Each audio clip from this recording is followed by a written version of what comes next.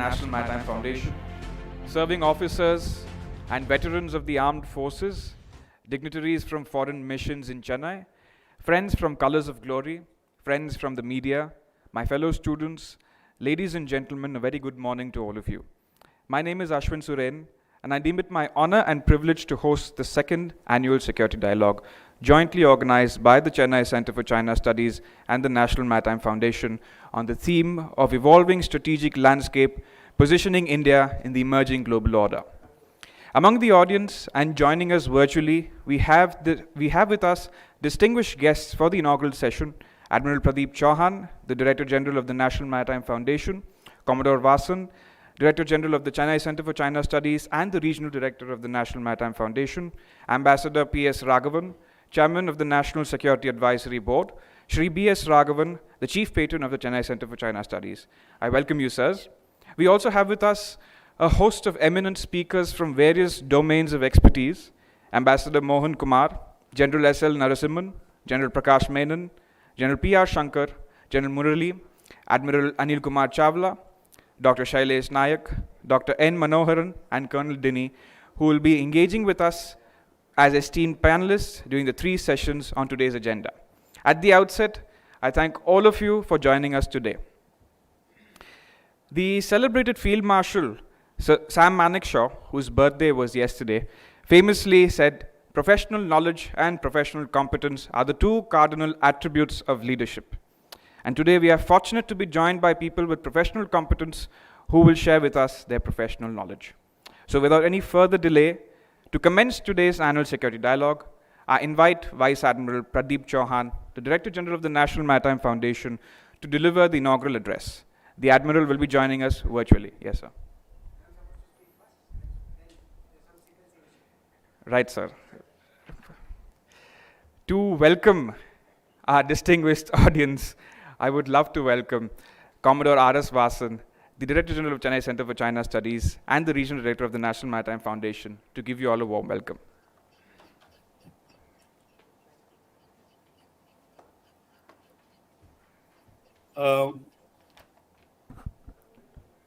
Good morning. Thank you, Ashwin, for that introduction and for the welcoming of all the resource persons who are joined from far and wide.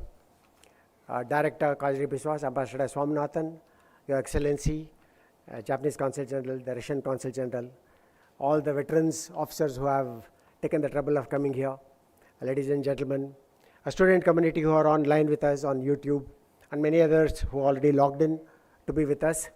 A great honor for us in Chennai Center for China Studies to be celebrating this occasion. It's a momentous one indeed. We've been here in this business for 15 years, which is a long time by any standards. And that sitting in Chennai and keeping our head above water has indeed been a challenge, but it's thanks to the support of our members, our distinguished members and the young team that are at it all the time, we've been able to make a name for ourselves. And this has not come about overnight. It's come with a lot of hard work, blood and sweat. The Think Tank Civil Societies program, which graded all the think tanks of the world from 2018 to 2022, have constantly rated us within the first 50, and in some categories we are in the first 10, which is a matter of great satisfaction for all of us who are involved in this think tank activity. I must thank late founder Mr. B. Raman. It was his idea to have a think tank here in Chennai, away from the hustle bustle of Delhi. And we also wanted it to ensure that the intellectual capital that exists in southern India is not laid to waste. And therefore, from that point of view, whatever we've done in the last 15 years has been very rewarding. I've been in the driver's seat for the last 9 years. I took over from late Mr. Rajan, who is a senologist. And for me, yes, the journey has been very, very challenging, arduous at times, but I must say very rewarding at the end of it all. Because it is a kind of records that we've maintained, the tempo that has been generated from year-end activities. And I will list out some of the activities only in the last financial year for your reference, which tells you what our young team has been able to achieve.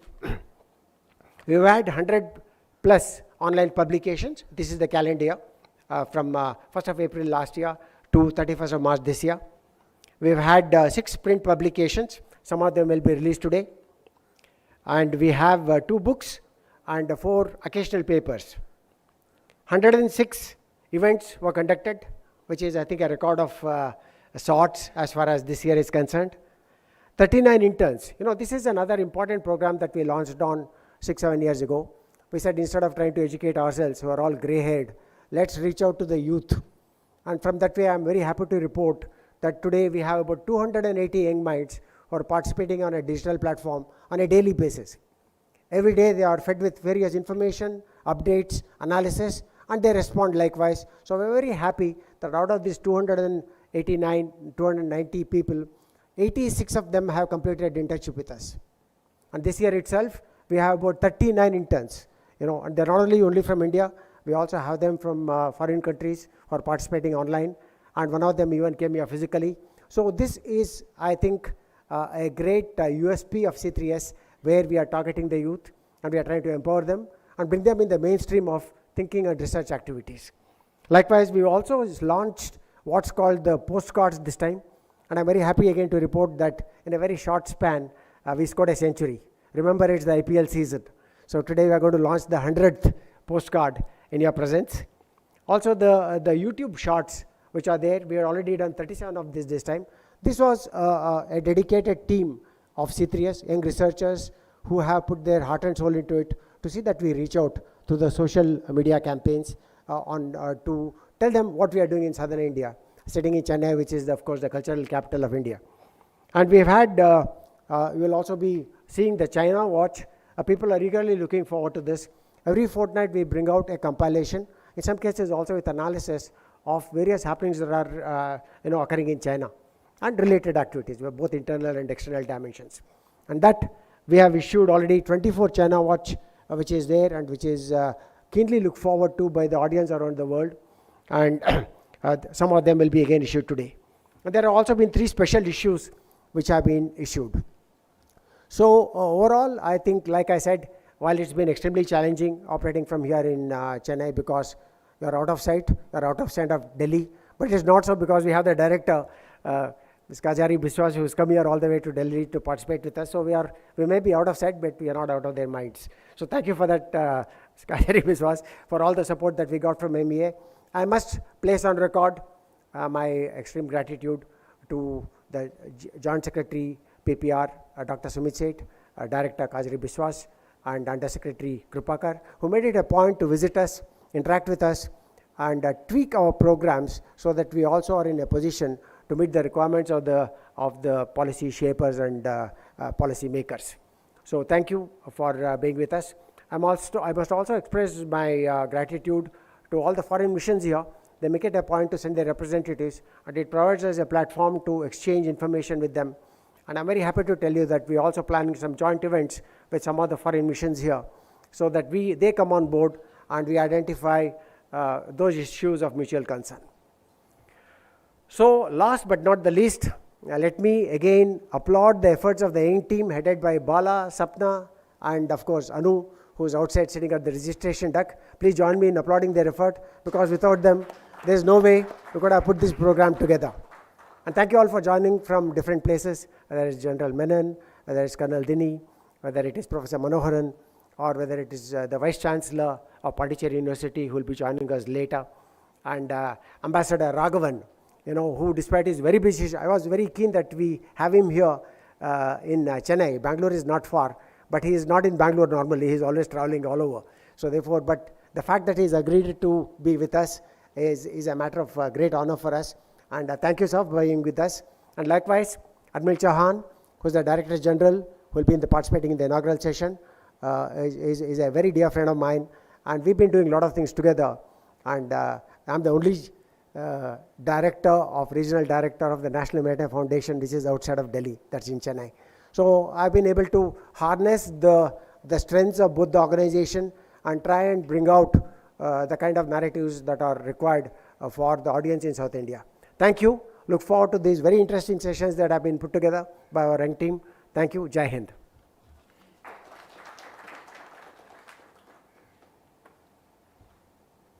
Thank you, Commander Vasan, for your warm welcome.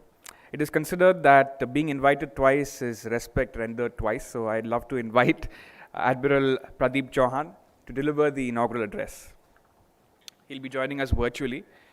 Commodore Vasan, Ambassador Raghavan, assembled dignitaries, both from the serving community of our country, as well as veterans. All naval officers are invited to all places. They go to all places twice, once because they're invited and the second time to apologize. So let me express my apologies for having butted in somewhat early in the day, and also to thank and congratulate the Chennai Center for China Studies on this second annual security dialogue. It is a great honor for me and to be asked to give some inaugural comments, and I thought that I would do so in a more formalized fashion and support my presentation, my talk with a small PowerPoint presentation, which I am now going to try and load. And hopefully you will be able to see the slides. And if you can, I can't see you anymore. So if one of you can just acknowledge the fact that the slide is on the screen, I can continue. Thank you. Will somebody just say yes, no? Thank you very much. So let me not waste any time and start with a somewhat bold assertion, but one that I truly believe in, and that is that the next 2 centuries will be centuries of the sea. And India will, in these 2 centuries, India will either be a maritime power, or India will not be any kind of power at all. And that this trans-Himalayan issues will fit in a larger landscape, or a larger seascape rather, defined by the oceanic spaces.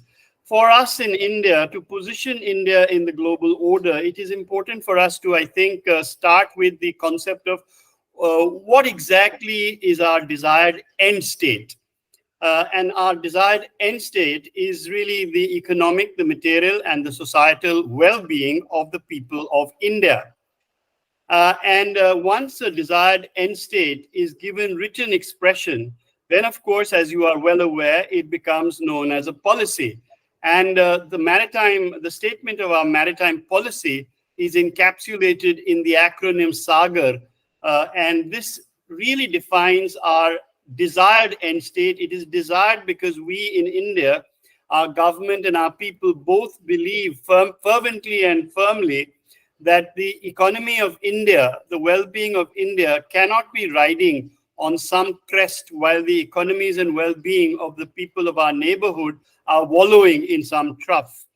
And from there, this maritime policy of SAGAR may be given visual expression through this particular slide. And this reflects for India our dime. It is our diplomatic, our informational, our military, and our economic outreach through the region. Remember, I assert that SAGAR is not a vision of the Prime Minister of India. SAGAR is an encapsulation of the maritime policy of India.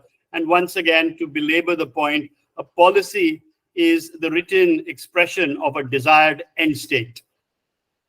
So from there, of course, we come to our principal maritime interest, which is holistic maritime security.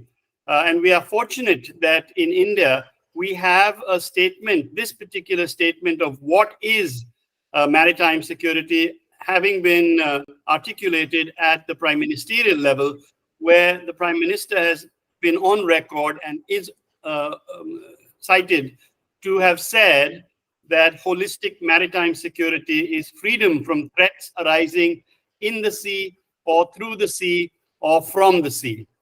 And these threats, of course, could be man-made, whether they are traditional or they are non-traditional. They could be natural by way of cyclones, tsunamis, or they could be combinations such as climate change, ocean acidification, and the challenges of the area beyond national jurisdiction, and the declaration which has only recently been arrived at by the UN General Assembly in terms of the challenges of biodiversity beyond national jurisdiction. So from this, we must come down to the geographical context, I think. And our geographical context is, in fact, the Indo-Pacific, which is a predominantly, even though not exclusively, maritime space. And the Indo-Pacific for India extends from the shores of East Africa to the shores of the Americas. I have only just a day or two ago been in Washington, D.C., in the first of the Quad Maritime Security Conferences. And I must tell you that this expanse has now taken root even in those places and for those countries who define the borders of their concept of the Indo-Pacific somewhat more narrowly than does India. So the Indo-Pacific constructs today of Japan, ASEAN, EU, many of the member countries of the EU, for example, Netherlands, France, and Germany, coincide with that of India, including the whole of the Pacific and the whole of the Indian Oceans. It is important for us to bear in mind while positioning India in the mental map of our world that the Indo-Pacific, the segment Indo doesn't stand for India, it stands for the Indian Ocean.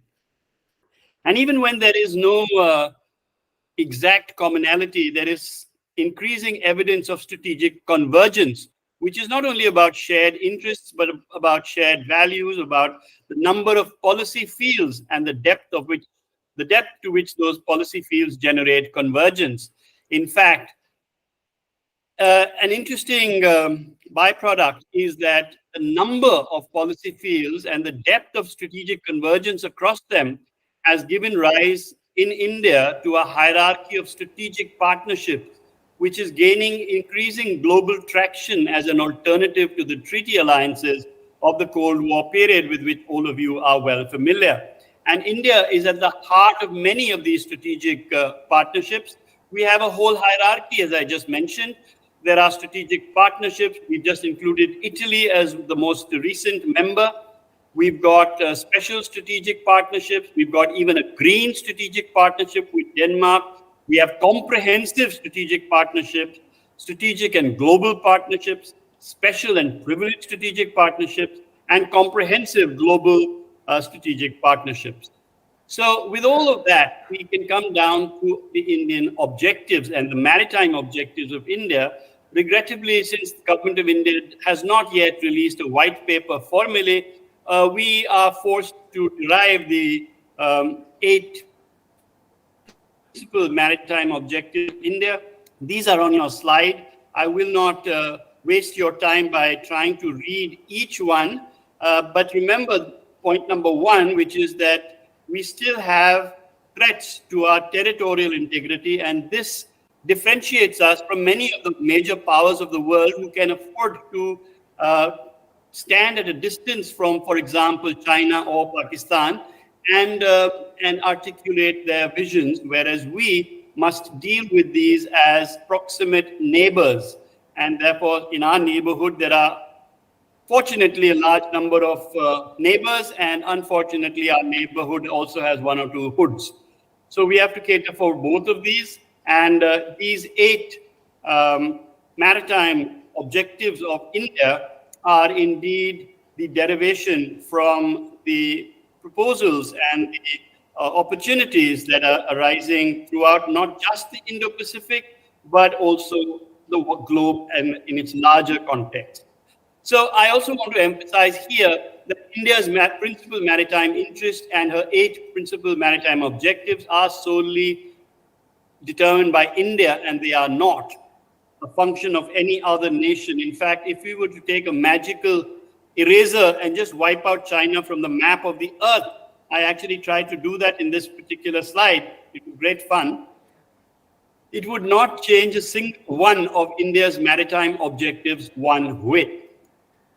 So having spoken about those maritime objectives, let me turn to our strategies and emphasize that India's grand strategy, her military strategy, and her maritime strategy are all increasingly being contextualized to the Indo-Pacific, and this is our strategic geography. And strategic geography differs from real geography in that if you take a chart or a map of the world and you put on it a number of latitudes and longitudes, and if you then join all these latitudes and longitudes by a line, then the area that is bounded by that line, if in that area you pour in much of your grand strategy, then the area that is so bounded will become your strategic geography. Now, clearly, the strategic geography of Tonga will not be the same as the strategic geography of India.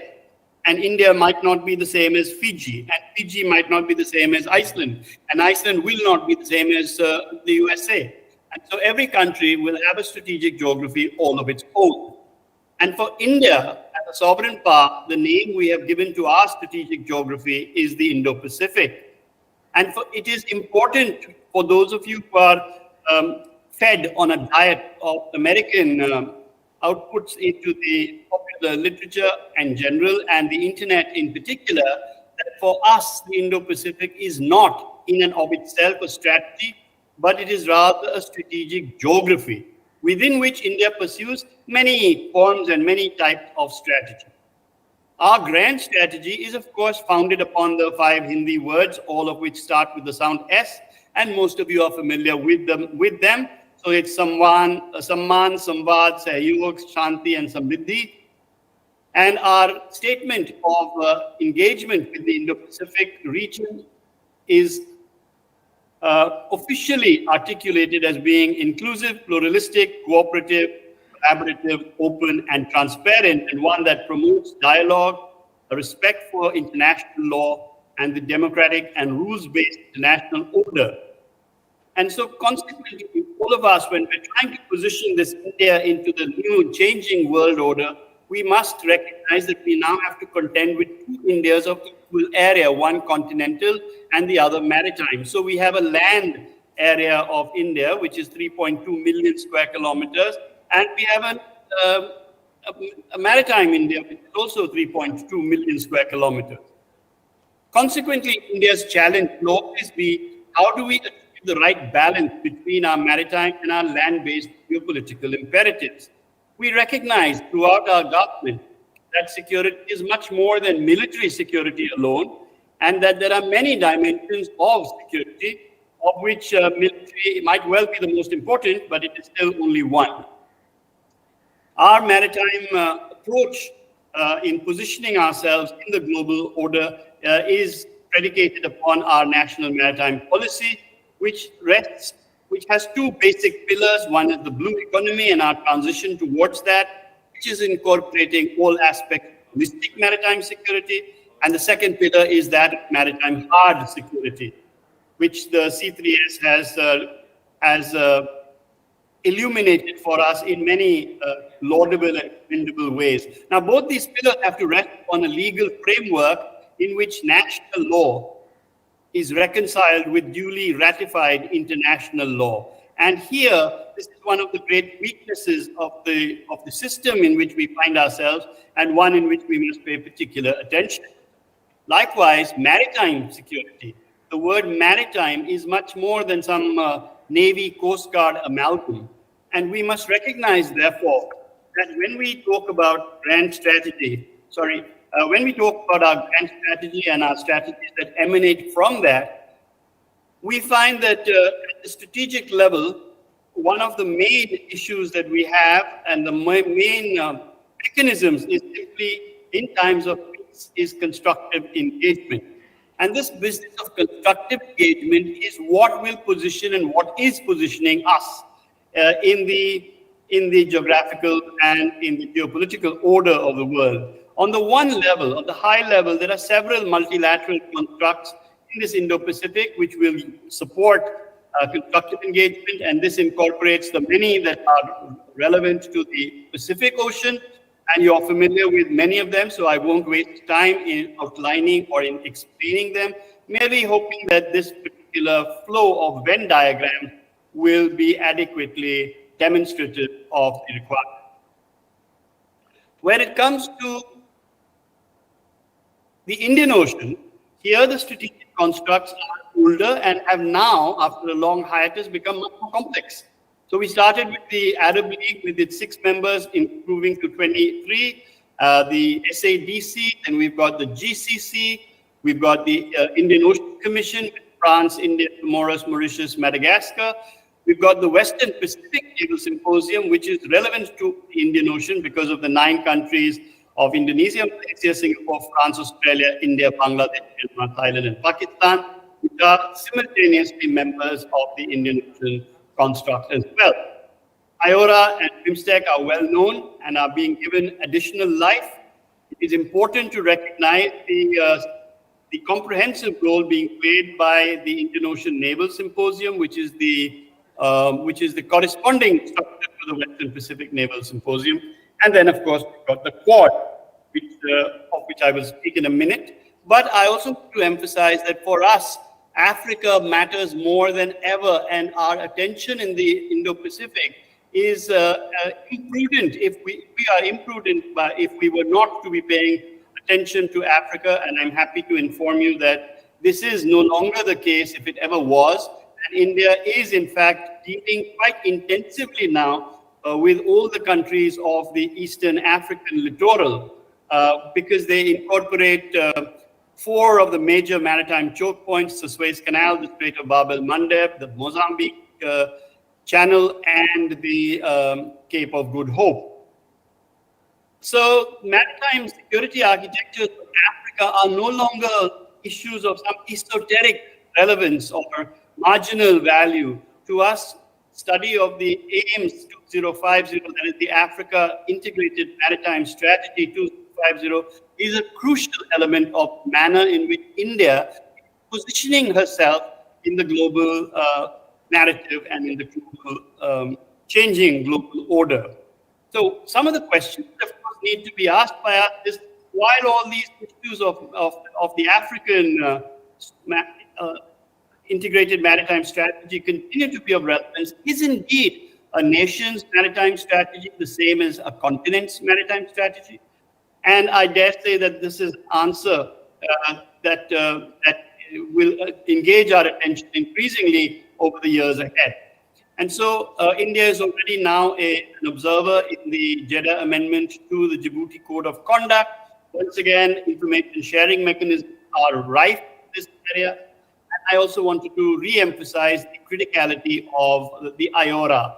And many people think that IORA is a somnolent organization, but this is far from the case. And today there are many structures in IORA which are gathering increasing momentum, and we would be well advised to pay attention to them. Whether these are the Indian Ocean Dialogues or the Maritime Safety and Security Meeting of Experts. We've had 2 of these already. And these are forums in which both Track 1 and Track 1.5, as well as Track 2 and academia at large, can engage to mutual benefit. Now, outside of these large multilateral constructs, India is concentrating upon 3 major but very different approaches for its endeavor vis-a-vis constructive engagement. And the first of these is the Indo-Pacific Oceans Initiative. I want to emphasize that today the Indo-Pacific Oceans Initiative is receiving increasing support and traction from a number of countries who are willing to step up to the plate and take the lead in addressing these 7 spokes or 7 pillars. The reason why this is so important is because the IPOI gives first order specificity to Sagar. Sagar is a policy. IPOI identifies the 7 thrust areas for this policy to be implemented. And to that extent, we are delighted that most recently we have Italy having taken the lead, and even more recently, we have great interest being shown by countries such as Vietnam. What the IPOI is not is at least as important as what the IPOI is. And the IPOI is not some grand plan of India which other countries can choose to either join or reject. It is really just affording the 7 thrust lines and saying, hi, do you have any ideas here? Would you like to join us? Would you like us to join you? Would you like us to follow you? Would you like to follow us? Would you like us not to be there at all? Whatever you want to do, so long as you can address these issues, we are happy. Also, the IPOI is not about SDG 14 alone. All the SDGs, all the 17 SDGs have relevance to the IPOI. And so I'm happy to also be able to inform the audience that the UK and India are joint leads in the maritime security spoke or pillar, and that the National Maritime Foundation is in deep conversation with King's College London in order to create a regional maritime security center of excellence. The second area of thrust for India is this, outside of the major multilaterals, is minilaterals such as BIMSTEC. Once again, an area, a structure that is receiving deserved attention and will continue to grow in prominence and relevance to us. The next area that I want to touch upon in this business of minilaterals are the trilaterals. So we can see that we've got 5 trilaterals running: India, Japan, Australia, India, Indonesia, Australia, India, Australia, France, India, France, UAE, India, Sri Lanka, Maldives, and of course, the Colombo Security Conclave of Sri Lanka, Maldives, Mauritius, Seychelles, and Bangladesh, along with India. And the third approach is that of the Quad.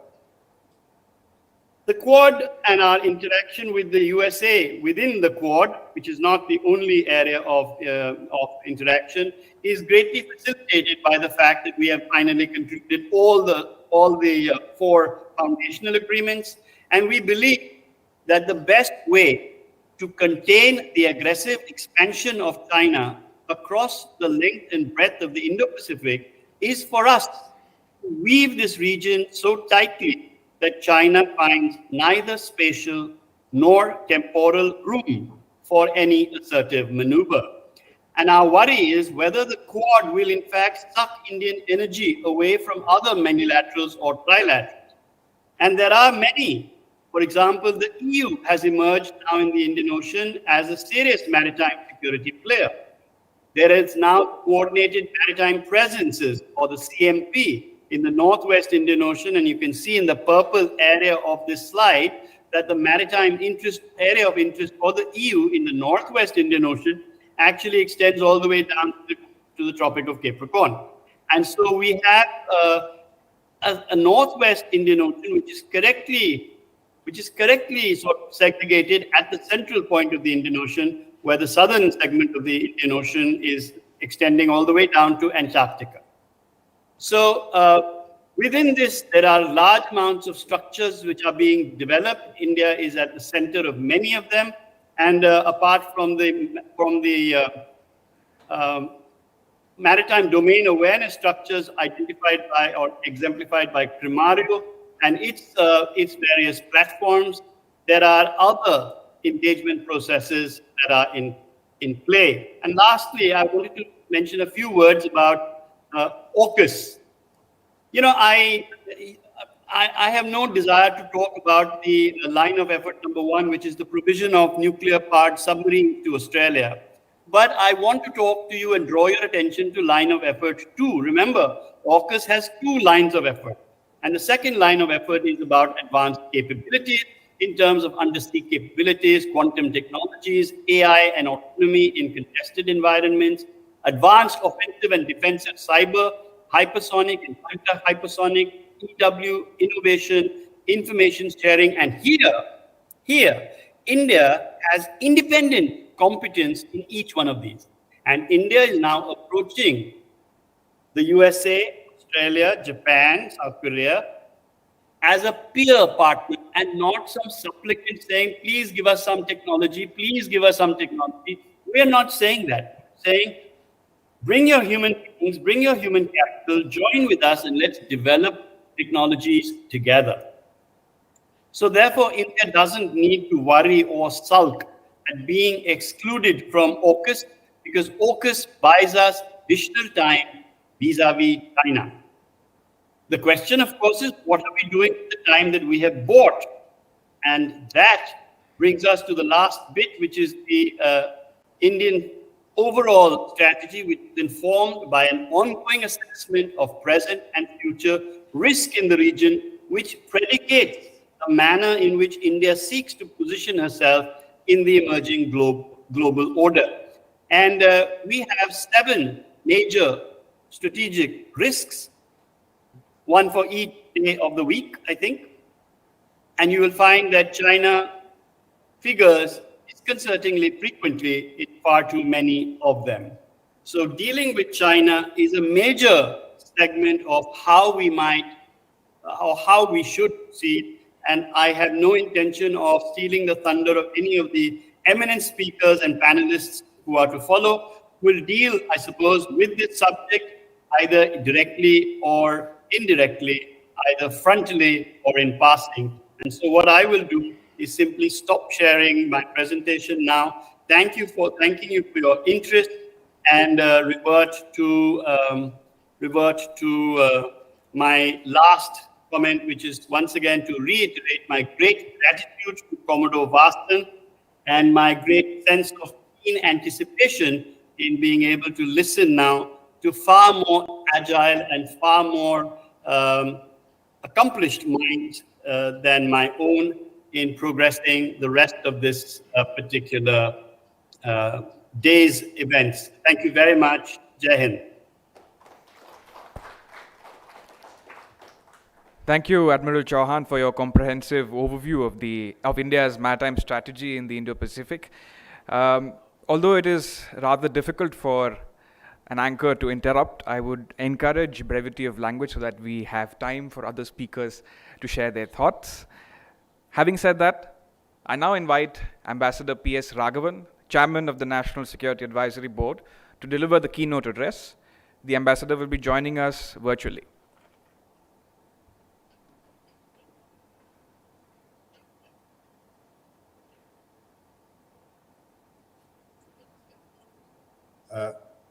Good morning. I hope you can hear me. Yes, sir. Thank you very much. First of all, let me start by thanking Commodore Vasan, Admiral Chauhan, and the C3S NMF Annual Security Dialogue for inviting me to join you and to share a few thoughts with you. Of course, I would like to very warmly congratulate C3S on attaining its 15th anniversary. I've long been an advocate of more professionally staffed think tanks and research institutions in the south of India. We've had, I think Commodore Vasan mentioned it as well, a preponderance of such institutions in the north and perhaps also in the west. It's very good to see an institution like C3S being recognized for its professional excellence, not only in India but around the world. And I hope you will go forward from strength to strength. The subject that you have today is, I think there are two parts to it, the evolving strategic landscape and positioning India in an emerging global order. If you look around at the world today, it's very difficult to see any order in the zero-sum games that are being played around the world. There is more a rather pervasive disorder in the world today. And what India has to do is to position itself today for multiple contingencies in the developing situation. Admiral Chauhan has already spelled out in great detail various aspects of our strategy to deal with this situation. What I would like to do is to step back a little bit and to identify the post-Cold War trends that have brought us to where we are today. I would say we should look at four major post-Cold War trends. The first, of course, is immediately after the Cold War, the opening up of the world, which was freed from politico-military blocs, and therefore countries were enabled to establish relationships across the ideological divides. Globalization enabled free movement of goods, services, capital, technologies, people, ideas across countries. It enabled, and the result was that it enabled even small and medium countries to leapfrog stages of development and to achieve economic strength, regional influence, and therefore the confidence that it should be, each country had the confidence that it should be accommodated, that its economic aspirations and political ambitions should be better accommodated in the world order. Now, you can see this actually even in the responses and reactions to the Russian invasion of Ukraine and to Western efforts to get countries to absorb the narrative of democracy versus autocracy. Essentially, what countries really did was to tailor their responses to their own needs and interests. The second trend, the US, of course, as the sole superpower after the end of the Cold War.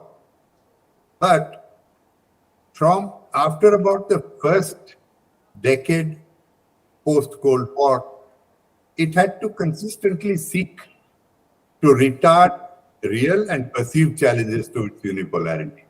First from Europe, we often forget this, folding new EU countries into NATO, promoting the eastern flank of NATO, of Europe. All of this was the first effort to retard any threat from Europe to its unipolarity. And then, of course, as Russia under President Putin showed great power ambitions, tackling Russia became a major priority of US strategy. The war in Ukraine today is very much an unfinished struggle for shaping the post-Cold War European security architecture. Meanwhile, third trend, the US strategic establishment recognized the threat from the rapid rise of China as early as in the beginning of this century. And so you can see this in actually documents that they figured even in US documents at that time. This, in fact, was one of the principal strategic drivers of the rapid advance of the India-US strategic partnership, starting from the early 2000s.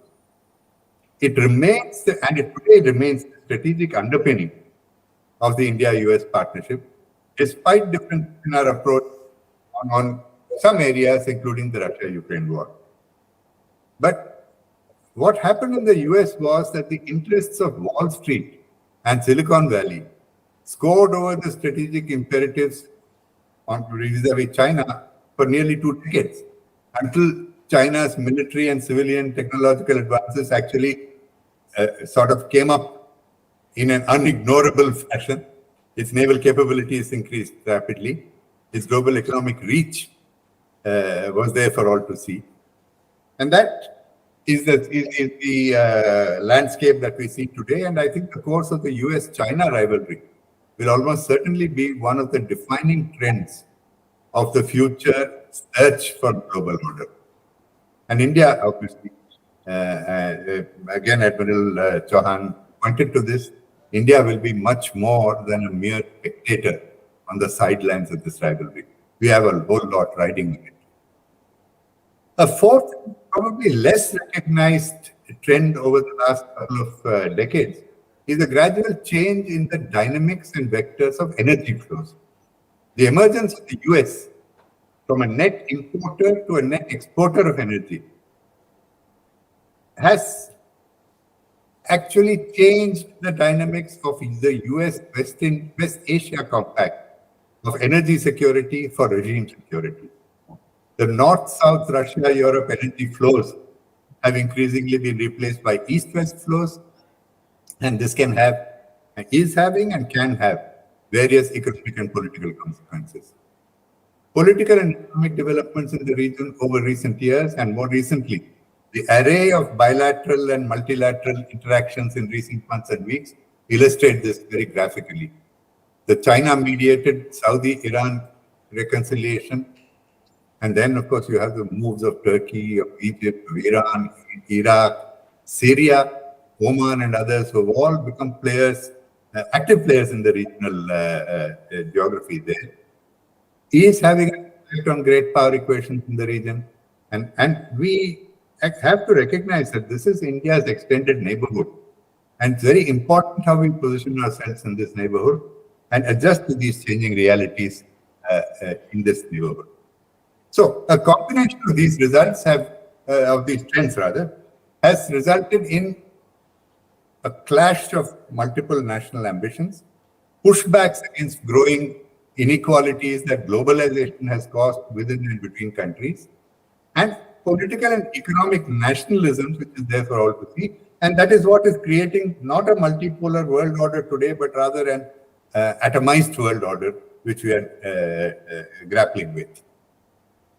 Now, these trends, of course, have been developing over a considerable period of time. It's just that three events in quick succession sharpened our focus on it, brought them into sharper relief. One, of course, is the advent of President Donald Trump in the United States. Another was COVID-19. And the third, of course, is the war in Ukraine, which has accelerated some of these trends and brought them, as I said, into sharper relief. India's foreign policy, I think, on the whole, has navigated these very choppy geopolitical waters adroitly, safeguarding our own strategic interests and buffering our economy from external shocks. The Ukraine war has complicated, we all know, the already intricate interplay of forces both on India's continental and maritime flanks, making our strategic challenges far more formidable and more complex. It has also meant sustaining multiple partnerships in a manner compatible with the interests of each of these partnerships. That our partners have acknowledged the interests driving India's strategic autonomy is, I think, evident from the fact that we've had a range of continuing high-level bilateral and multilateral interactions, which we have sustained throughout the last year for Russia-Ukraine conflict. But of course, the challenges continue to grow. Our neighborhood remains politically and economically disturbed. I don't need to labor this point at all. There is no sign of a let-up in the war in Ukraine. And the Eurasian landmass, stretching right from Central Asia to the Caspian to the Caucasus, has been in churn, particularly after the US-NATO exit from Afghanistan. So you see a fragmented world, globalization distorted, multilateralism atrophied. So with this background, finding workable cooperation on major transnational challenges like climate change, international economic governance, counterterrorism, and very importantly, conflict resolution, is becoming extremely difficult. The concerns of developing countries, the global south, was very eloquently expressed during the summit of the global south that India convened recently. They need to be addressed sensitively. When you hear, for example, that freedom is more important than free trade and protection of values more important than profit, we are seeing new boundary conditions set for globalization. I see Ambassador Mohan Kumar is here. I'm sure he will have a lot to say on this subject. Countries have also created now new national security exceptions to the free movement of goods and technologies. Countries are banding together groups to protect the resilience of their supply chains. The competition to set technology standards for cutting-edge technologies, that threatens to develop into a global technology bipolarity, which of course has political and economic implications for all the countries caught in the middle. So of course, these are the challenges that diplomacy has to work to catalyze progress, starting with interactions in the G20, which is a major opportunity, no doubt, because the G20 brings together major economies and geopolitical actors of the world. But given the complexity of the issues involved, it is also a major challenge. Beyond the G20 as well, navigating relations with major powers so as to forge, I would say, ideology-agnostic external partnerships. To maximize the space for our national aspirations, this will be our challenge in the years ahead. So if you have to build a new global order or even a new regional order, I think we need to recognize a number of these new realities. We cannot build a global order by extrapolating templates from the Cold War. I hope that is what this dialogue will focus on. I wish you all the best in the forthcoming sessions. Thank you. Thank you very much, Ambassador Raghavan, for highlighting that India will be much more than a spectator, and the fact that there is a clash of multiple national ambitions, which is the essence of what we'll be addressing in today's security dialogue. Sustaining multiple partnerships with sustainable interest for all partners is an important challenge that we need to face. Now we will hear the patron's address by Shri B.S. Raghavan, the Chief Patron of the Chennai Center for China Studies. We have a recorded message from him.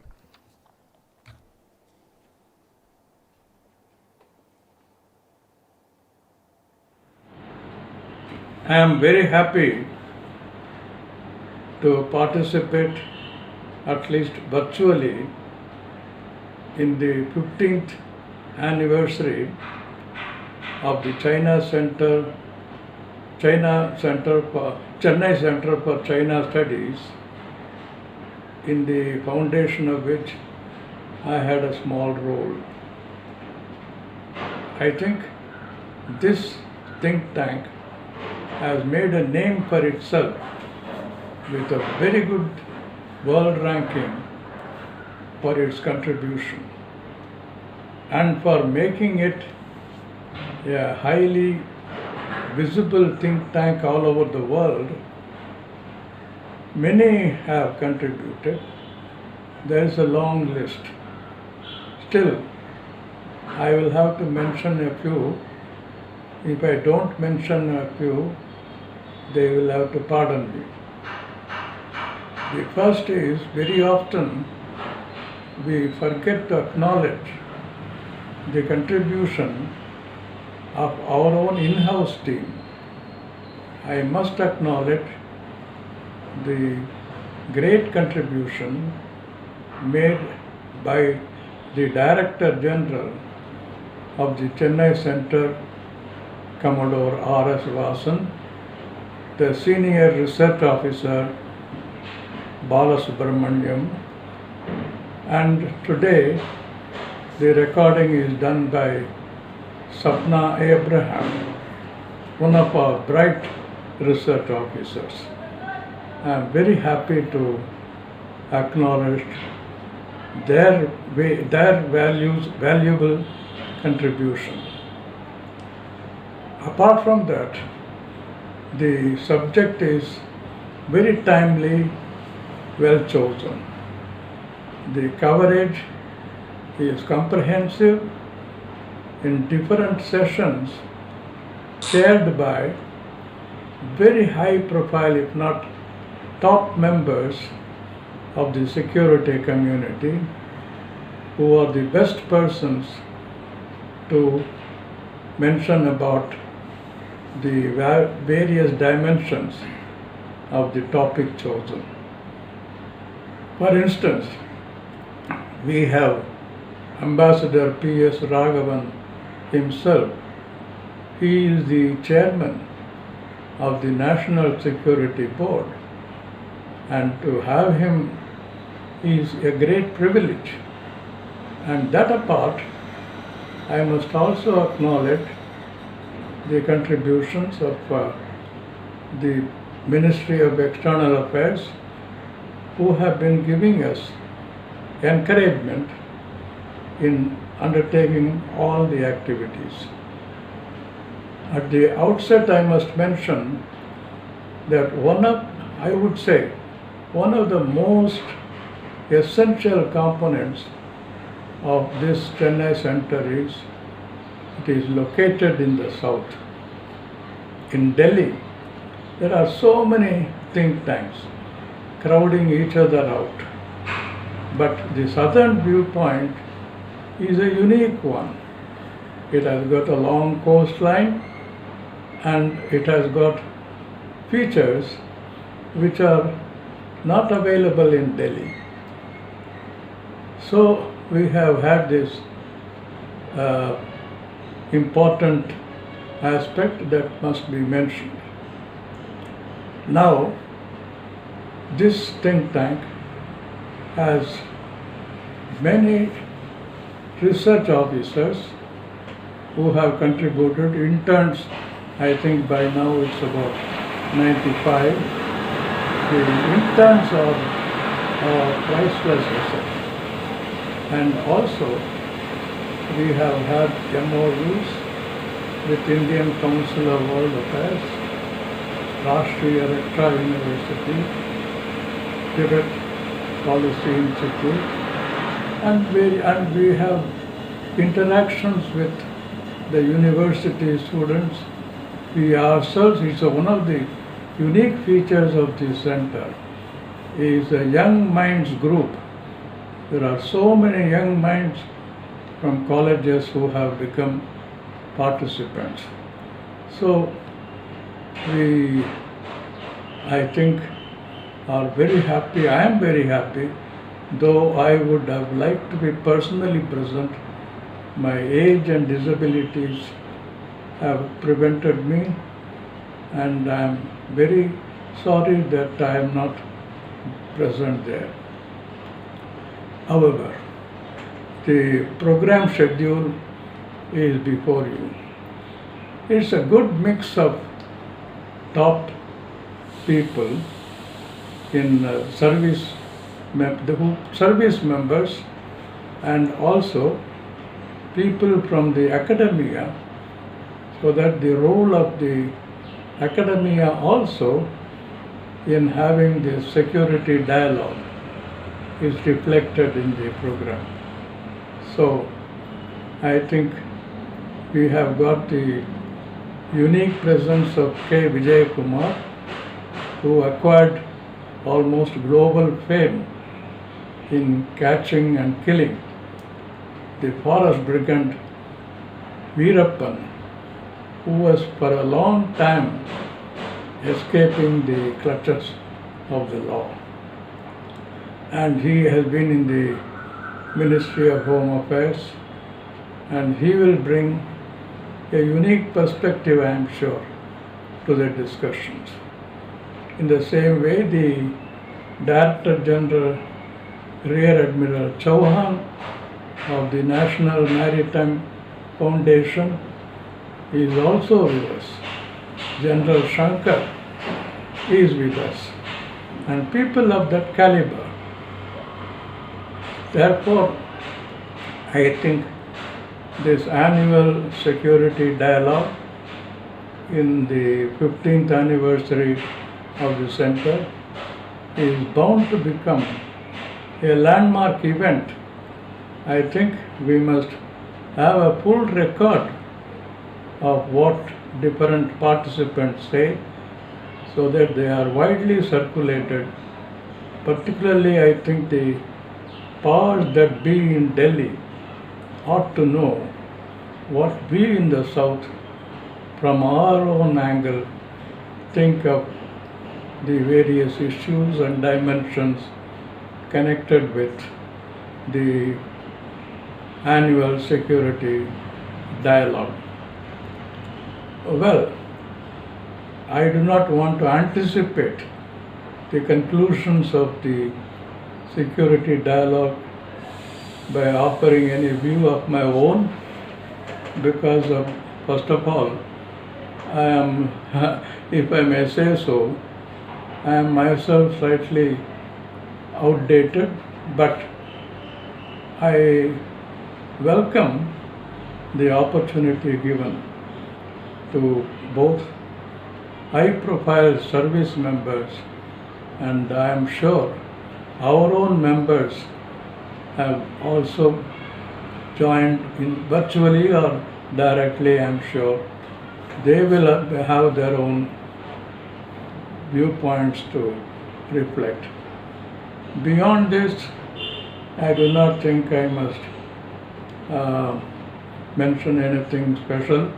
I cannot recall anything, but except that we hope that this will be something that will be a good turning point in the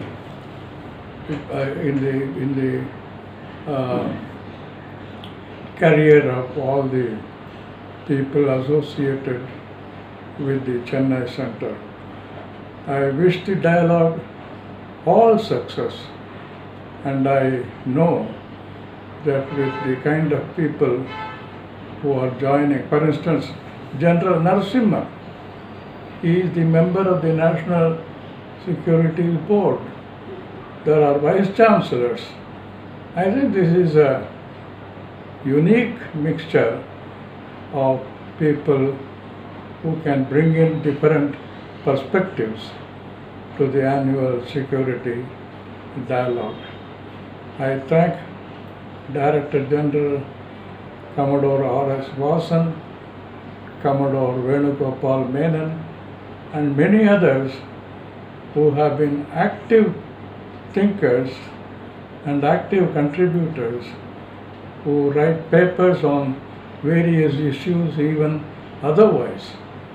I thank them all for their support, but for their support, I do not think we would have made this kind of impressive progress. I once again wish the annual security dialogue all success.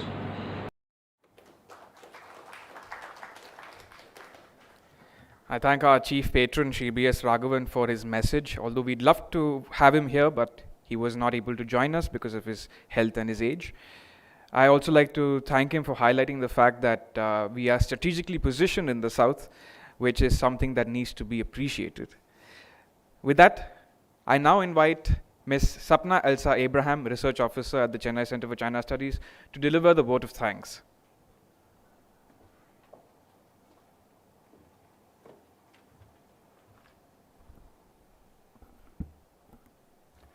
Distinguished guests, serving officers, veterans, friends from foreign missions in Chennai, ST members of Chennai Center for China Studies, National Maritime Foundations, and Colors of Glory, and my dear young friends. On behalf of the entire team of C3S, I would like to express my sincere gratitude to all the esteemed guests who have graced us with their presence on this momentous occasion of the second annual Security Dialogue. It is indeed an honor to have such distinguished personalities among us. I would like to express our grateful thanks to Vice Admiral Pradeep Chauhan, Director General, National Maritime Foundation, for accepting our invitation and gracing this occasion with his virtual presence and delivering the inaugural address. Thank you, sir, for your insightful and inspiring address. We take this opportunity to also thank Ambassador P.S. Raghavan, Chairman, National Security Advisory Board, for taking out precious time from his busy schedule and joining us for this event. Your invaluable insights have enlightened us, sir. Thank you very much. Our special thanks go to our Chief Patron, Shri B.S. Raghavan IAS, who kindly consented to deliver a recorded special address despite his age and slight indisposition. His expertise and wisdom have truly inspired us in all these years. The inaugural session was an excellent opportunity to gain insight into the latest trends and developments in the emerging global order. We would also like to thank all the dignitaries, participants from foreign missions in Chennai, and students for their active participation and contribution towards making the session a success. Your presence and support have encouraged us a lot. Finally, I would like to express my grateful gratitude to the support extended by Commodore R.S. Vasan, Director General, Chennai Center for China Studies. Once again, I would like to thank each one of you for your participation, and we look forward to your continued interest and presence as we kickstart with the forthcoming sessions. Thank you.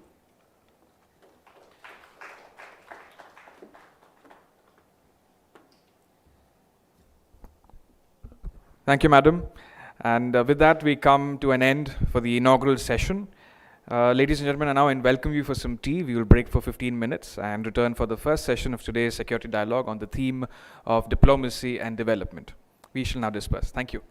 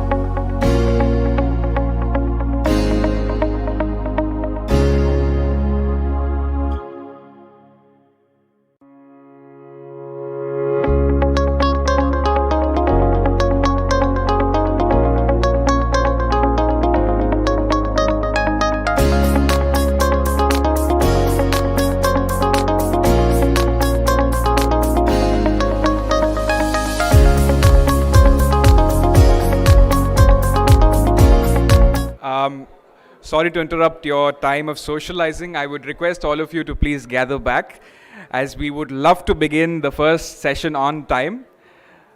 I thank you in advance. Please do join us as soon as possible.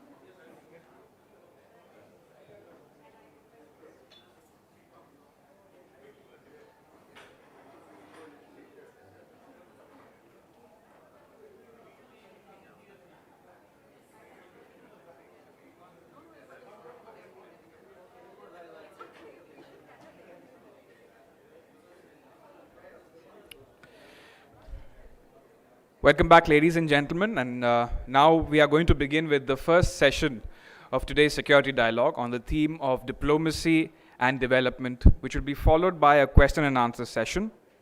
I would love to invite the chair for the first session, Lieutenant General Prakash Menon, to introduce the distinguished panelists. Are we giving him a mic? I'll give you a mic. Okay.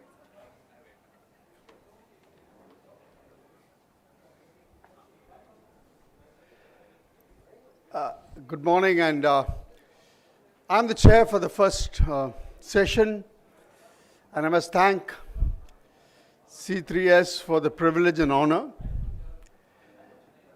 So let me first introduce the panel. The first person who's going to speak is on defense, diplomacy and defense, and he's Mr. Mohan Kumar, who is now a professor of diplomacy at the Jindal School, and he's going to speak to us virtually. It will be followed by Dr. N. Manoharan, who is the Director, Center for East Asian Studies, Christ University in Bangalore. And then, of course, the person who apparently doesn't sleep because he writes so much, Lieutenant General P.R. Shankar, who is the former Director General of Artillery, is also a professor at IIT Madras. So may I now request the panelists to please take their seats.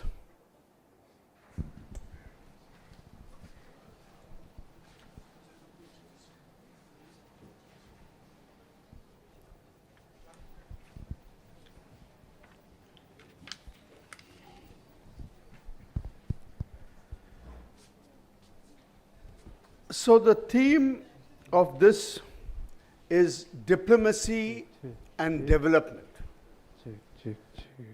Check. It's important in the sense that we start the security dialogue with what is at the heart of security, which is about how do we protect and progress India's development. Anything which impacts that progress, depending upon its intensity and the way it affects that progress, can be considered to be a national security anxiety or concern. So, at the center is this. Of course, the traditional way of looking at security about territorial integrity and so on continues to be part of protecting the physical space. So, while that remains very important, we got to do that, and at the same time move, because India is still in a situation where we are trying to pull people out of poverty, illiteracy, and ill health. And those are large in numbers. Let us not forget that. But as we look at the global geopolitical landscape, the type of threats which are emerging and the forms in which it is emerging are obviously something which we need to spot in advance and take action well in time. In fact, Mr. B. Raman, who I knew very well, used to have this concern that the intelligence setup and the strategic thinking must be about spotting the threat as far in time and distance and tackle it before it reaches us. Of course, we don't control the world, nobody does, so it's not always possible. Then the question is, when it arrives, what do you do? But in terms of the planning process, this is what we have to do, and that can only come with a strategic outlook which identifies the vectors, the constellation of forces which are global, regional, and immediate. And therefore, the first speaker is going to speak about defense, diplomacy, and defense. Diplomacy is about the fact that you use dialogue as the main frame of trying to persuade the other and to make sure that your interests are safeguarded and met. And of course, defense is about defending your own interests. So the center of all this is interest. And I'm sure Mr. Mohan Kumar will probably be able to give us the challenges which they are between the human urge for geoeconomics to be at the center of political behavior, and how do we deal with the tyranny of geopolitics, which is about the use of power, especially in coercive terms. And the next speaker is, of course, about the heart of India's challenge, which is about diplomacy and partnership. And we saw the type of partnership which Admiral Chauhan actually laid down to us.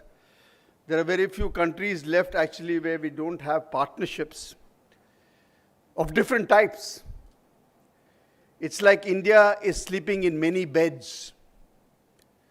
And that's probably reflection of how India sees itself. But India believes, obviously, that they need more friends than enemies. So people from the outside who look at us as wondering, how can you be here and there? We can. Because that is how India is. That we would actually consider at the center that there are no permanent enemies or permanent friends, there are only permanent interests. And the last speaker, of course, is going to speak, General Shankar is going to speak on India's extended geography and security. And that, of course, is the greatest concern. The whole world is arming. There are blocks being formed. Everybody is preparing for war in order to prevent it. There's always been historically the recipe to bring about the greatest tragedy which can be visited on humankind, which is war. And of course, when it becomes between the big guys, then they can actually embrace everybody and take all of them down. So the first session is a combination of how does India handle the power of persuasion which it has? Mixed, and obviously persuasion cannot be when you don't have any power, because power is the currency of international relations. That power has to be backed up by hard power. And of course, nobody will look at all this will require an economic revival, which India is definitely doing. So if you look at it overall, it's quite obvious to us, a rising India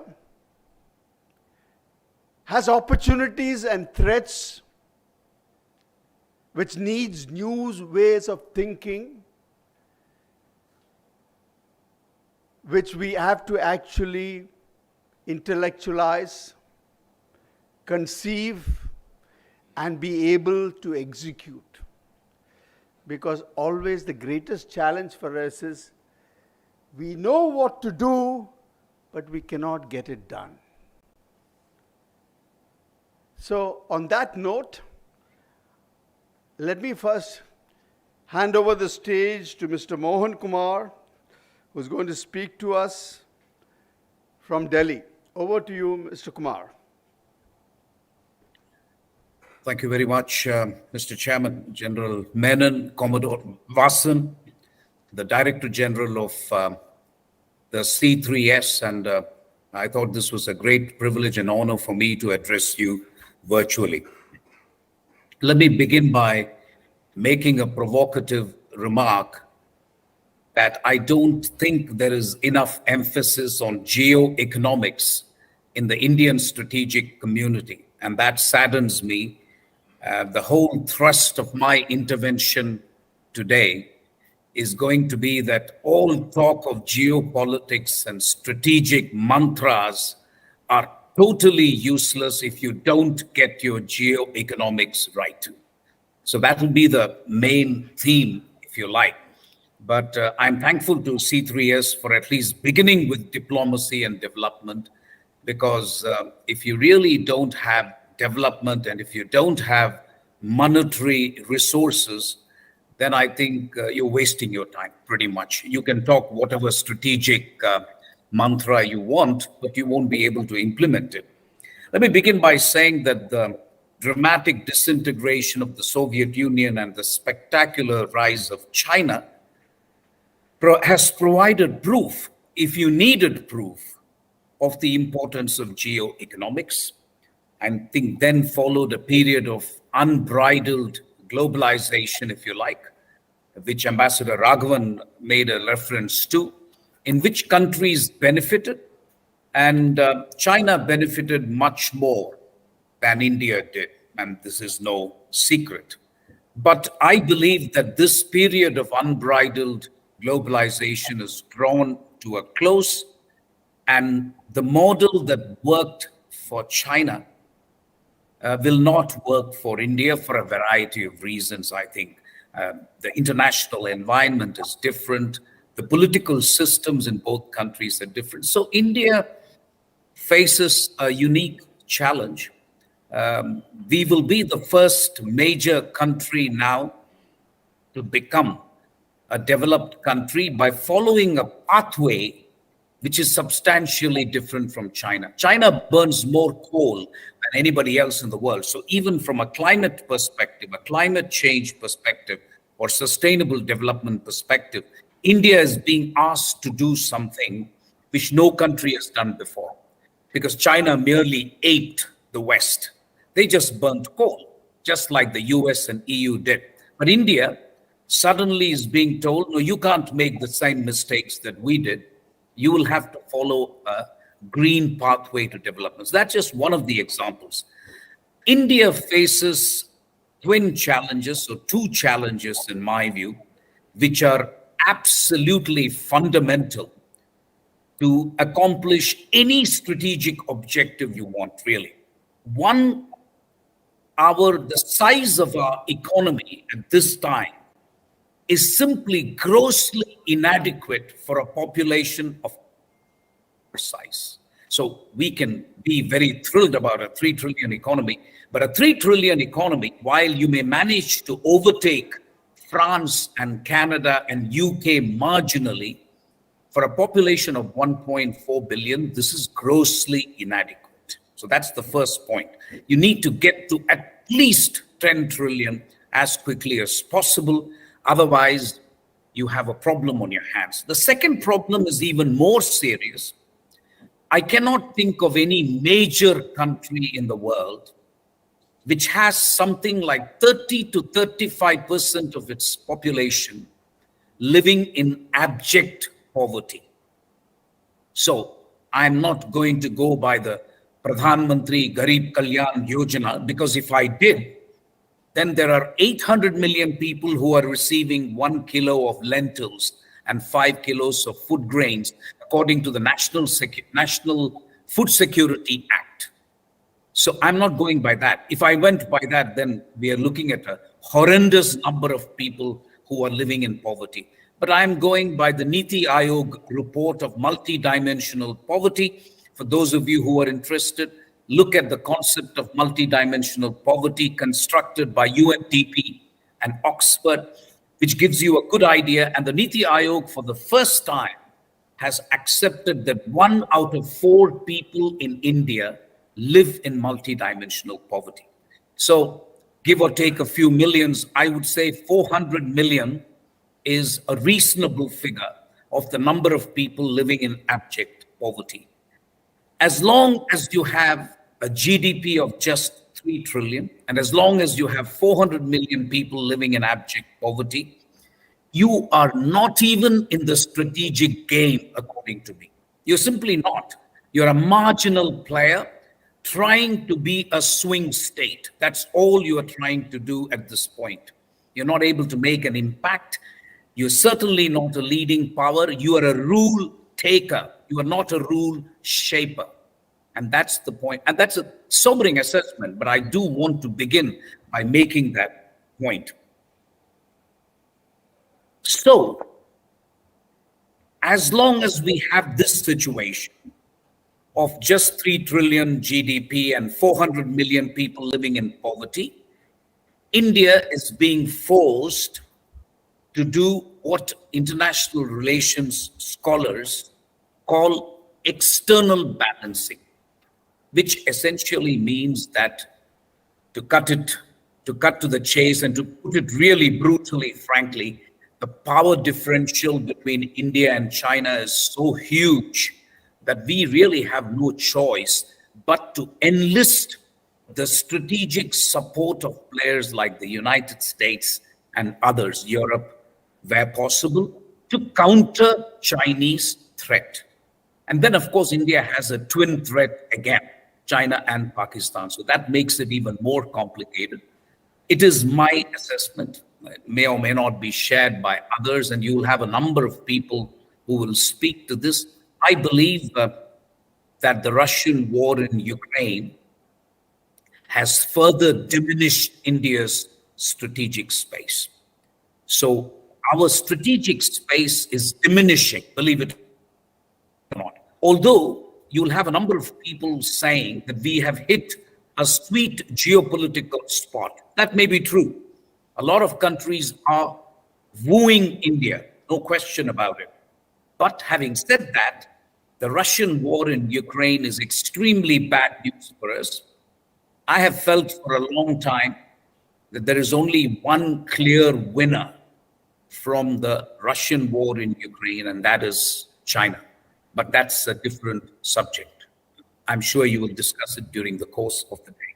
So given this scenario, and I agree with Admiral Chauhan, who I thought made an impressive presentation, my senior colleague, Ambassador Raghavan, who spoke so well as he usually does, all of them are right when they talk of a situation. I have called it in one of my articles, polycrisis. The world is facing a polycrisis, which means essentially a host of crises appearing simultaneously. So a political crisis, economic crisis, social crisis, all of it coming together. I've been a student of international relations for 40 years. spent 36 years in the Indian diplomatic service.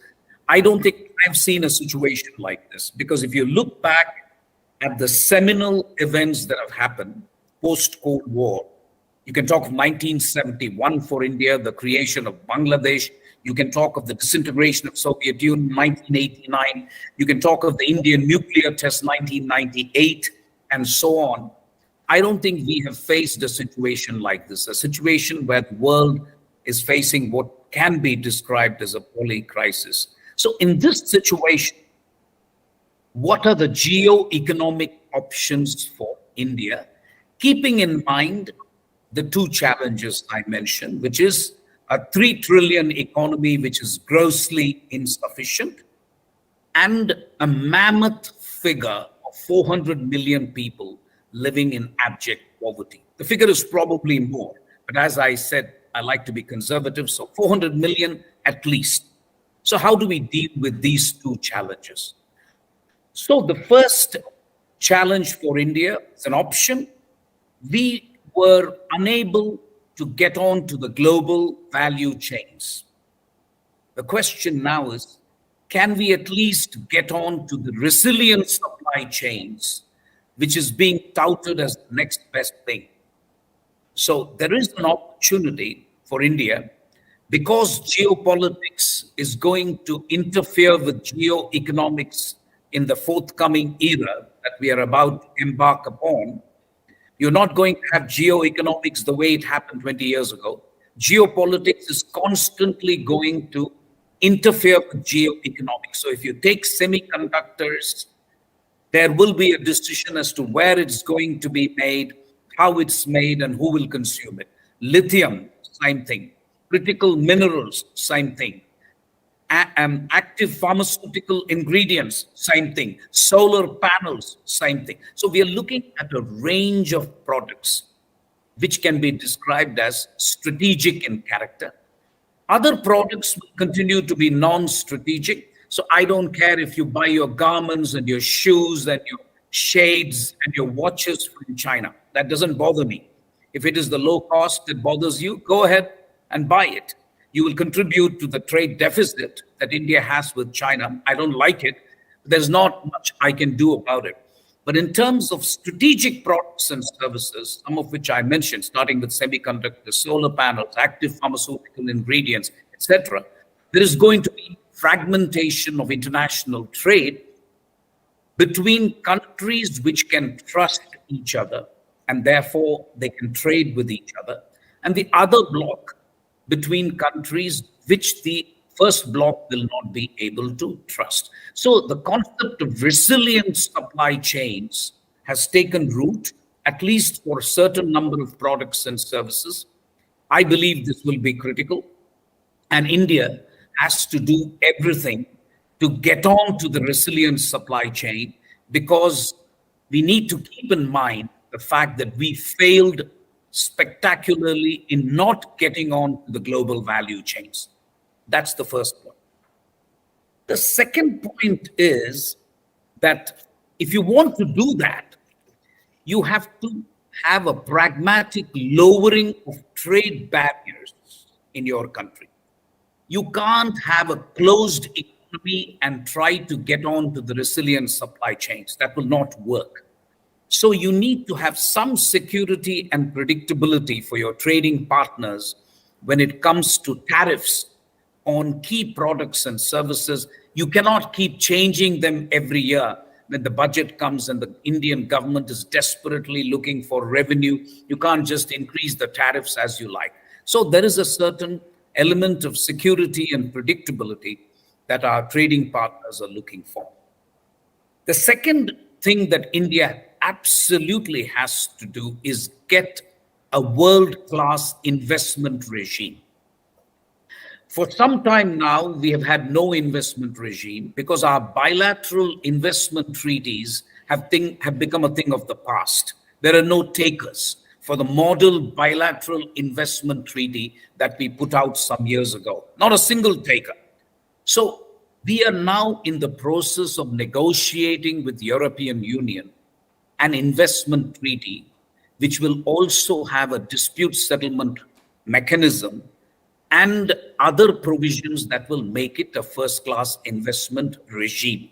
We can then generalize it to some of our trading partners, at least to those who invest considerably in the Indian market. So the second thing that India has absolutely to do without delay is get its investment regime, because the kind of money that India needs in the next 5-6 years, especially if we are to achieve the sustainable development goals, and especially if we have to become net zero by 2070, these demand humongous amounts of money, which we simply don't have.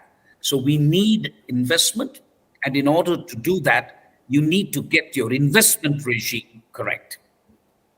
The third is tough economic reforms. One thing that worries the hell out of me is how the farm bills were withdrawn by the government because of persistent protests. The farm bills, incidentally, made eminent sense from a reform point of view. But in a democracy like India, you cannot implement reforms the way you can implement them in China, riding roughshod over the concerns of people. In India, you cannot. But that leads me to ask a question.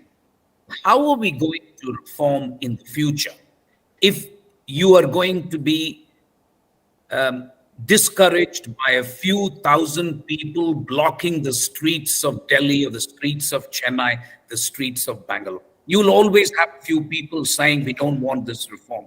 So is India going to muddle through like this and not carry out deep economic reforms for fear of backlash? And as you know, India is in a permanent cycle of there is a permanent electoral cycle in India.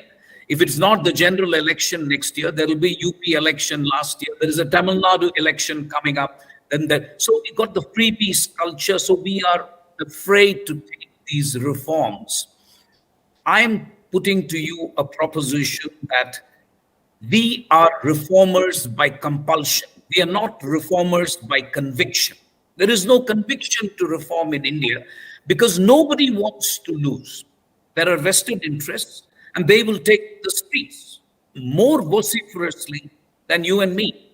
So they will protest these reforms. So I think a view needs to be taken. And I have been for some time recommending that there should be a political consensus between all parties that while you can do whatever politics you want over issues which don't concern fundamental national interest, a limited number of issues must be identified in an all-party consensus where politics will not be allowed to interfere.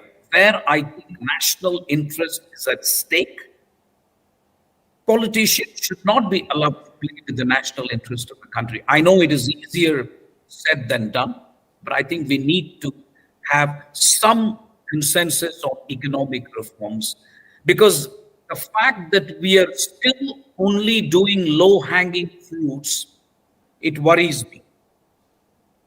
We have not been able to carry out the more difficult reforms, what the economists call the Generation 3 reforms, if you like. You know, you start with tariffs, you start with investment, and then you go on to the more difficult reforms. We haven't reached that stage yet because we are still stuck in Generation 2 reforms, the second generation reforms. So while in the telecom, you've moved on to 5G, you're still stuck at 2G when it comes to investment. That's the point I'm trying to make. And that brings me to our FTA strategy. And we've just had the release of the foreign trade policy day before yesterday.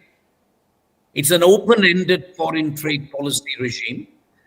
I found the focus on exports very interesting because there is every desire in the government of India to double the exports and to reach a figure of 1 trillion and so on. I think that is laudable. But I think giving imports a bad name is not a good idea. There is nothing wrong with imports. A lot of countries import. China imports massive quantities.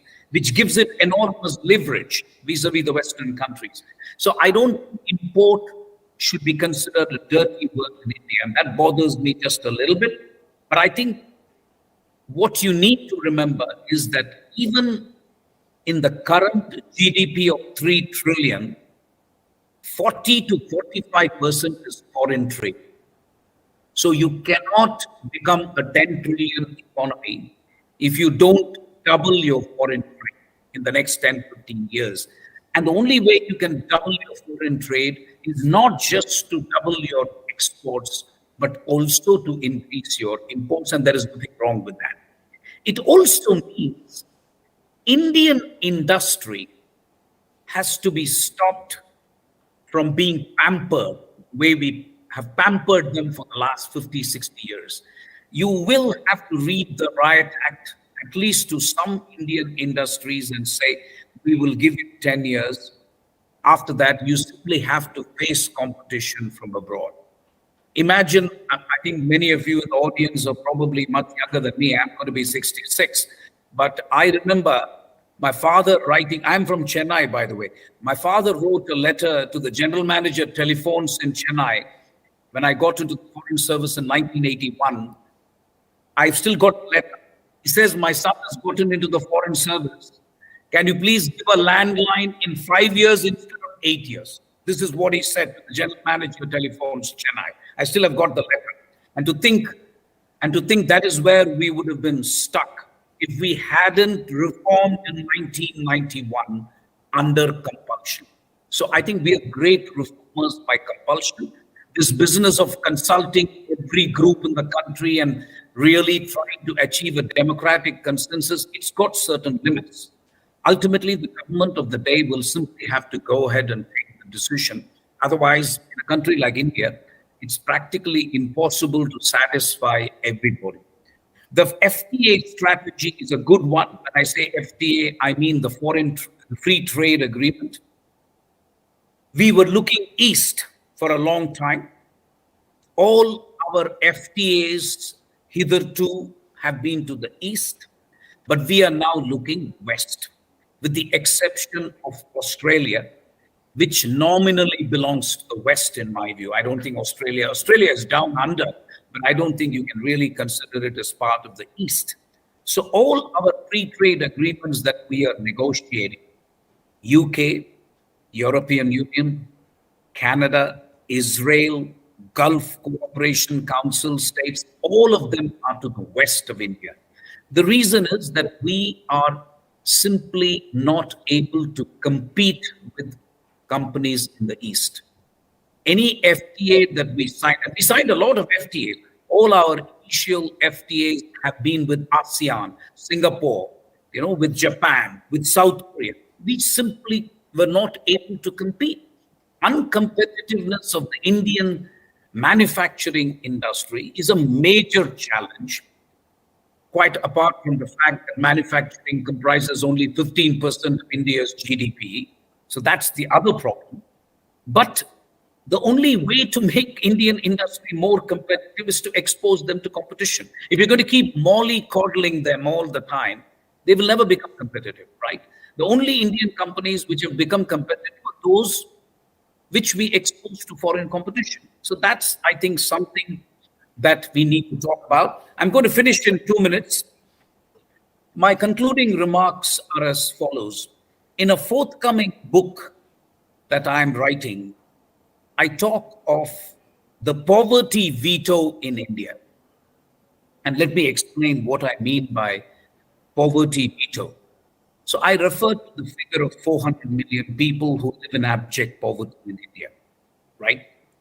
The question Indian negotiators I spent 10 years as India's negotiator, first with the GATT, the General Agreement on Tariffs and Trade, and then the World Trade Organization.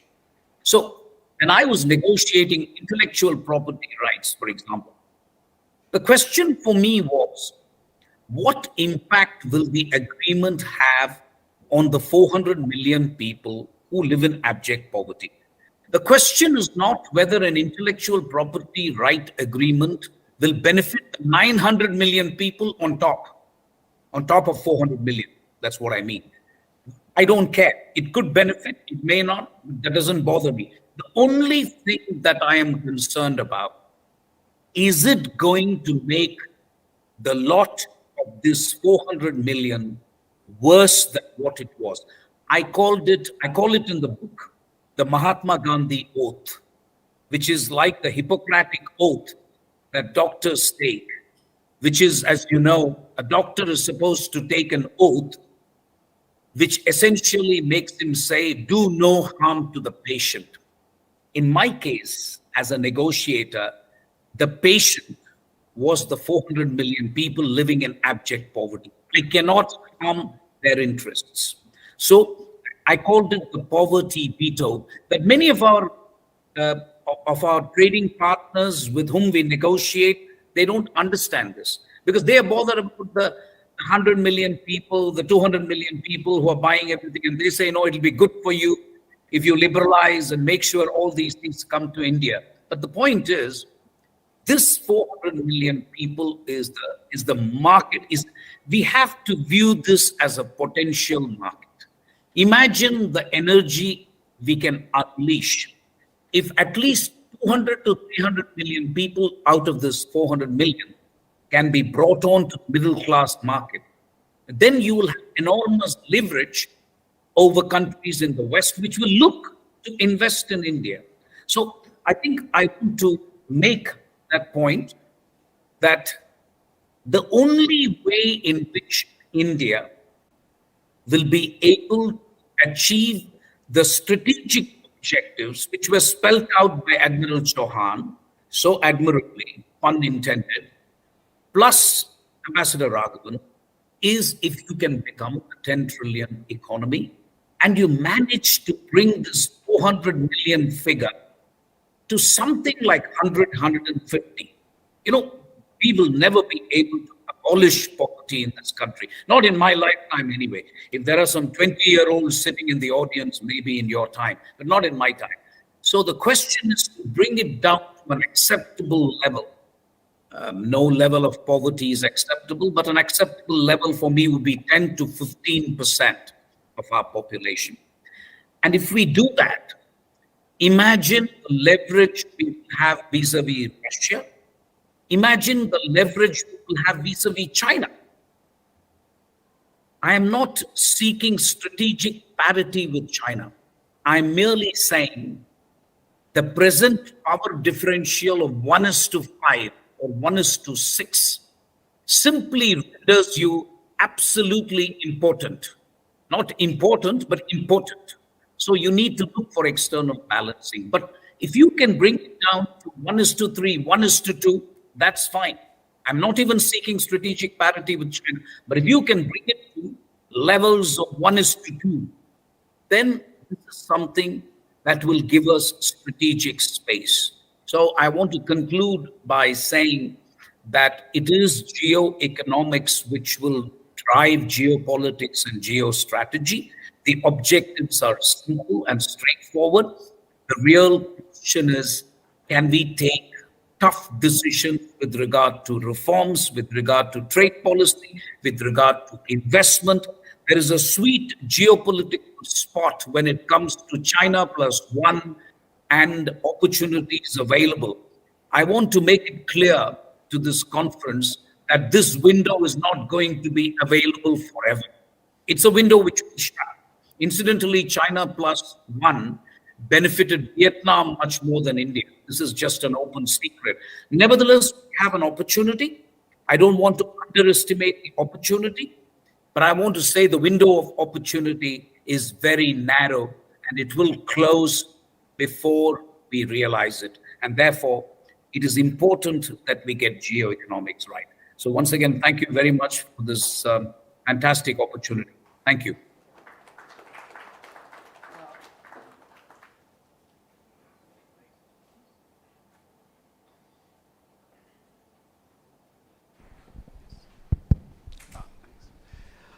Thank you, Mr. Kumar, for that wonderful sweep and your urging India to actually embrace, pick up the opportunities which geoeconomics provide. And I think one of the questions which he has posed is, how does India judge its progress? Just by the numbers in macroeconomics, or is it about lifting the lowest level of people higher than what they were before? Are we looking at that 400 million, as he said, or are we looking at actually what is really happening in India, which is about the growing distance between the rich and the poor? And of course, he highlighted the issue of India's political economy and the challenges that it faces, that comes with the baggage of, or with the fact that we embrace democracy. Politicians are aware, but they can't do it because their concerns are much more about power and how to strengthen it. Will India be able to have a statesman-like approach which looks beyond their own power politics? Those are questions which hang in the air. So the next speaker is going to speak about, and he spoke about India's geopolitical sweet spot. And he warned that it's not going to last for long. So as if there is a geopolitical sweet spot, and I think the next speaker would probably tell us, how does India use that opportunity through diplomacy to harness or garner maximum number of partnerships, because the power of the collective is definitely more than the individual. On that note, may I request Dr. Manoharan, the floor is yours.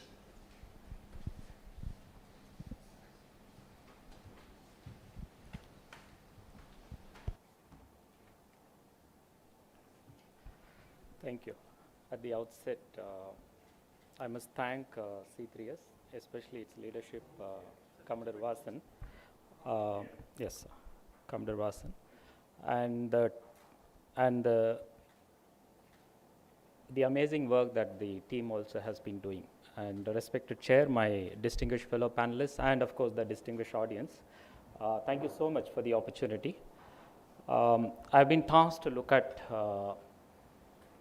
at diplomacy and partnerships. So, which I intend to do in two parts. First is a generic one. How should we conceptually understand this? How to contextualize this diplomacy and partnerships? And then I'll come to how India is playing out in the entire diplomacy and partnerships. So with that, let me generically look at, because this is something we need to understand, because this is something of late, this is a new trend actually. I think Admiral Chauhan also pointed out, this is a new trend that is coming out. 1 minute, let me set this out.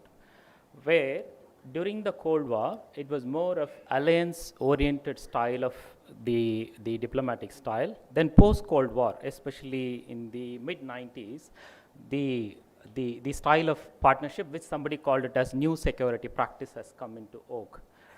When I come to Indian context, I will talk about how India fits in the entire, the post-Cold War, the partnership one.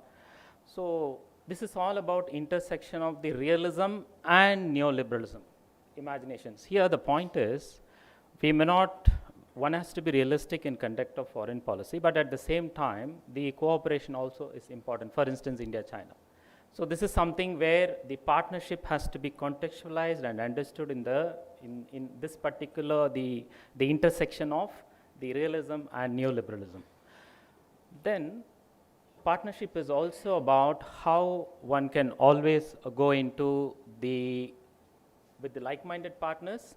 At the same time, if somebody doesn't agree with you, somebody has divergent views with you, partnership helps in, alliance does not. Partnership helps in going in terms of the relations with that also. So which means there is a balance which partnership gives as a in the diplomatic toolkit. And then you have, I think it's a little bit slow. you have what is known as, in the post-Cold War scenario, the partnership, whatever in the diplomatic toolkit, has to be understood also in the way the world has actually changed. For instance, you have all these issues. This I have picked up from the actual literature, where you have so many issues there, and how will you handle this with what kind of diplomatic practice? So the rationale behind the use of the partnership is, there are some 8 rationale that comes out. One is the complementarity among the partners. How will they actually complement with each other? This is number one, so that they will mutually benefit. So you have a strength on one, I have a strength on one. So how we pull together so that we can actually mutually benefit. Second is in terms of how, in terms of the number of fields, because it is not leaving out any number of fields. For instance, alliance could be a military alliance or so forth, but it pulls together only some. But in terms of partnership, it pulls a lot of fields of mutual interest. And then you have what is known as strategic nature. That is why the point about strategic partnerships, where in terms of issues you have large number of issues, but at the same time you have, in terms of time factor, it always looks at the long term. And it also allows a greater autonomy. While alliances binds you, the partnership gives you a lot of autonomy. And in terms of partnership, it actually avoids, unlike alliances, it doesn't actually binds you. It avoids what is known as any dominant power in an alliance, whatever dominance or entanglement, it doesn't allow that kind of. That is what the rationale behind partnership also. And then you have the economic aspect of partnership, and then you have whatever, without alliance tag, you also look at what is known as the security in military terms or defense terms. Nobody can accuse you that you are aligned with somebody. That is why India is so comfortable in partnerships, because that's what Admiral Chauhan also was pointing out, because the kind of autonomy that gives us in terms of the continuity from non-aligned movement and so on and so forth, that the partnership gives. That's why it's so popular. And the so-called status gain. For instance, if you are riding with a bigger partner, so it increases it's your status. When it comes to India's context, we can understand it better. At the same time, we look at certain global values, for instance, democracy or so on and so forth. This is also partnership allows you, unlike other things.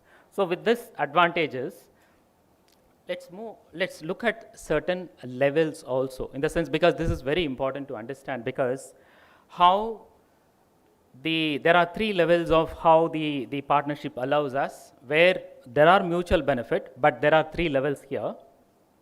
You can look at this, I compile. So I have put, there are 4 things here, where early, moderate, and advanced. This is how actually partnership is built up. So when it starts, the mechanism is, I'm interested. Are you interested? This is our mechanism, how. Then they go into agreements and then permanent bodies. So in this context, if we analyze India's partnership, I think things will be a bit more clearer. Let's get into specifics. For instance, security. It starts with this. I'm talking about in partnerships. It starts like this, consultations, and slowly they go into exercises.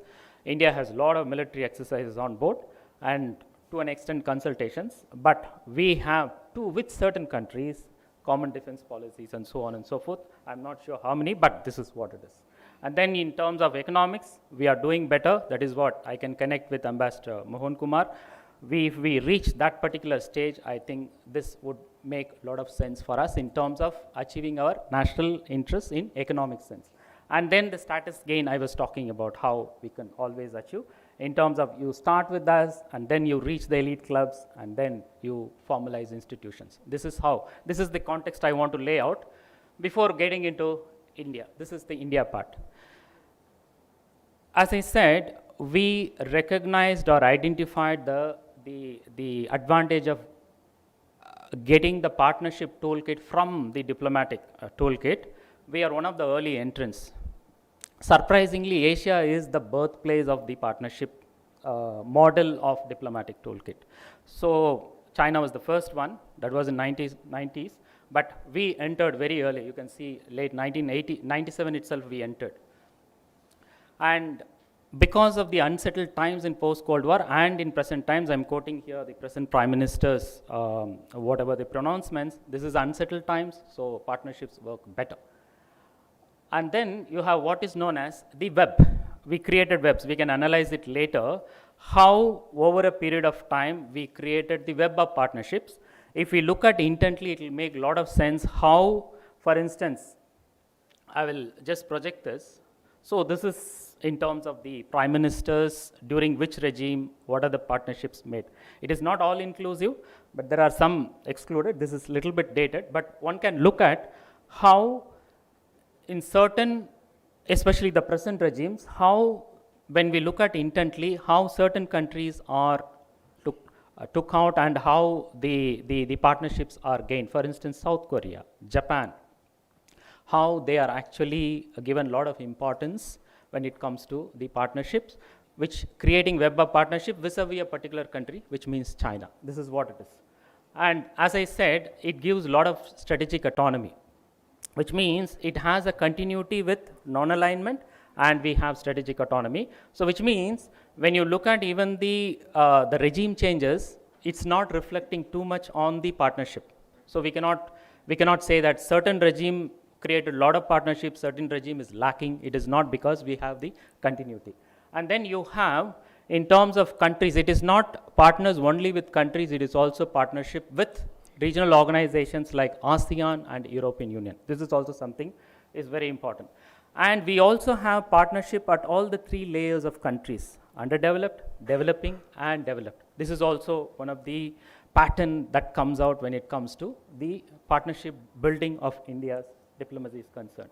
And this is very important. It is not that we partner only with friends. We are also partnering with adversaries like China. China is a strategic partner. It may surprise us, but this is how it works.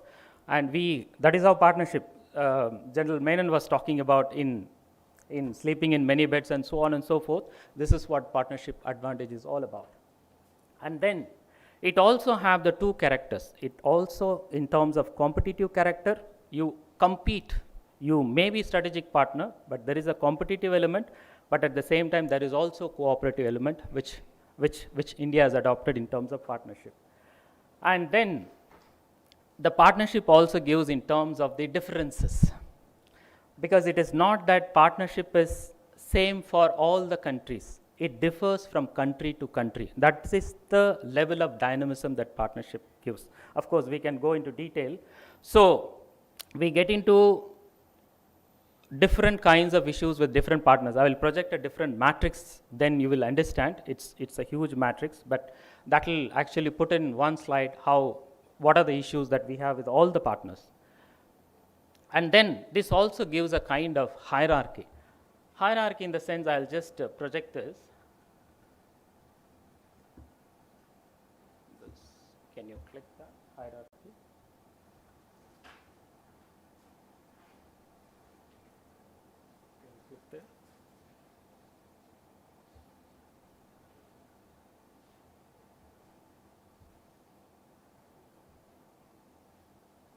Yeah, so this is one of the studies done by IDSA, where you can see here, this is how the hierarchized. So not all are kept on the same plane. So there are partners who are kept. These are the 5 partners which are in terms of hierarchy kept high in esteem. But there are other partners, you may call them as partners, but there is a hierarchy in terms of partnership, how India is actually developing. And then in terms of continental representation, this is something important which I try to analyze. Asia is, in terms of Asia, more number of partners for India is from Asia. So 17 plus 1 is ASEAN. I put the organization here. In terms of Europe, 4 European countries and 1 organization is European Union. And then you have North America, 2 countries. And then South America, only 1 country. And we talk a lot about Africa, because the importance of Africa we saw in the morning, but we have only 4 countries in Africa. This is something that we need to take note of. And Oceania, there may be several island countries, including New Zealand, Australia and all, but we have only Australia here.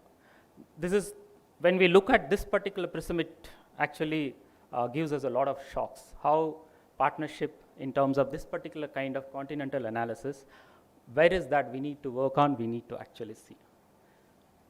And then what about neighbors? How neighbors are represented? When you look at in the whole, only Afghanistan is there. What about other neighbors?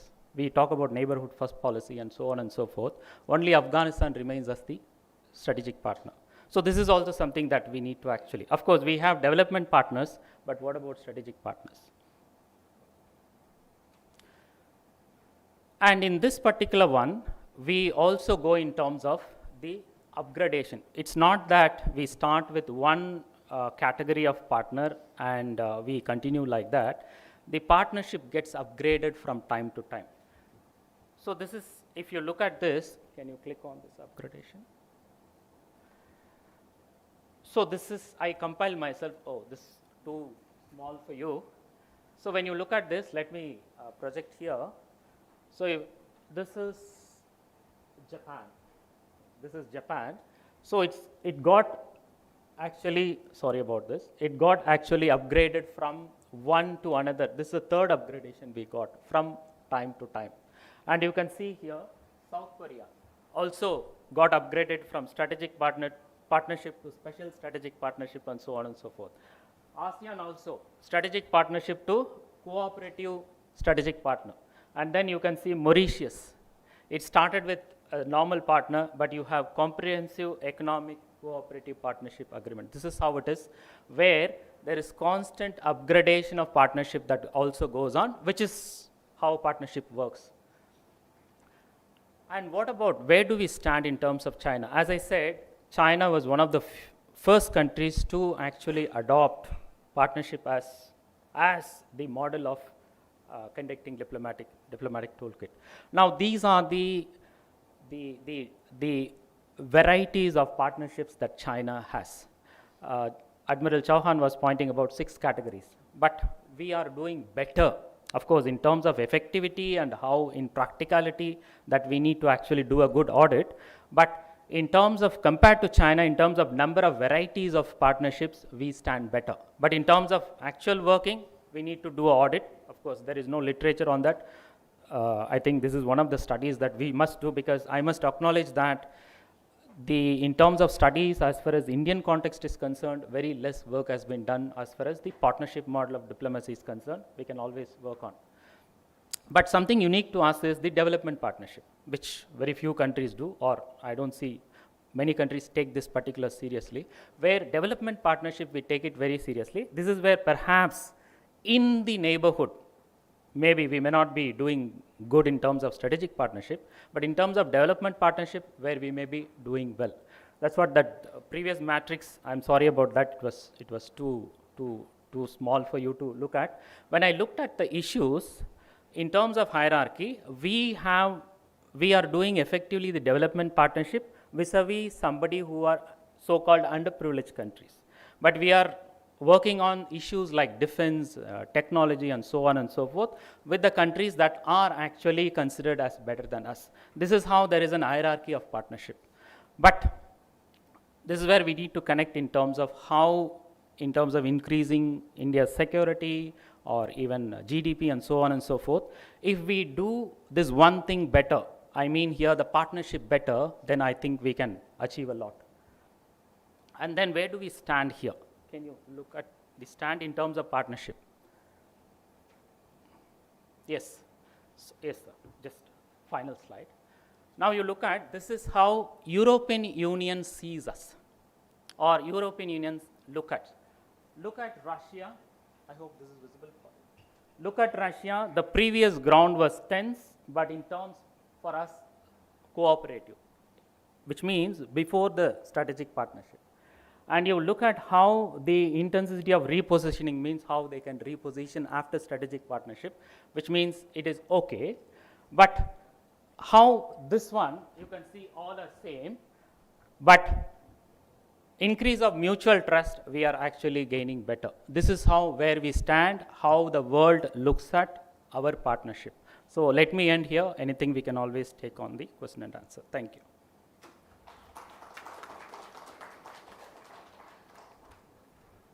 Thank you. I have to share my experience with the word partnership. This was in the year 2010. I headed the delegation to NATO in Brussels. Closer, little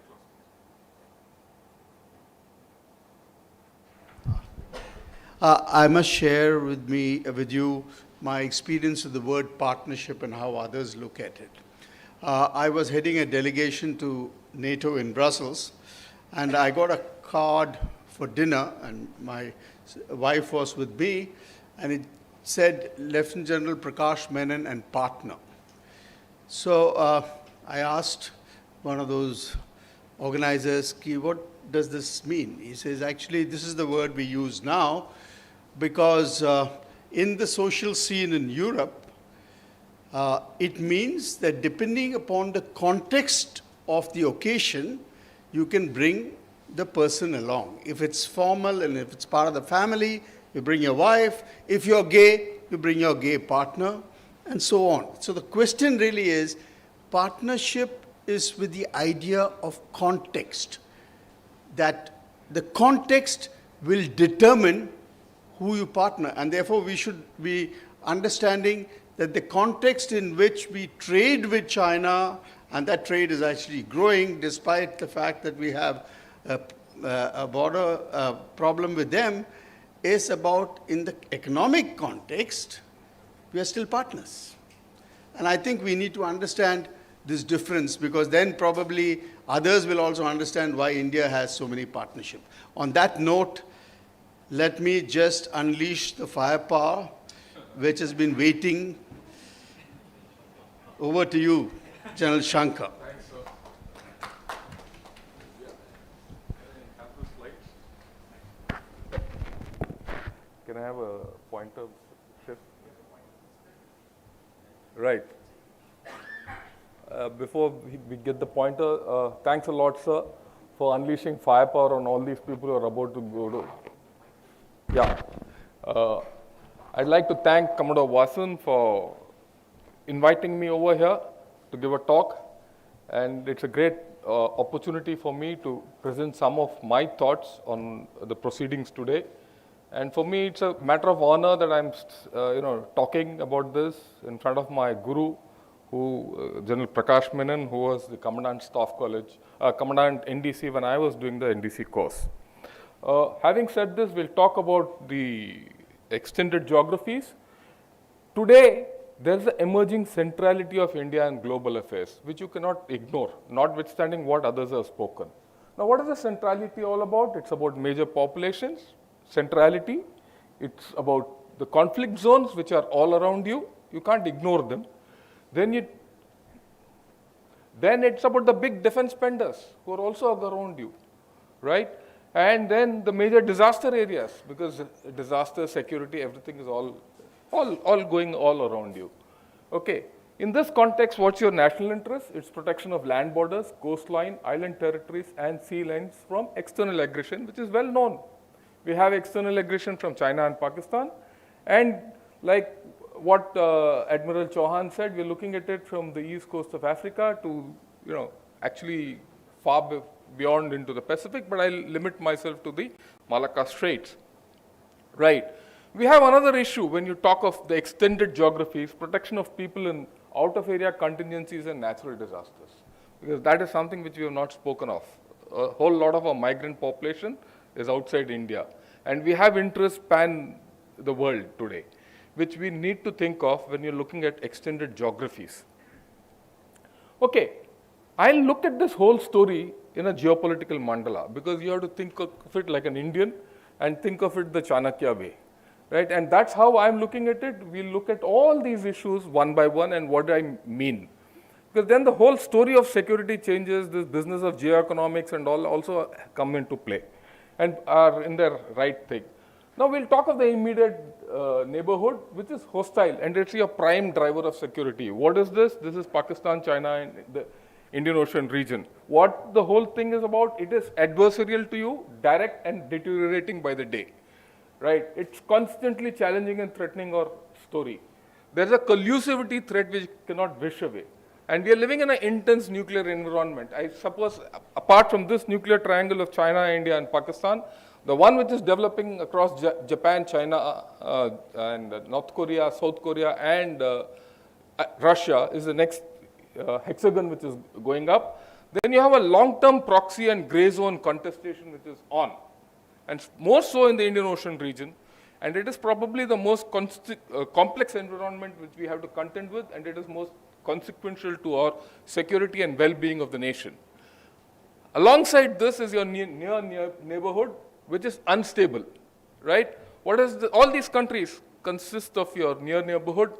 They are constantly in political and economic turmoil, whether you like it or not. And our relationship with these countries are episodic, right? We think China is the biggest elephant in the room. It is not. These are small elephants all around you, which are going to suck you if you don't know what to do with them, right? And they're constantly hedging their bets against China. Remember, China might have a great geostrategic strength and 5 times your economy and all that nonsense, but it still has to confine itself with you from a security point of view along those 3,000 odd kilometers of the LAC and nothing more. And there, power is finite on the LAC. It's not infinite, right? You can have a hell of a lot of power elsewhere, you have to put it there. Okay, it is constantly hedging, it is indirect, but a dangerous threat which can come through any of these neighbors. And there's an ethnic overflow and integration with the rest of India, depending, especially in the neighboring states. So there is an internal dimension to this whole story. And the challenge in this is to keep them in our sphere of influence, right? If you don't, it's going to affect a lot of things going ahead. Okay, now let's look at the sum total. Let me go back. There's something wrong. Right? Okay, anyway, the next thing is the intermediate neighborhood. The intermediate neighborhood of India is full of opportunities, right? It is competitive and it has a cooperative environment. When I say in the intermediate neighborhood, these are South Korea, Japan, ASEAN, Australia, Africa, Middle East, and Central Asia. It's just that I put it in a different form. Admiral Chauhan put it in a slightly more graphic form and a more complicated form. Okay. You have energy and trade links with all these people. You have historical linkages with all of them, right? And that's something, the historical and cultural aspect is something which is not spoken of. And it has a huge impact on the geoeconomics of a nation, as also the geopolitics of the nation and the geosecurity of the nation. Because unless you take these 3 issues into consideration, your power equations don't fit in the right place. Okay, but these are all largely stable, and most of them are seeking a hedge against China, right? That is absolutely apparent in most of the dealings which you see in newspapers of late. Notwithstanding the space which China is occupying because of its being vacated forcibly or otherwise, intentionally or otherwise by USA. Okay, then you have strategic relationships. I've just put a few of them here, not all, because then it's a lot of clutter, right? The strategic relationships are critical to our nation as we progress. It is all about interdependency. You have political and historic linkages, like with Russia. You have tremendous linkages with Russia. I remember at a point when I went to Kazakhstan about 8 years back, there was a girl who was our coordinator. Her name was Indra.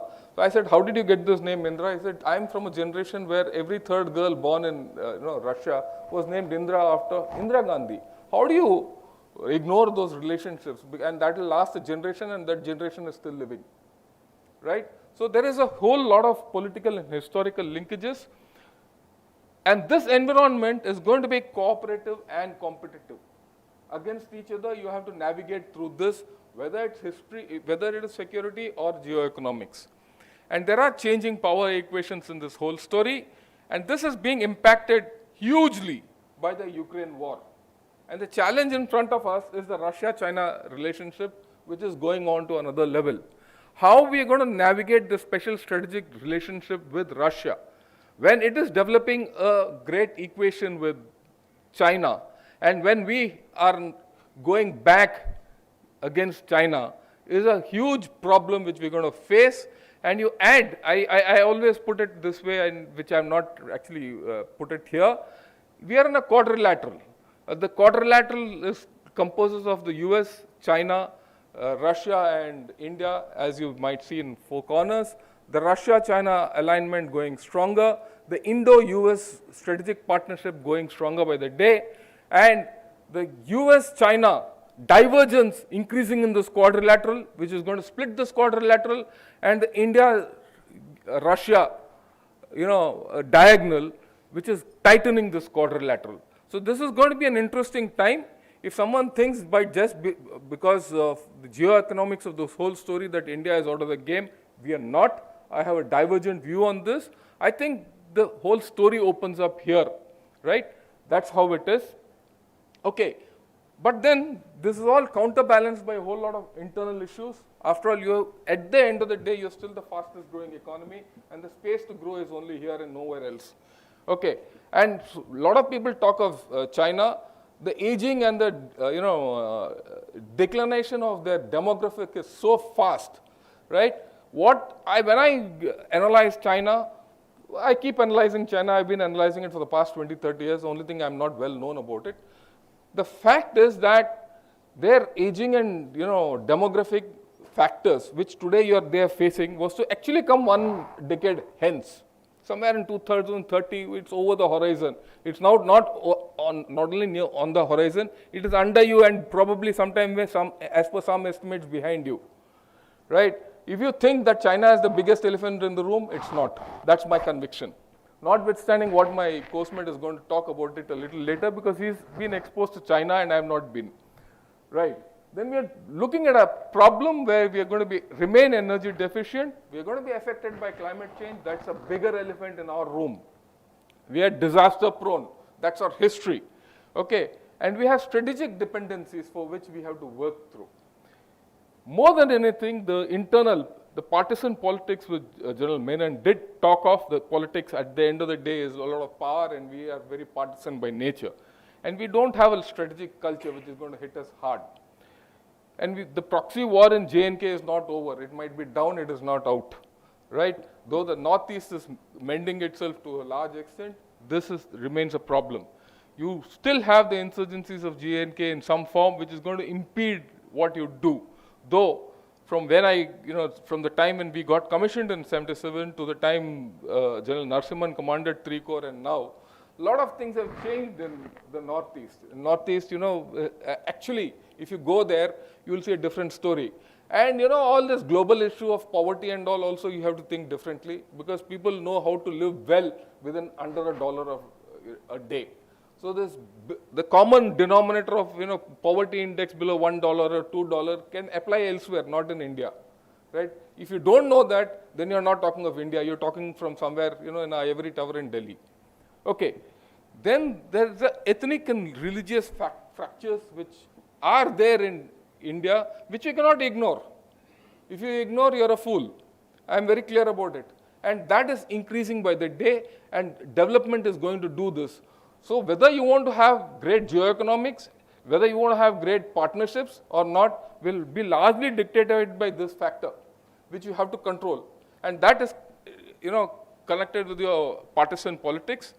Then, of course, you don't have a defense industrial base, right, which is largely public in nature. Our private defense industry is very nascent, right, very, very nascent. Believe you me, because I advise L&T along with Pradeep Chauhan. We sit on the same boat together. So I know what I'm talking of on this particular case. And then you have inadequate budgets and capacities, which is a reality of life. Now, having said this, okay, are the Indian armed forces modern enough to defend India? That's the first question which you have to ask. The answer is yes. What is that which points your space, nuclear technology, missile program, shipbuilding, gun technology, aircraft technology, Tejas, and the way you developed in communication says that India is secure. There is no two ways about that. And it has been secure from a long time, barring that odd little Depsang thing which people keep debating about, right? If we were not secure, we wouldn't have been a $3 trillion economy by now. Okay, the next question, which is the most critical question, is are the Indian Armed Forces modern enough for a regional power, which is destined to be the third largest economy shortly? That's the question which is there. I would say not as that. Unless we fill the major capacity gaps and attune yourselves to the oncoming storm of disruption in military affairs. What is this disruption in military affairs? That's a whole new topic. I'll talk about it some other day if we get the chance. But then what is the opportunities? What's the window of opportunity? Like I said, China is declining demography, its sluggish economy and internal tensions. Believe you me, there are. Right? China is not the monolith which we know, which we normally think of. Okay, then of course Pakistan gives you a great opportunity. Pakistan is today economically, it's not only economically defunct, it is even food defunct. Its population is defunct. In fact, I'm going to start a series on Pakistan, which I'll just talk about, where I say what is going to be the future of Pakistan when Mr. Imran Khan takes over. Right? He's going to destroy even Pakistan even more because he brought it here and he's going to destroy even more. When Pakistan is on a auto destruct, it gives you a huge window of opportunity, right? Because this collusivity, etc., goes for a toss. Okay, I'll leave it at that. Okay, for those of you who don't know me, I have a website called The Gunner Shot. I've recently started a YouTube channel on gunnershot.com. I focus on three things. The first thing is I take a peek into everyday China, right? I analyze China deeply. And those of you who are interested in joining me, please join in. Or you can subscribe to my channel, you'll get this. Then I talk of military technology of this century because the military technology is been a bugbear with us. Right? This is something I started doing with General Rajiv Narayanan, a series on advanced technologies like AI, we are talking of cloud technology, we are talking of cyber, we are talking of energy. Energy is a huge issue, battlefield energy and beyond, and many things, right? And then we have a thing called the CASA dialogues, where in fact General Menon also is going to talk, both of us are going to discuss theaterization on 12th or 14th, where, depending on where his this thing. But we're going to have a whole lot of talks, and today I've had 3 more people who are going to join me in this CASA dialogues, General Narasimhan, General Murli and Colonel Denny. And those of you who want to join, you're welcome to join, right? Because unless we discuss all these issues, I don't think we'll go forward, right? Jai Hind, and I am prepared to take on questions anytime now. I think it's question time. Over to you, sir. Thank you.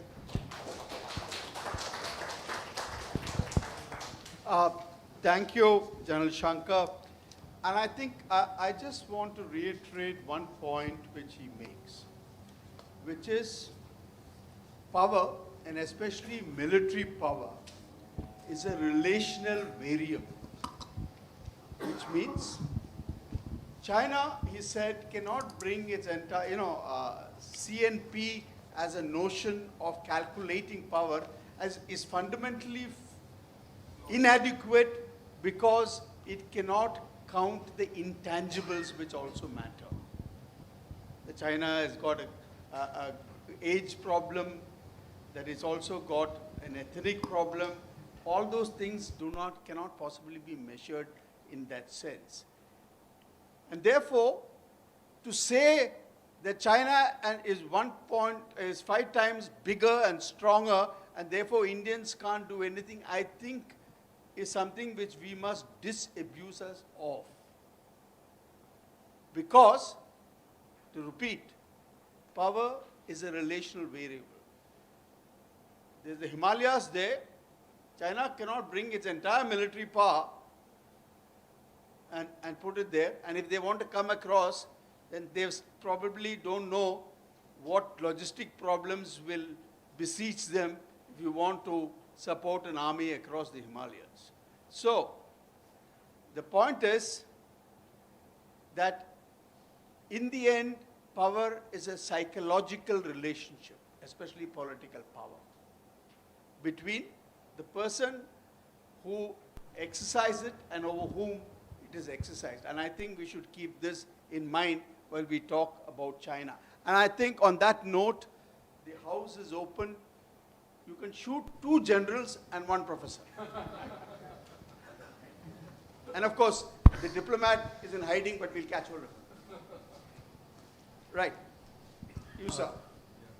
Good afternoon, sir. My question is addressed to Dr. N. Manoharan, sir. Can you say who you are first? Yeah, I'm Devjyoti Saha from Pondicherry University. Sir, my question is, like in your presentation, you showed us the countries with whom we share strategic partnership. But like in Latin American and Caribbean countries like Guyana, Suriname, and Trinidad and Tobago, despite of having a significant Indian origin population, why haven't we intensified relationship with these countries?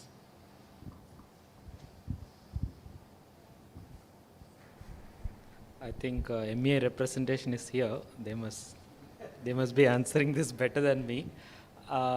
I think this is something what my analysis clearly brings out in terms of continental representation, where I think both Africa and Latin America, I think we need to focus on.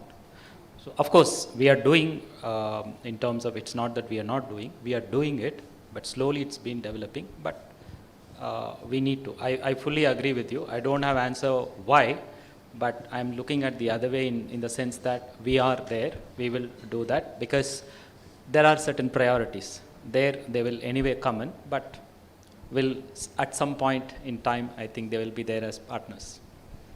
Can I answer that? Look, I have a major, I won't say major, but let me put things in a little different perspective. India is a growing nation, and it's a growing power, is well known. But what is the difference between India growing as a power and the difference between China, Japan, and Germany, right, growing the way they grew? Please remember, from the Second World War to now, especially Germany and Japan were aided economies, which had a huge peace dividend. And they were allied economies, so they grew. China had the same benefit for the past 50 years, right? Ever since the Vietnam War, they've had a peace dividend, and they grew with tailwinds, right?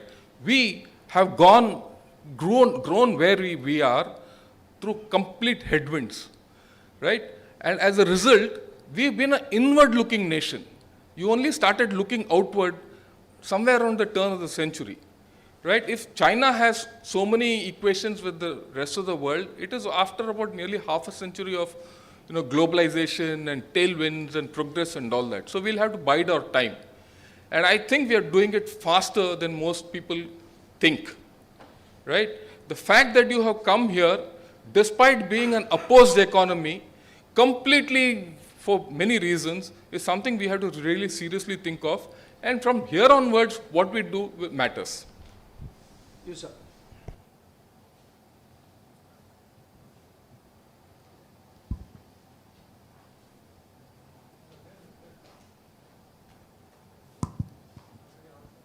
Hello. Can you hear me? Yes, we can. My name is Surya Narayan. I'm an academic.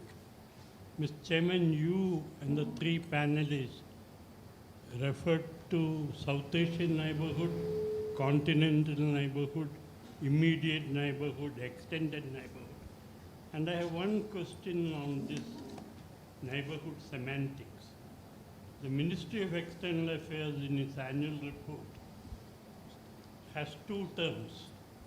One is immediate neighborhood, which consists of our South Asian neighbors, and extended neighborhood, which consists of the member states of ASEAN.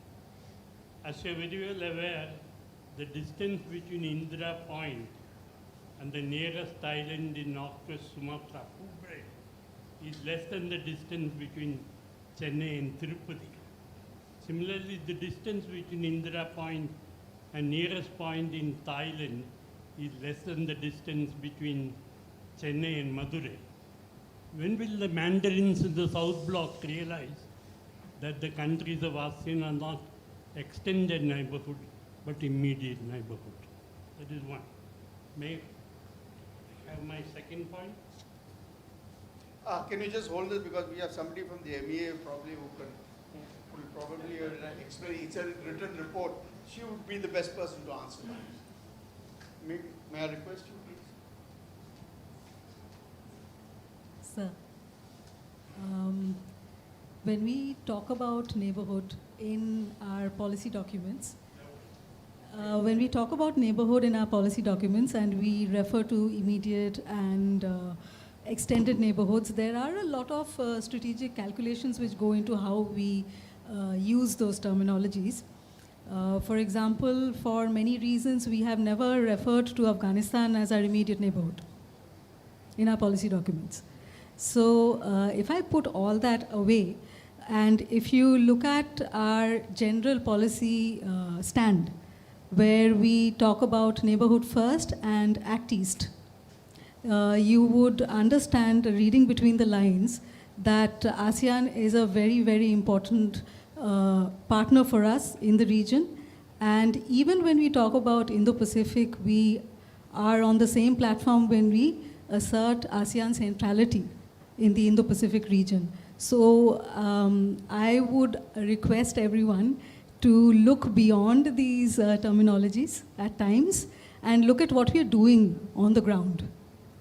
Thank you. Sir. Yeah. Good afternoon, sir. Myself, Nitin Prabhu. I am a student of Defense and Strategic Studies from the University of Madras. This question is to Dr. Manoharan, sir. Sir, when we are talking about diplomacy, especially I'm very much pertaining about the food diplomacy. Does India has capability to utilize its potential in terms of food diplomacy to develop a good relationship with its neighbors, especially in the context of Sri Lanka? We can see the presence of United States and in the name of USAID and Canada, and also World Food Program's assistance in for addressing the food security issues of the Sri Lanka, whereas India's the potential, like, are we really undermining our capability in terms of addressing their food crisis, or how we will able to move forward, sir? Because sir has said that India, one out of four people are from India itself, or they are multidimensionally they are in the poverty situation.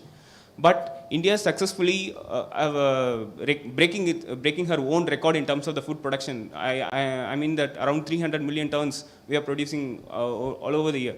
So how we are going to move forward, sir? Thank you. Yeah. Anyway, thank you. I think we must give credit where there is due. India is doing a lot to its neighbors, but in terms of return, I think we get nothing. I think we know this already. That's what I was talking about in terms of partnerships also. In terms of development partnership, this is a unique one where we only give, we don't expect anything. And it's not just about food, even shelter, even water. Some time back we gave to Maldives water. The RO plant shut down, we gave water. And in terms of the humanitarian disaster, whatever the rescue operations that we do, we always do. We are the first person, we always go there and help them out. Whether they acknowledge it or not, that's a different question, and we don't expect it. We always do it. That includes food also. Despite, this is something appreciable, what we do is, despite we not having, this is what Vasudhaiva Kudumbakam or whatever the way we treat the guests, we always give despite whether we are starving or not. This is something very less acknowledged or not acknowledged in neighborhood, but they make politics out of it where Indians are not, you take Nepal or Sri Lanka, wherever, they win elections with India or citing India. This is very unfortunate. But that doesn't mean that we should stop doing, we should continue to do. At some way or the other, they will realize. This is what I would say. The point is, we are doing. Sir, yeah.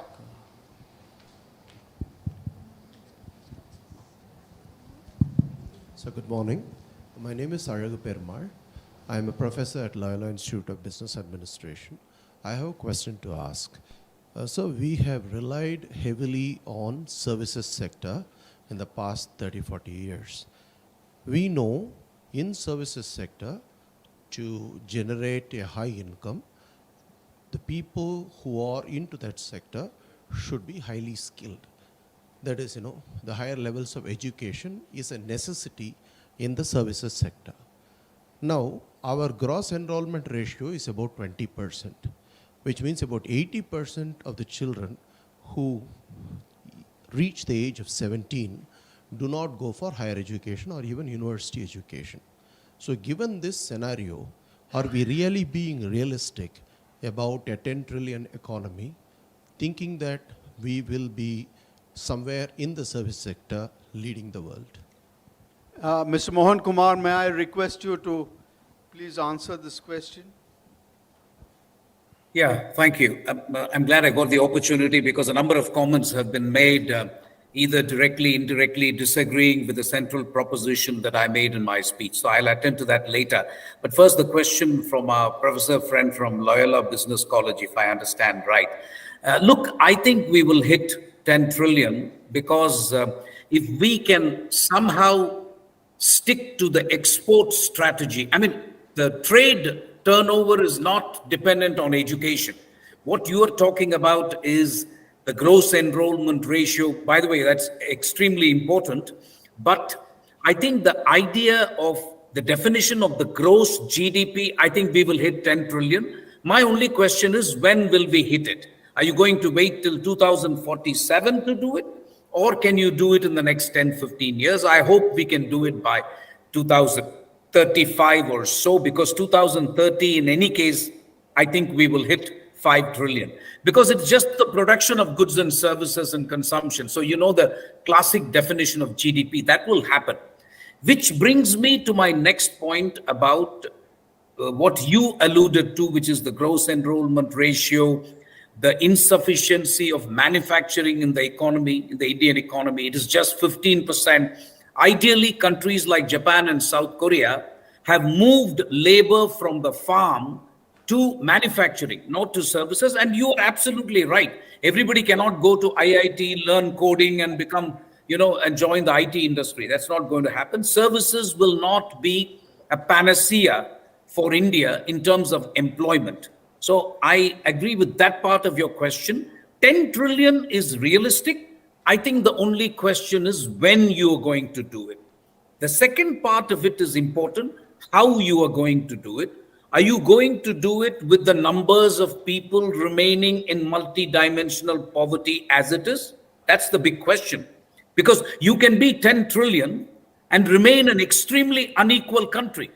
The one thing that worries me about India is the inequalities that you are now seeing in India. We have never seen it before. 20, 25 years ago, we redistributed poverty equally in the country. There were a few Tatas and Birlas. But now the kind of inequality you are seeing in India should bother everybody. And that is an issue. But I'm sure that can be addressed. So the optimistic answer to your question is 10 trillion is not the issue. I think the issue is the qualitative nature of that 10 trillion economy. If you're going to have only 200 people own 80% of that 10 trillion, and you've got 98% of the people owning the rest of it, it doesn't work for me. It may be a 10 trillion economy, but it doesn't work because then India becomes extremely a divided society. So I think one will have to look at those nuts and bolts. I mean, since two people gently disagreed with me, maybe because I'm a retired ambassador, they didn't want to disagree with me completely and vociferously, but that's okay. We know how to read between the lines. I am strongly of the view that we cannot continue with the present situation of arms acquisition. I was involved tangentially with the Rafale deal. I'm extremely unhappy with the way Indian ordnance factories and domestic manufacturing has done in India. This is an open secret. We should have been Atmanirbhar long back. We don't have the kind of money to acquire these toys endlessly.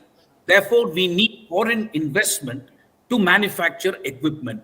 Dependence on Russia is a scandal. Let me say this openly in front of generals. I think this has got to be accepted.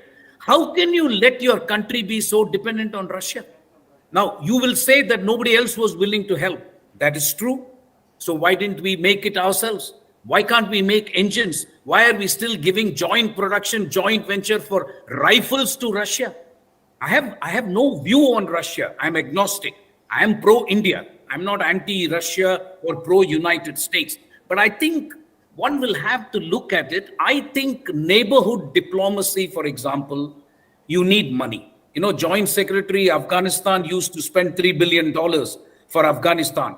I was Joint Secretary Sri Lanka, Bangladesh, Myanmar, And I used to tell them, give me $3 billion for each of these countries, I can also do well.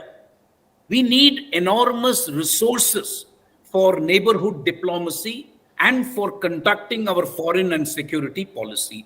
We don't have that money. That the bottom line is that. We just don't have the money. Look at the budget of the Ministry of External Affairs.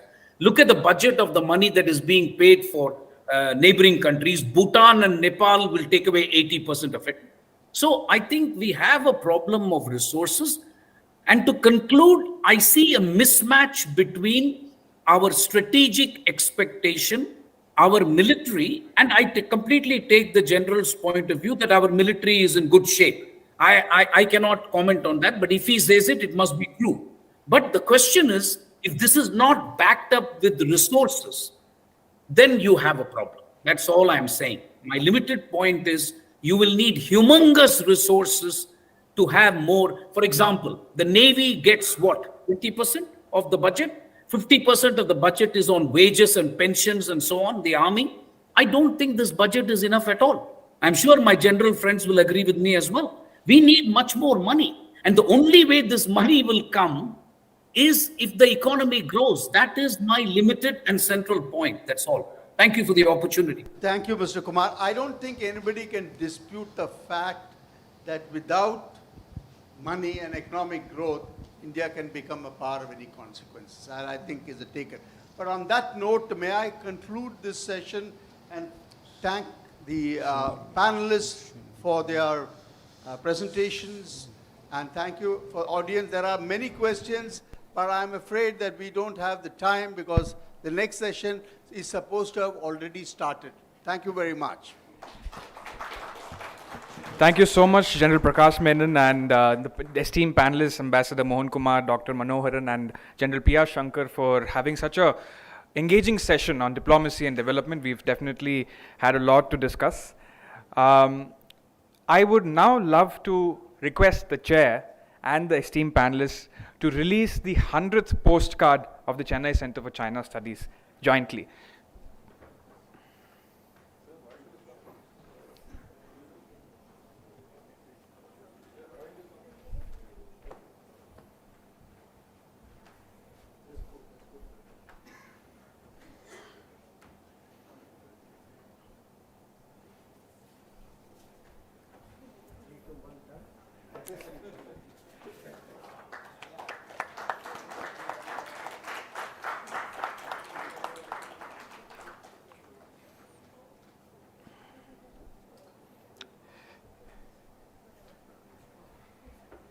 Just a word on this. As you noticed during the opening remarks, I did say that we started this initiative, and these are regularly appearing on our website. You know, these are the postcards. And what we released today was the 100th postcard. And, you know, the complete efforts, thanks to Anu, who is here with us. Anu, just show yourself. So she's the one who's been at it, with ideas given by others, of course. So thank you very much, Anu, for this 100th postcard that we all have released today. Well done. I'd love to request the chair and the panelists to please come on stage to be felicitated by Commodore Vasan. I'm sure you would.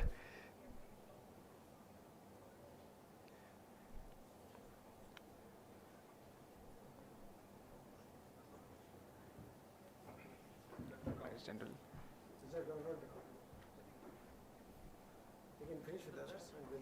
Sure.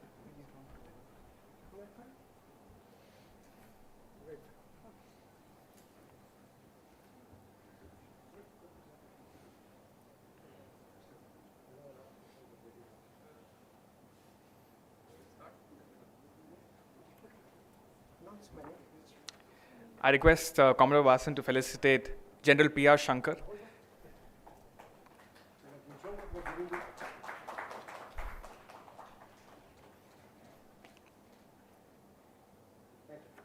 Thank you, sir. I request Commodore Vasan to felicitate Dr. Manoharan.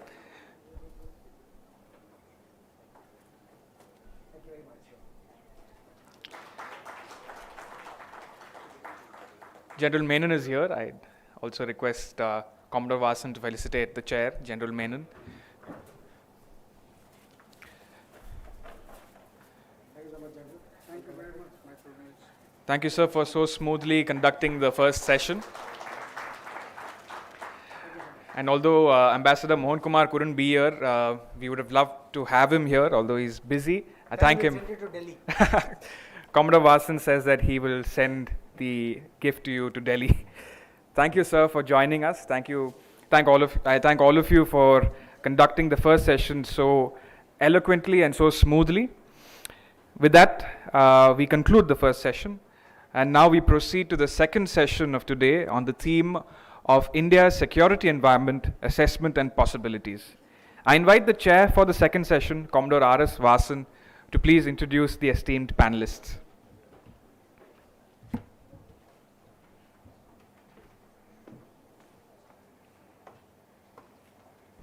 I may request all the panelists to kindly take their seats.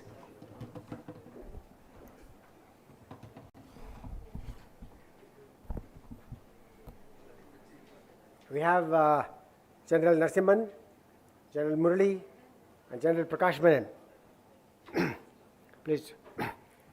So I think we've had a very interesting session, the first session, where of course there were the legitimate concerns about whether you can be a credible nation without the kind of economic traction that Ambassador Mohan Kumar alluded to. So, but there was, I think, finally a certain amount of consensus to say it's not very difficult to become a $10 trillion economy, but what would be the shape and size of the population and the quality of people and quality of life, etc. So I know there were some more questions in that session, but I'm sure that there will be more questions over here, because we are specifically looking at the security environment around us, assessment and possibilities. In the first session itself, including in the inaugural session, Admiral Chauhan looked at the entire globe in terms of what kind of alliances are there, what kind of challenges are there.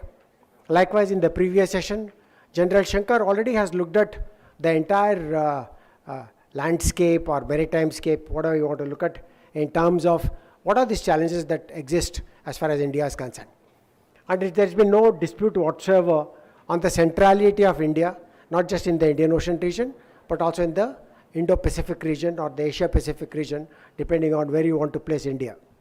So there are three speakers here. I hardly need to introduce them. Lieutenant General Narasimhan, he was till the other day the member of the National Security Advisory Board, but also the Director General of another similar sounding think tank in Delhi, which looked at China in very specific terms. In fact, he is the founder, the Director General of the 3CS. To differentiate between us and them, I call them 3CS and we call ourselves C3S. So, he's had first-hand experiences along the border. More importantly, he's conversant in Mandarin, and he's been DA in China, in Beijing for over 3 years. So we cannot have a better person than him to look at the challenges posed by China. I think Ambassador Mohan Kumar looked at the China plus one model. But the reality of whether it will happen, if it happens at all, under what circumstances it will happen, will be dictated by the presentation, and he will identify the challenges that exist as far as dealing with China are concerned. Then, of course, we have Major General Murali, who is also coincidentally participated in our 10th anniversary celebrations and presented a paper at that time when the present Financial Minister Nirmala Sitharaman was the Raksha Mantri, and she was here for the 10th anniversary. So I'm very happy to welcome him, and he's been here very active. He was a former Deputy Commandant and Chief Instructor. Their bios are there, so I'm not going to read that out, because that will give us a little more time for the presentation as well as for the question answer session. And the last speaker will talk about emerging traditional and non-traditional challenges, and that's again General Prakash Menon, who's come down from Bangalore, and I must thank him again. I think this is the first event physically that he's participating with us, and I'm sure there's a wealth of experience and expertise that he'll bring to the table in his presentations. So first we look at China, the kind of challenges that it poses, and whether China plus one would be a reality, as has been proposed by some people, and if so, under what circumstances. And the next one, of course, will be looking at the neighborhood and evolving security dynamics. Even in the very first session, we spoke about SAGAR, security and growth for all in the region, and the neighborhood first policies. No, neighborhood policies cannot be implemented. One, of course, you must have the economic clout. Two, of course, a clear understanding of what is required in the neighborhood, whether it is a land neighbor or a maritime neighbor.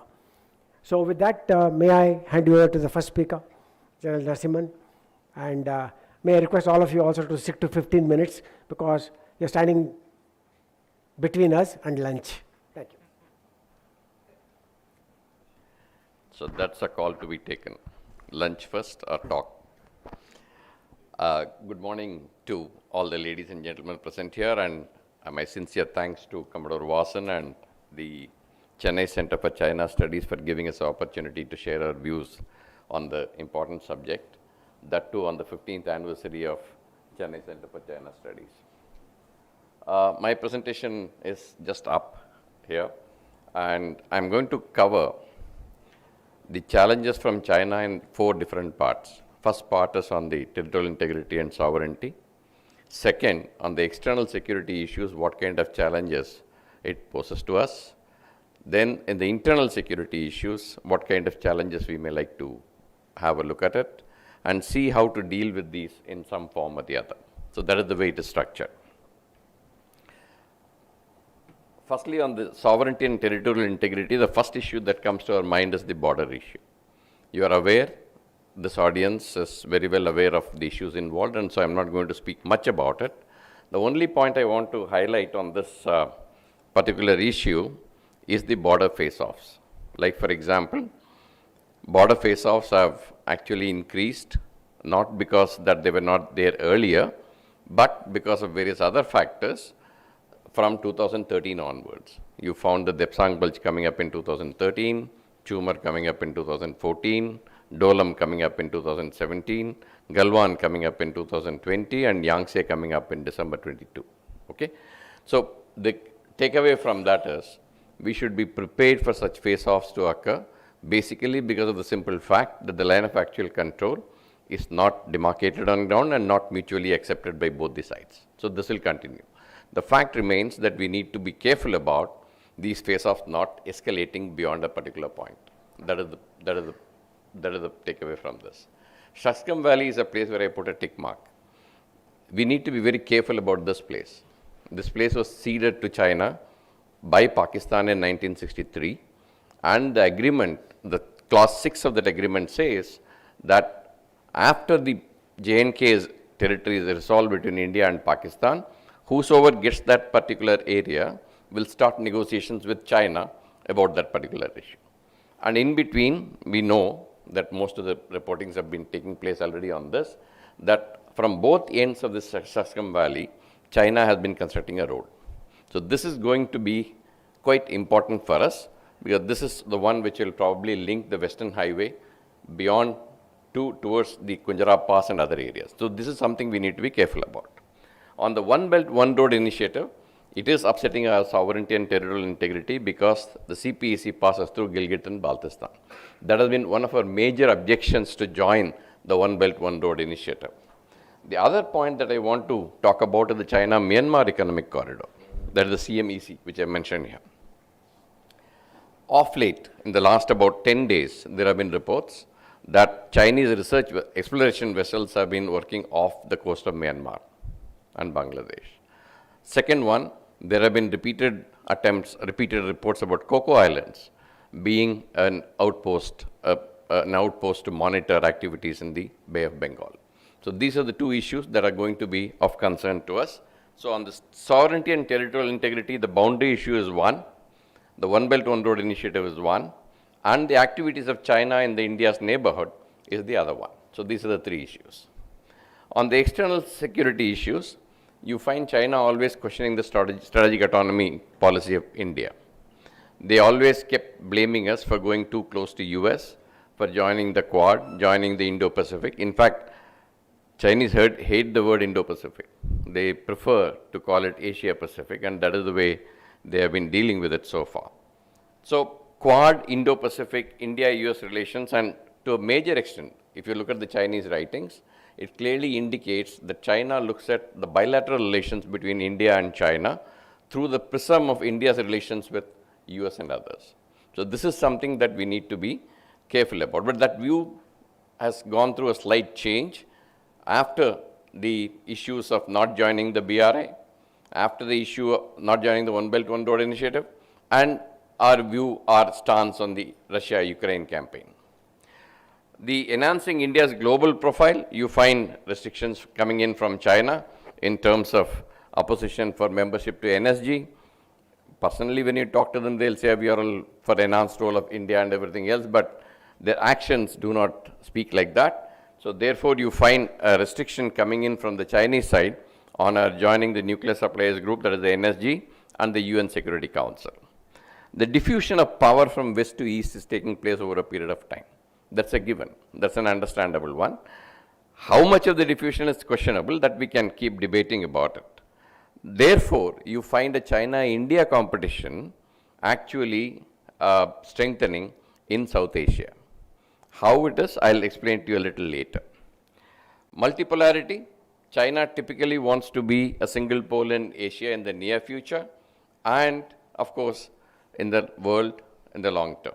There is if you look at their second centenary goal of 2049, it's clearly laid out there. So this is something that we need to be careful about. And this is going to impinge on our issues with China. Yeah, it's come. Thank you. On the nuclear issue, you find that there are a lot of issues that are happening of late. Assistance to Pakistan is well known. It has already been documented. There has been a mission, what is that? There is a movie which came up very recently, which talked about the nuclear facility coming up in Kahuta. It's a Hindi movie which has just come, Mission Majnu, if I am correct. So if any of you have seen that movie, that talks about assistance, the nuclear facility in Pakistan coming up in Kahuta. Now, can you go to that increase in silos part and click there? So in the last year and a half, you find a number of new silos coming up in the northwestern part of China. So basically in three places, Hami, Chilantai and Yumi. So these are three places where the new silos have been coming up, approximately about 300 of them. Now keep clicking there, keep progressing the slide. I can do it, just hold on. Yeah, you can keep seeing them. You find that Hami one here. Sorry, I just gone back. Just 1 second. Give me a sec. And it's not moving. It's fine. Basic point I'm trying to tell you is, of late there have been an increase in the nuclear activity in China. And if you look at the assessments of the warheads that they are holding, that from say about 260 onwards, there have been, now they are saying these 300 come up, by 2027 they will have 700 warheads, and by 2030 1,000 warheads. So you find China going heavily on the nuclear aspect of it. Just go back to the same slide, please.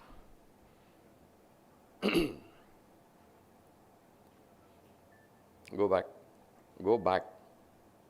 No, where I started. Go back. Keep going up. Yeah, leave it there. And in India's neighborhood, lot has been said about immediate neighborhood, extended neighborhood, close neighborhood, etc., etc. Notwithstanding the terminology part of it, you find that the military assistance from China to the neighborhood is increasing. This is a matter of concern for our external security. And also there has been effort to increase influence. How? You please look at the period of COVID. You found that they have started holding meetings with South Asian countries, starting with Nepal, Pakistan and Afghanistan. Then they extended it to Bangladesh and Sri Lanka. So you found that they wanting to establish an emergency fund for supplies, etc. But nothing has progressed, but the meetings have gone on. In addition to that, you also found a forum for island nations of the Indian Ocean, which was announced by Mr. Wang Yi when he came to Sri Lanka in January 22. And on 21st of November, they held a 19 nations meeting, which included all these countries. So you find India's neighborhood efforts to increase the influence is what I have said. I've chosen my word carefully here. When we analyzed in the Center for Contemporary China Studies, we found China's influence in the neighborhood being a mixed bag. It is not a given that they have run right through the system. So you find there's a mixed bag there. That's why I said efforts to increase influence, that will continue.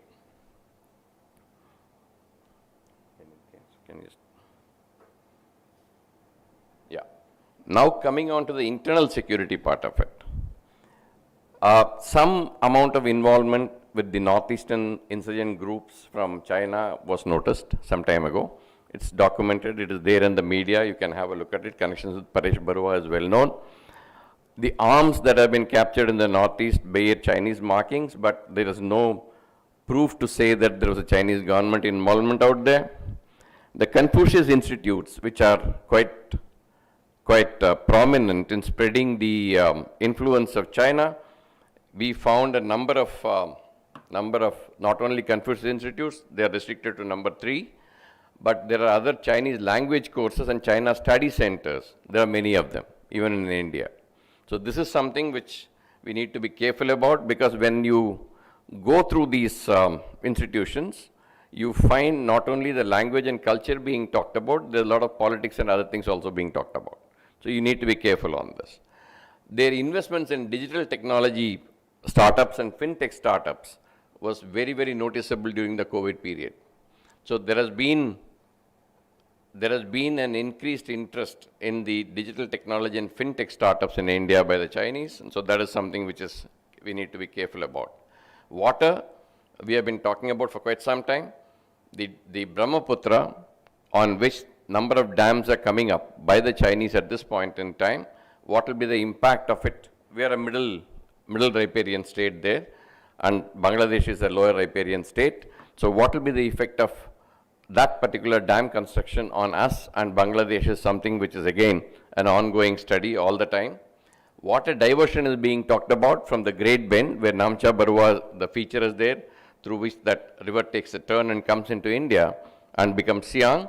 You find the water diversion being talked about, and if that water diversion takes place, then what will be the effect on, again, the middle stream and the middle riparian and the lower riparian states. These are the issues that we need to be careful about on the internal security issues.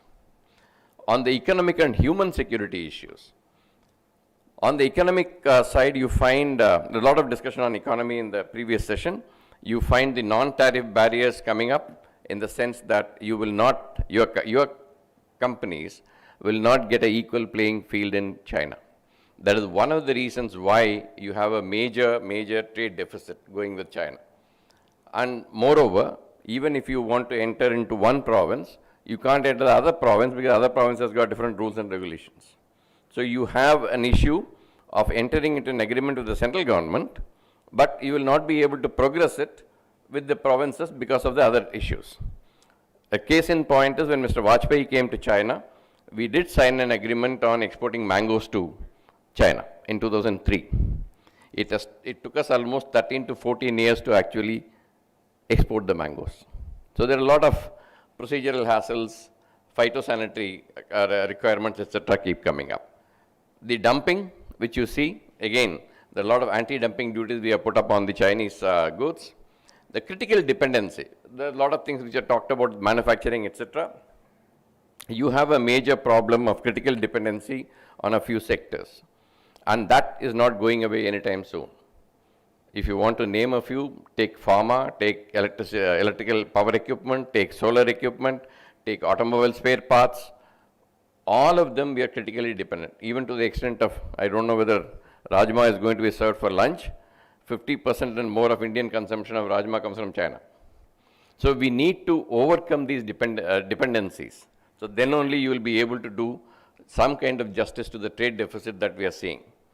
Food, critical dependency and imports I have marked. The reason is, one is Rajma I mentioned to you. The other thing is, if you look at 2021, China went in for a major imports of corn and other things from the international market. So as a result, the prices, food prices of the international market went up very heavily. So anything like this happening, is going to have an impact on you. Today, Russia-Ukraine campaign is going on. You find the fertilizers prices going up, the oil prices are again contesting, and you find the other issues regarding food, transportation is getting affected. So you find an effect of this being felt across in the Indian subcontinent. Health, I told you about the medical API's dependency is 68%, which was it used to be 80%. We have managed to bring it down to about 68%, and dependency on key starting materials is also critical. So if you found the essential drugs like paracetamol, etc., went up in price, that is attributable to the dependency. And when the APIs and KSMs came, they came with a higher price. So you have a corresponding thing here. There is there is a suspicion of influence operations. Like for example, 2 days ago, you found these two names, Julia Chia and Qian Chiang Wang. These two people seems to have been sending out messages for people to write favorable articles, write articles about China, ultimately favorable articles about China. But when you went and looked at these two names, they're non-existent. So you have issues like this which you need to be dealing with. The reasons for increasing trade, we have put a lot of restrictions, still the trade is going up. I have given it here. I'll take it up in the question answer session subsequently if there are any questions on that. I haven't talked about how to deal with China purposely. I didn't put it on the slide. I talk about it for a minute and then I'll close. I hope I have a minute to. See, if you look at it diplomatically, I think we are doing the right thing at this point in time. The status of the boundary is going to determine the status of the bilateral relations, is what our external affairs ministers has been very consistently maintaining this, and that is going to be the way it is going to be. And that point is being understood by the Chinese. When we deal with them in track 2, track 1.5 and other dialogues, they do understand that particular thing. Though they keep repeating, keep the boundary issue at the right place and let us move on to other issues. And that is not going to happen. So that message has to go very clearly. And the work on the trilaterals and plurilaterals to get India's position across convincingly, that is a thing which is on again. Kajri will know it much better. That is something which has been going on and that has been effective. So that is the way to go, where a few countries come together on issues of common interest, work on that and then get a resolution and then move on further. The other thing is about continue to engage and enhance the relations with India's neighborhood. So this has been our interest since the neighborhood first policy came up. And if you look at the amount of loans, amount of lines of credit and amount of projects that have been happening in the neighborhood in the last about 10 to 15 years has been phenomenal. It is almost 4 times of what was happening earlier. So the interest in the neighborhood and to make them understand that India is with them is something which we need to continue to do that. Economically, we started the effort around 10 years ago when we started with the Make in India. Make in India was initially for Make in India, then it was Make in India for the world, and now we have gone for Atmanirbharta. So the problem that we are finding in Atmanirbharta is actually threefold, which I've been telling most of the industrialists whenever I meet them. One is we need to invest in R&D quite heavily. R&D investment is practically zero. So unless we do that, we are not going to progress further. Risk-taking ability of the industry is practically very low. Unless you look at the Chinese model, the risk-taking ability is very high, the long-term vision is very high. So you find he'll go and buy a mine in Afghanistan, not touch it for the next 20 years. But when the opportunity strikes, he'll go and start doing it. So the long-term vision, risk-taking ability, and the R&D is something that we need to be working at, and the manufacturing capability, which was discussed in the previous session. On the information side, we need to be a little stronger on the strategic communication. The reason why I say that is, many of the places, our story is not very well heard. Like for example, EAM was talking about it in Bangalore, I think a couple of days ago, when somebody asked them, Turkey didn't support us with Pakistan, why did we go and support Turkey during the earthquake that they had? And his answer was very clear. We don't work on those lines, whether they support or not. We are capable of helping people from dying and other things, and so we had to go and do it. But The strategic communication part of it is something which you can work on, which will probably give us a better dividend. Lastly, military was being talked about, military capability was being talked about. My friend and course mate was strong on that. I am advocating only one thing, that we should not look at, many of us will talk about this, we should not look at matching platform to platform with China. That is not the way you can build up your capacities, because you won't have the wherewithal to do it. So you need to create deterrence, and you need to work on creating the deterrence both in conventional terms and asymmetrical terms. If you can do that, I think that will be a way to do that. And the second one is to push the infrastructure development along the border areas to meet the requirements of both the military and the civilian requirement. I'll stop here, and if there are any questions, I'll take it later. Thank you. Thank you, General Narasimhan, for that comprehensive presentation. Not only have you identified the challenges, but you have also given certain suggestions, which I think the Government of India and the policy makers are working on. I'm sure we'll have many questions, but we'll take that on at the end of all the presentations. With that, may I request General Murali to go ahead and make his presentation. 15 minutes by the watch.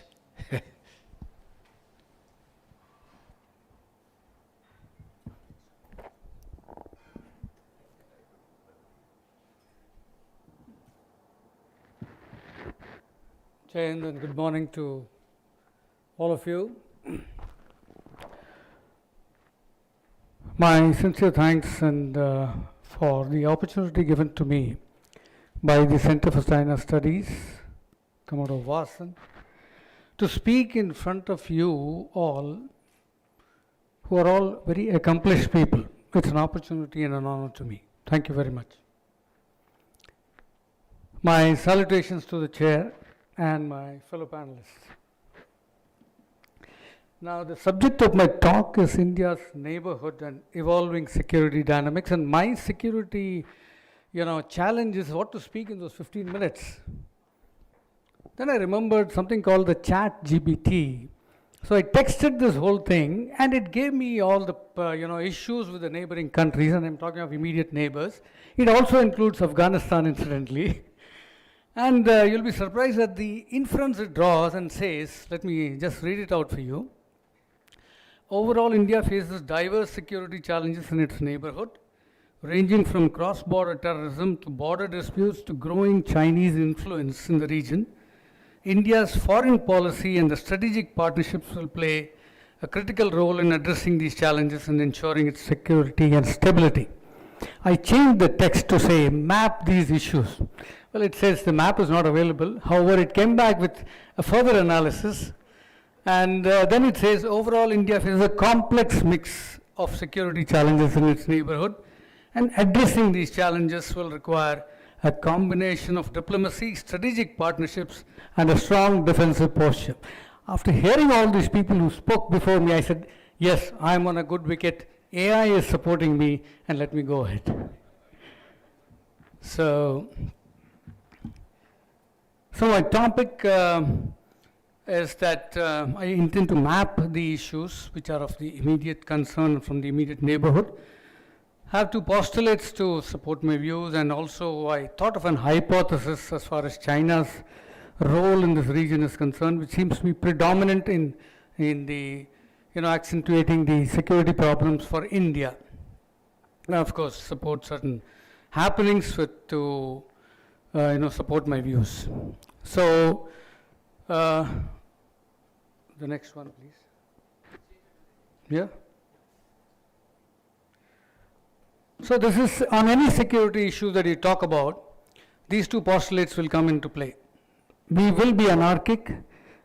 Two human beings can never be, peaceful in their conduct.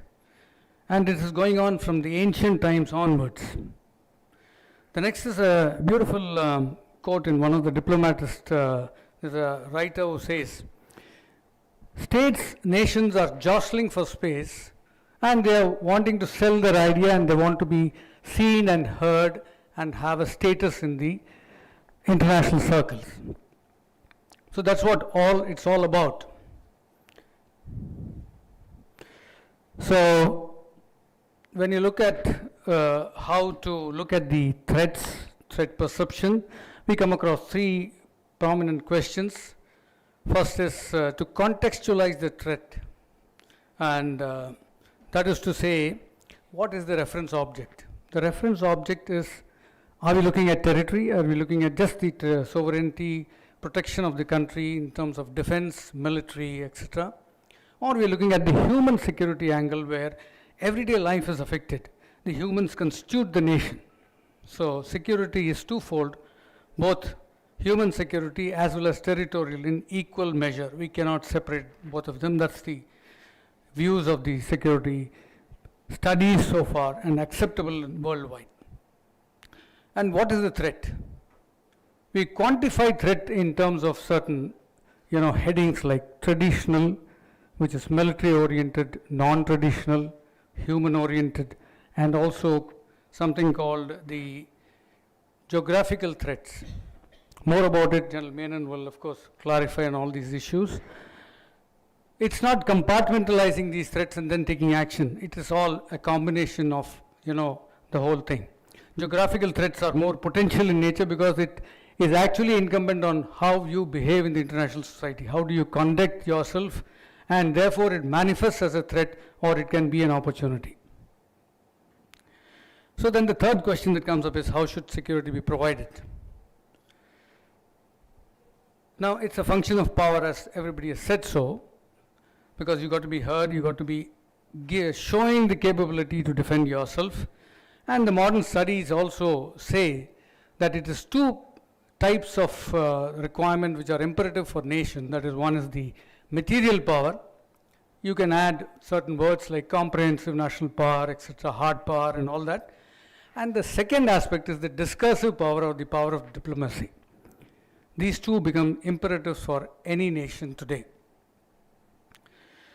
So on the topic that has been given to me, I intend identifying the issues that plague us, not all of them, but some of them, which I consider as important. And when you look at all these things, I find the Chinese footprint a little large in our area. And therefore, I thought of a hypothesis which says that China seems to be following the Truman doctrine of containing Russia post the Cold War, post the World War II. The containment policy that was adopted by the US under the Truman and also called the Truman Doctrine was essentially to say, contain the spread of communism, intervene militarily where possible and where required, and provide aid for development of the countries so that your sphere of influence increases. Now, US involvement in Korea, Vietnam, South American regions, etc., creation of NATO is a fallout of this plan. The Marshall Plan, which aided Europe and Japan post the wars, was also a result of this plan. So how do I say that China is influencing this or following this plan?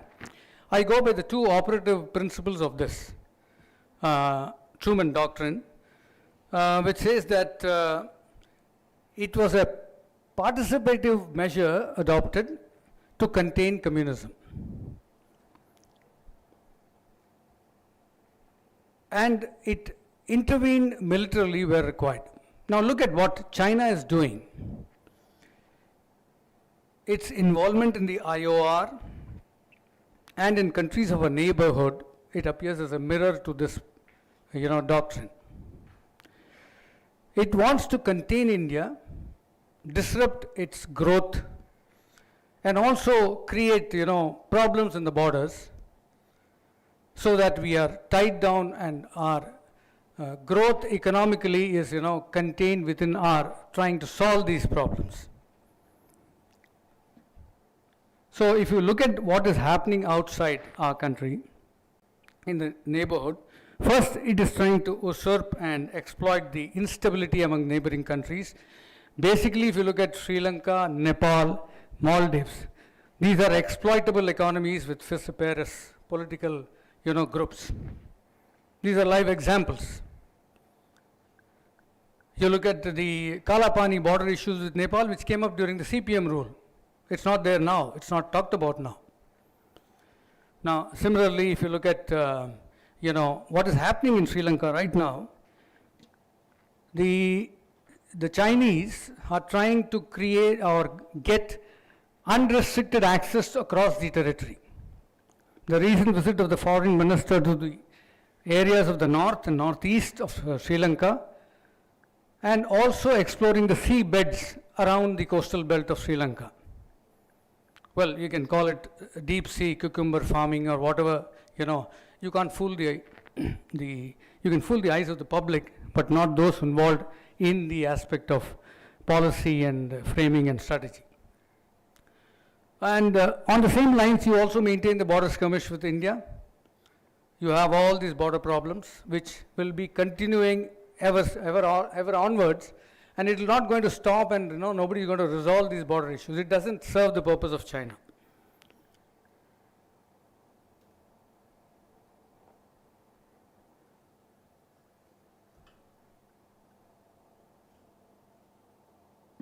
And then when you look at Bhutan, it's making a wild claim in the Sakteng Valley is a wildlife sanctuary. I don't know whether the names are rhyming or not. It's of course an old problem with Bhutan, the border issue, a 37-year-old problem, which involves not only, it involves this Doklam Valley, it's got a number of other valleys in the Doklam area, and it's got two other areas, Pasamlung and Jakanglung in the north. And each have got its own, attachment to Bhutan. So Bhutan cannot give it away. Now, will China solve the problem and demarcate the boundaries as per the IB norms? I doubt it. It's anybody's guess. If it does so, it will restore or it will come up with a diplomatic ties with Bhutan and will step into Bhutan for its aid and development. That's also a way of looking at things, of solving the problem and becoming a pinprick for India. If it does not solve the problem of borders, then it remains as an issue where it can always, use it as a tactical maneuver subsequently, or any time it wants to. So it makes us reactive to the whole thing. Foreign policy or the policy has to be dynamic and proactive. Now, increased influence in the Indian Ocean region. You have all these ports which have come up around our country, also termed as the pearls, etc. What is of important right now for India to look into and keep monitoring is the deep sea port in Chittagong and the Kyokpyu port in Myanmar, because the Myanmar port has got a 1400 kilometer long hinterland, which is also a oil terminal, and it is connected by road as well as the oil pipelines on the so-called SEZ of Myanmar. And it just sort of overlooks INS Varsha, which is just across, and so it gives a lot of space for intelligence gathering and observation as of now. So that's where we come into play in terms of monitoring these activities. I don't know how many bench or how many desk MEA has got in terms of all these activities. 3 minutes. Roger. And then it is trying to create this regional forum. Perhaps it also wants Asian order in terms of, creating a regional order with its primacy. Apart from this, we have the non-traditional threats, out of which all these are listed by the US Navy also as important threats. The third one is illegal, unreported, unregulated IUU fishing. China has reportedly got 17,000 of this deep distance water fishing vessels, compared to say about 200 or 300 which the US has got. And it is also arming these boats. So adds to the security dimension of the whole thing. We also have our internal problems of terrorism, insurgency and left-wing extremism, but it has got an external influence and dimension. That's where it becomes an important issue. So how should security be provided? So to deal with the external and internal security issues, the nation needs a capacity. And the capacity is, of course, talked about by many of them. That is the economic wealth, military power, and its ideational capabilities or power of diplomacy. So in a changing world order, policies are changing as self-interest and nothing to do with order as such. Kissinger once famously said, there is no world order. There is no order in the world. So I take this two sayings of Kangle, who, interpreted and the Arthashastra, Kautilya's Arthashastra, and also translated it. The purpose of all policies to secure an increasing in one's power, principally at the cost of one's enemies. Opportunities to be taken care of, and you should benefit from it. The problem of the defense of a state is intimately bound up with the question of foreign relations. Now, this was all talked about many centuries ago. So the capacity is both national power plus policy capacity. When I talk of policy capacity, I refer to the organizational structure and the latent capabilities of the individuals that constitute the organization. Now, policy capacity here, it refers to the foreign policy capacity, and a study done by Bajpai and Chong in 2020 has this to say. The foreign policy capacity of India seems robust at the level of the skills and talents of individuals, officials, but has significant weaknesses at the organizational and systemic levels. Organizational changes for greater efficiency and policy implementation is required at the government level and includes structural changes to the armed forces. I am sure with the in-house man as the External Affairs Minister, he would have changed many of the things within the organization for the betterment of the nation.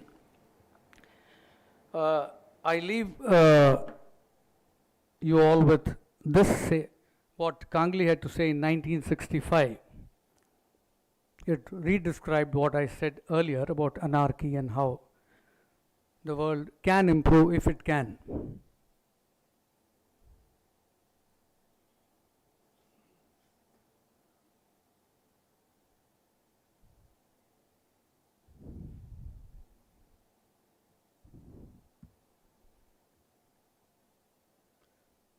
Thank you, Chair. I hope I've done it in the 15 minutes allotted.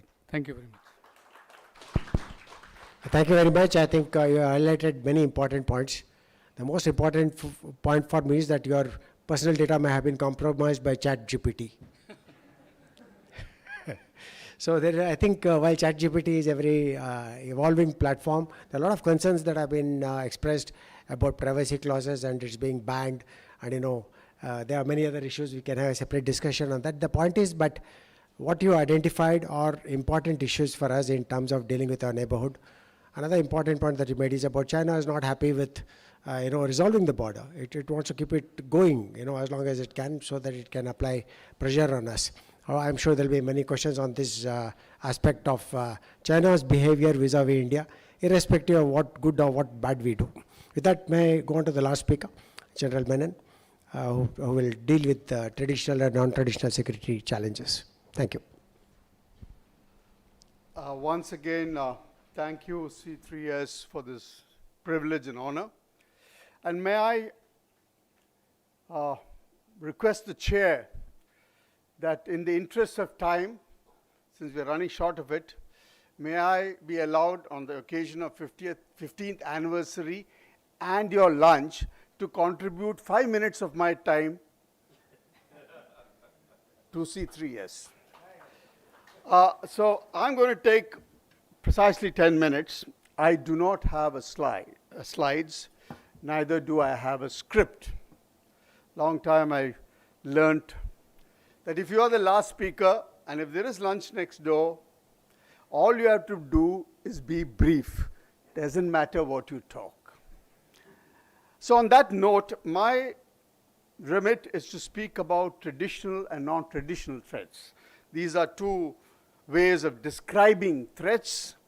And let me just plunge into first the traditional threat, which is that it's been there before, it continues to be there, but I think what we need to capture is the changing form of that threat.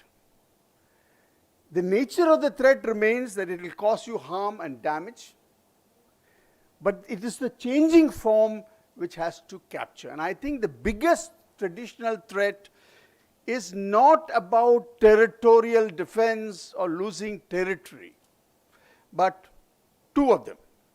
One is about the combination of a terrorist threat and with the trajectory of India's domestic politics, which is actually tearing or pulling apart the social fabric of this country.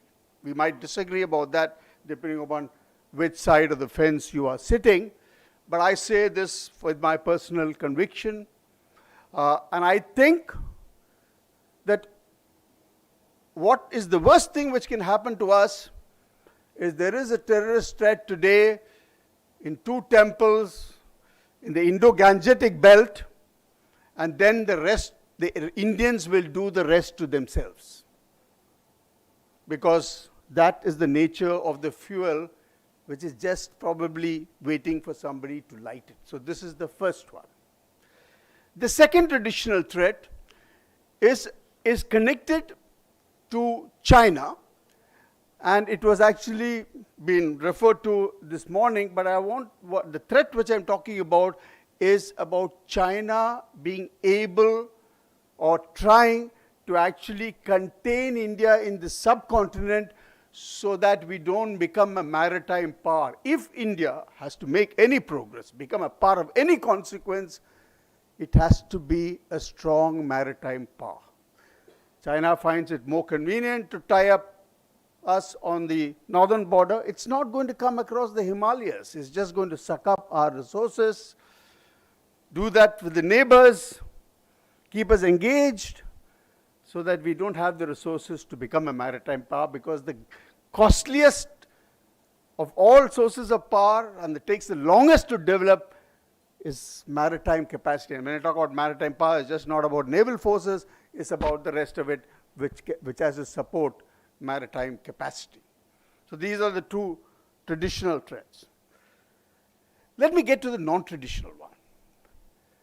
And I think what we have to look at in non-traditional is technological disruption.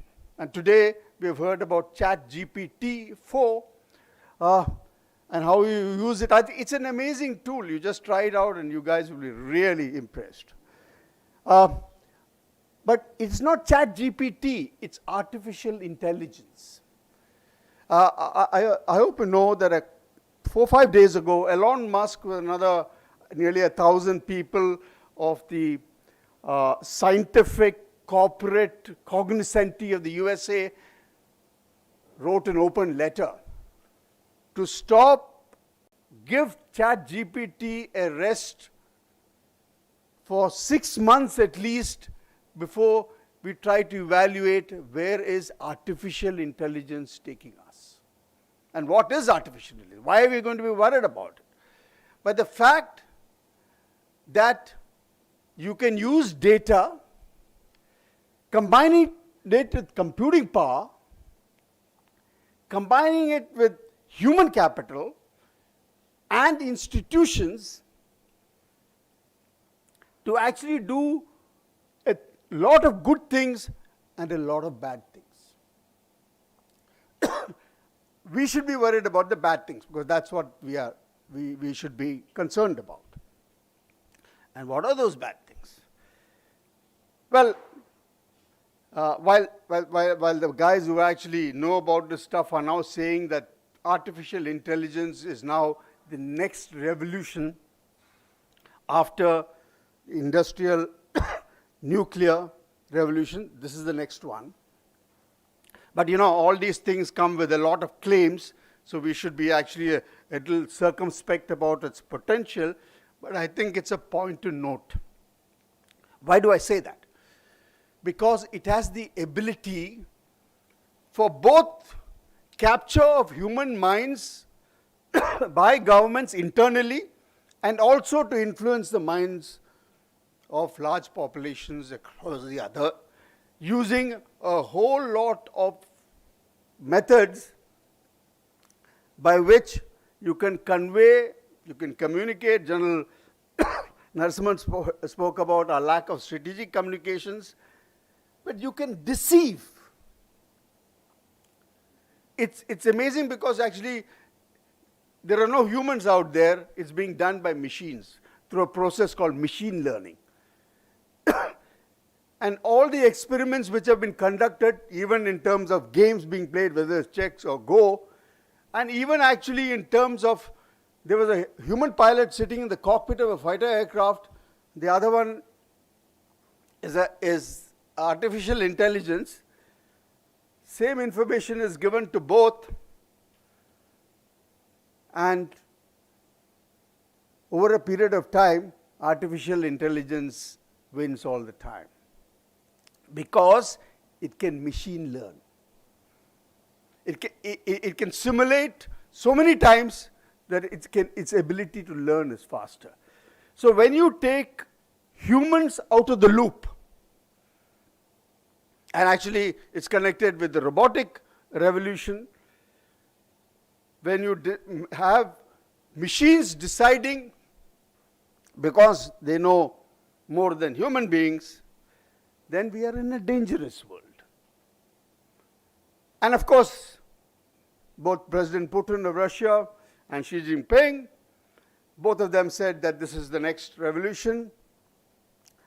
I am not quite clear about where India is at the moment, but I think we have a long way to go. But it's something which we cannot ignore, because if we don't have it, somebody else will use it against us. That is the anarchic world in which we live. And the last point, we must understand that the changes which are taking place, especially in science, even in neuroscience, that today experiments are being done to actually be able to influence the mind of people from a distance. I don't know how many of you would have heard about the American diplomats in Cuba who all fell sick at the same time. Nobody knows how it happened. Of course, they themselves denied it, anything of that sort is there. But human ingenuity and that capacity, and there's a YouTube video, there's a guy who goes to the US War College and tells them, this is what we are planning to do. Of course, maybe in the future, all the leaders and the important people of the world will be wearing some sort of protective helmet. It'll be an interesting world to live in. All you young people would be there, or maybe not. We don't know. So I think, as beyond the fact that we know where our sources are, the two greater threats, which will always, the traditional threats about nuclear weapons, climate change, all will continue. But layered on top of these threats are these new guys in town. They are scientific in origin. They sit atop all mediums by which power is projected: land, air, sea, space, and cyber. I don't want to leave with a negative note. The thing about scientific progress is, and especially about the fact that somebody is trying to use it against you, that science can be contested. Somebody does something, can do something to somebody else, the other person will always find a way to protect. That has been how humans have protected themselves and defended themselves. So on that note, thank you very much.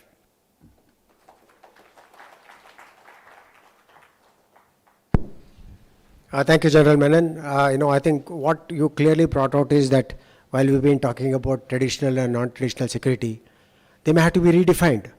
based on all the other inputs you gave about artificial intelligence, machine learning, etc., it's possible that the current domains of traditional and non-traditional threats that we have themselves would need to be redefined in the backdrop of what science, technology, and innovations can do.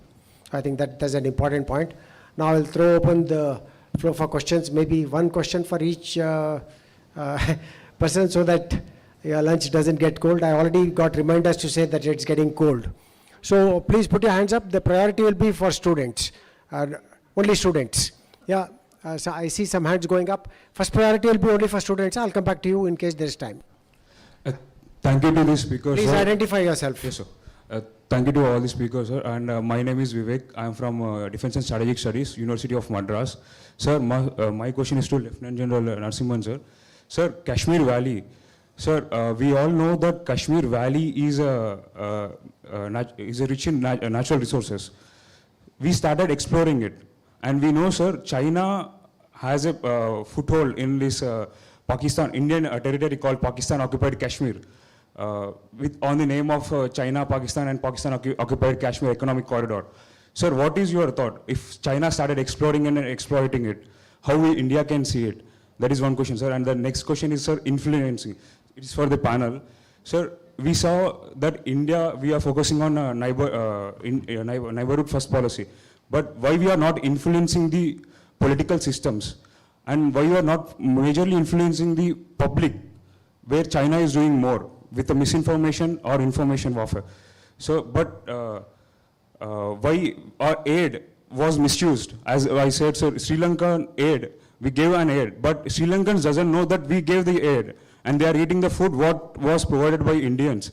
Sir, why we are not focusing on influencing the people so that further we can strengthen our strategies, I mean like strategic communications within the country where we can majorly focus. Thank you. Next question there. I saw one more hand going up there at the back. Keep your questions brief, identify yourself. Yeah, good afternoon, sir. I'm Devjyoti Saha from Pondicherry University. My first question is to Lieutenant General S.L. Narasimhan, sir. Sir, you talked about the dam that's coming up in the Great Bend. Over the years in the Ningchi prefecture where the Great Bend is located, we have seen many developments like the Ningchi Mainling Airport and now the high-speed railway that connects it to Lhasa. Can we say that this build-up that's making Ningchi a fortress, unpenetrable fortress, shows that China is now very much determined to make the dam in that Great Bend that will greatly affect our water flow? My second question is to Major General G. Murli, sir. Sir, you mentioned about the Chittagong Deep Sea Port, but didn't Dhaka cancel the Sonadia Deep Sea Port project with China? Thank you. Sir, I'm veteran Colonel Sundar, keen China watcher and from the Colors of Glory Foundation. My question is to General Narasimhan, of whom I'm an ardent admirer, because being on the NSAB, he takes a hardline policy towards China. Now, sir, there are statements being made by the External Affairs Minister, hardline statements, but it does not support the actions on ground. Vacation of the Shushul Heights is the prime example. There are many more. They have called it a strategic blunder. Now, I will quote General Menon, who just spoke. I'll keep my question very brief. He said, power is the currency of international relations and it should be backed by hard power. And China understands only this. In history, 1967, General Sagat Singh did not give up Natula. Jalapla was given up, his neighboring divisional commander. Jalapla is with the Chinese, Natula was with us. He fired artillery without the permission of the Indian government. It was fait accompli. We had some bloody noses. For 20 years, China kept quiet. 20 years later, 1987, Sumdrong Cho. It is not much known about, but Op Falkenhofen with General Narhari and General Sundarji airlifted when he asked for 1,200 mules, the divisional commander, he gave them, helicopters. We moved into such a defensive position that we could have undertaken a small offensive if required. Next 20 years, the Chinese folded. Coming back to 2008, DBO airfield, sir, we got it. Right now, why aren't we matching the hardline statements being made by the External Affairs Minister on ground? Okay, one last intervention by Professor Suryanarayan. Yeah, please go ahead, sir. Keep it brief, sir. Thereafter, I'll request the panelists to kindly respond and answer all questions which have been raised one by one. I'm Surya Narayan. Commodore Vasan, you will agree with me that one of the best instruments of strategic diplomacy is to train up the military forces of the neighboring countries and provide them arms training, etc. I do not know how many of you are aware of the fact we did that even before independence. In March, April 1947, the Asian Relations Conference was held in New Delhi. On the last day, Sultan Shahrir, the Prime Minister of the Indonesian Republic, came to Delhi in the private aircraft of Biju Patnaik. In his conversation with Jawaharlal Nehru asked him, "You are fighting in the Dutch, what can we do for you?" Then Shahrir said, "We do not have an air force, and if you can train up our air force, that will be very nice." Jawaharlal Nehru took the initiative, and 3 months before our independence, through the good offices of a private organization in Allahabad, 19 of the Indonesian pilots were trained in India. I'll give you another illustration of the success, and then I'll tell you the failure. The success, if you go through the annual report of the Ministry of Home Affairs, or Ministry of Defense, I did that few years ago. I'm not aware of the latest fact, but it must be true even now. More than any other country, we train up the Sri Lankan naval forces. The statistics given is that the number of Sri Lankan naval forces who get their training in India is far, far more than all the other countries put together. In my frequent interaction with the naval forces in Sri Lanka, most of them have got their training in India. The negative part of it is that on the 9th of August 1965, we all know that Singapore became independent.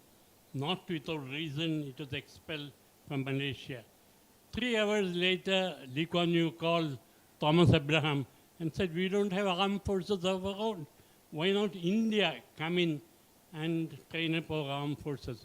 As Thomas Abraham used to tell me, the first Navy, Army and Air Force chief would have been Indians. But we did not do that. We did not take up the offer because we felt that the Indonesians and the Malaysians may not like it. When the British forces were being withdrawn from Singapore, Lee Kuan Yew again came to Delhi and told Prime Minister Indira Gandhi, "You make use of the naval facilities here for training up your naval forces, for building ships and various." Again, we did not do that thing. So there are both opportunities lost and opportunities which we had done. And I submit that we must learn from the opportunities gained and provide military training to the forces in neighboring countries. Thank you. Thank you, sir. Now I'll request General Narasimhan, thereafter General Murali, and of course the last words will be from General Menon. I can take up these questions which are addressed to you. Thank you. On the first question regarding the rare earths material that have been found recently in Kashmir Valley. See, whatever is in the part that is under our administration of Union Territories of Jammu and Kashmir and Ladakh, that we are very much in sync to take it and exploit it the way we want it. I don't think there will be any kind of repercussions on this. And POK is a different ball game that we will have to deal with it differently. The second thing is on the influencing the political systems in neighborhood. We don't believe in that particular policy. We do assist them, we do give them developmental activities, we do a lot of other help, whatever is required, HADR, everything else, but we don't start influencing and entering into the others' lives. That is part of the Panchsheel that we follow right from the 1955. The third on the dam on the Ningchir HSR, that high-speed rail and the building of the dam, etc.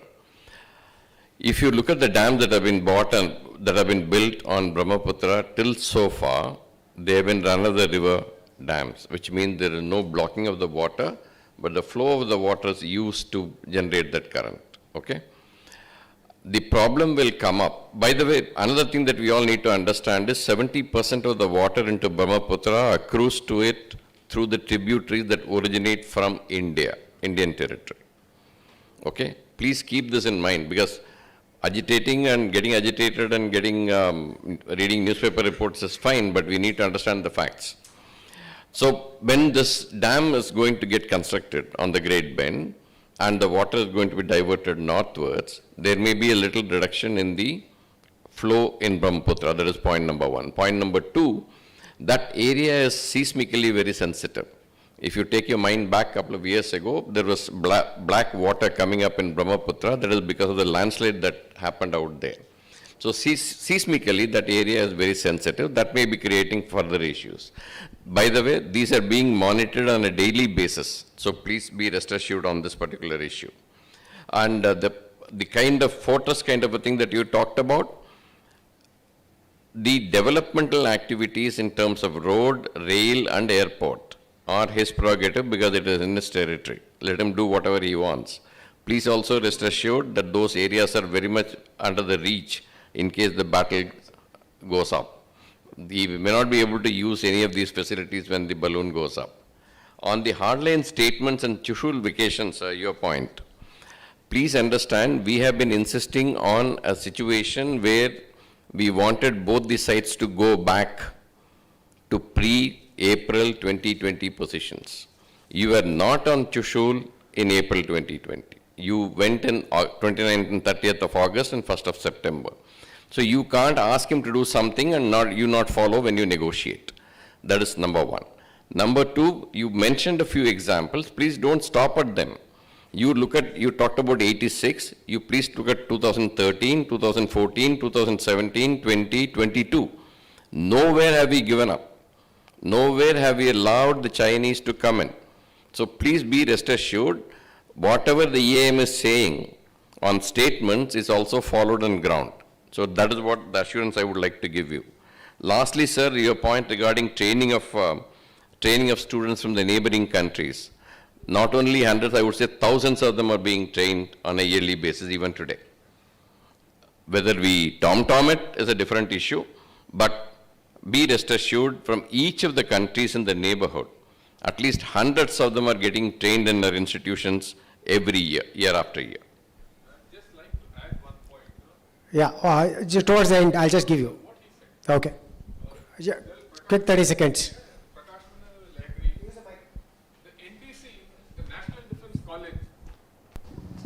The National Defense College trains at the average about 38 to 40 people every day of high seniority in every year. Am I right, sir?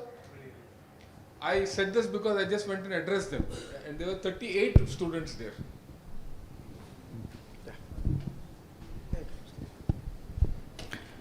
Yeah, that question. Thank you for pointing out the aspect of Chittagong Port. I wanted to contextualize this whole issue of what the method and means China is adopting to enter a region. And the cancellation is a strategic pause by Bangladesh. Diplomacy always has a quid pro quo issue always, right? It's not that, dharmic principles can be applied, but it need not be, returned in the same favor. So to that extent, this issue is still alive and is not a pause, and we be happy that yes, that thing has happened. And I would like to believe the first, the question put by the first speaker on this issue of, influencing. I used to believe that India has influenced Bangladesh to do this. Well, it may not come out in as many words, but that is a belief and conviction that I want to entertain in myself on the capacity of the MEA. Thank you. Yeah, since I'm going to be the last person, actually I have a slight disagreement with the clarification on waters, and I didn't purposely include it because I think the jury is still out on what this means for us. But we, as you said, there's a careful watch, so there is concern where it is supposed to be. But climate change and China's ability and necessity to divert waters from the Tibetan plateau, which actually feeds us, is, I think, a given. How long will they take? How much they will divert is what we have to be concerned about. And this how much is what I want to actually see. He said, quite rightly, 30% is what actually comes from there, 70% is from the tributaries. But as far as Brahmaputra is concerned and the number of people that it feeds and whose sustenance it meets, even a 10% or 15% drop will make a hell of a lot of difference. So we have to be concerned. At the moment, what they are doing, in fact, thanks to C3S, I've told my guys in Takshashila that we need to look at this differently. Let's find out what all is happening. Let's take a holistic view of it. And I think in about a couple of months' time, we hope to get a paper out on that. Thank you. I must thank all the panelists for a wonderful session that we've had. A lot of questions have come up afresh. A lot of questions have been answered. On this issue of Brahmaputra, I just wanted to say that in Chennai Center for China Studies, about 7 years ago, we had sent 2 researchers on a field visit, and we brought out that publication. So the next visit is due. So we are planning to send somebody for a field visit, and we'll take the help of both General Narasimhan and you to see that they are guided in terms of identifying what challenges there are as far as the Brahmaputra is concerned. On this other point which was there, I just want to add to what General Shankar said. There's also a practice, the Australian Vice Consul is here, is a practice that after the NDC, you find that they are appointed as the defense attaché. So which is a very good thing, and it provides a lot of continuity to us in terms of keeping these relations which are nurtured. And General Prakash Menon, who's been the commandant there, also will watch for this, to say that there are some excellent practices adopted by the people who send them here for courses. And that's the plus for us. So with this, all that remains for me is to thank all the panelists and request you to applaud their effort by joining me. Please stay on for the mementos to be handed over and for a photograph. Thank you. We are 2 minutes early. Good show. Thank you, Generals. That's been converted into digital convertency and cryptocurrency. I think I'm the very model of the modern. Major General is the right sentence to use. So, I thank the panel for conducting such a smooth session. And before we go to the valedictory, or before we go to the felicitation, I would request the panel to release the new China, this is the China Watch newsletter of the Chennai Center for China Studies. I just wanted to again remind you that this is an initiative that we started last year, and it's been very well received. So every fortnight people eagerly look forward to the updates that we provide, which is a compilation done by our young researchers. They put in a lot of efforts. And being a military guy, if it doesn't go out on the first, I am already breathing down their neck. So I'm very happy that they not only brought it out digitally, but they have some prints to tell you how we are doing this.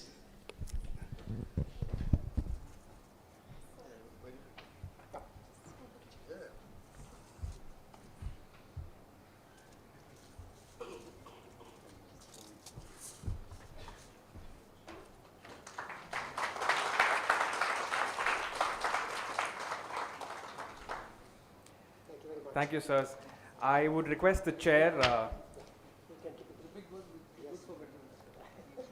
Commodore Vasan, to please felicitate our distinguished panelists. I request him to felicitate General S.L. Narasimhan.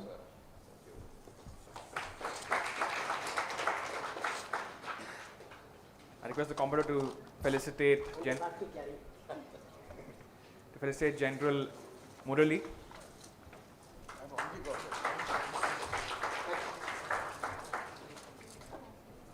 Thank you. Thank you so Thank you, sir. Thank you very much.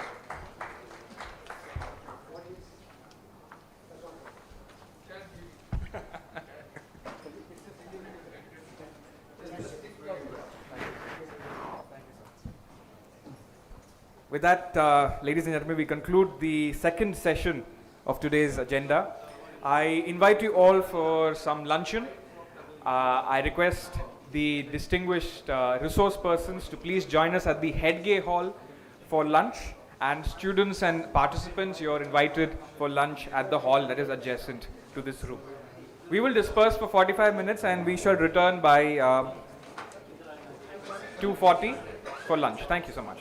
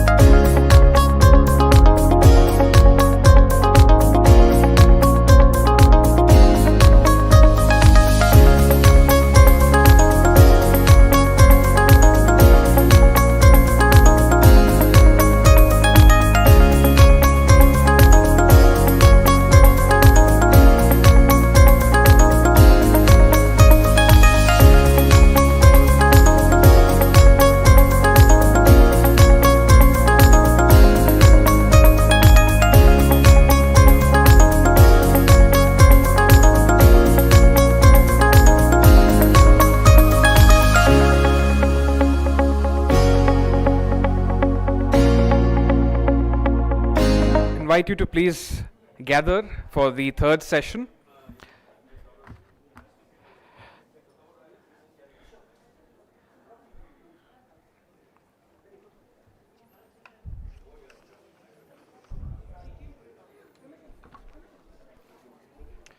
I request the students and the participants to please join us quickly as we are beginning with the third session.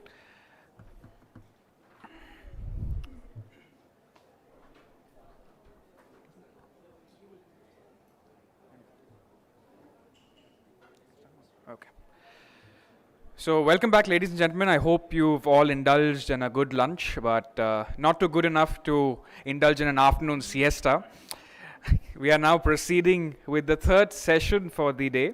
I invite the chair, Lieutenant General S.L. Narasimhan, to introduce the distinguished panelists. Do you have the script or should I give you one?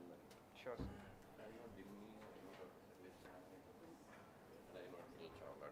I'll introduce. Sure. Just give me a sec. I'll have to.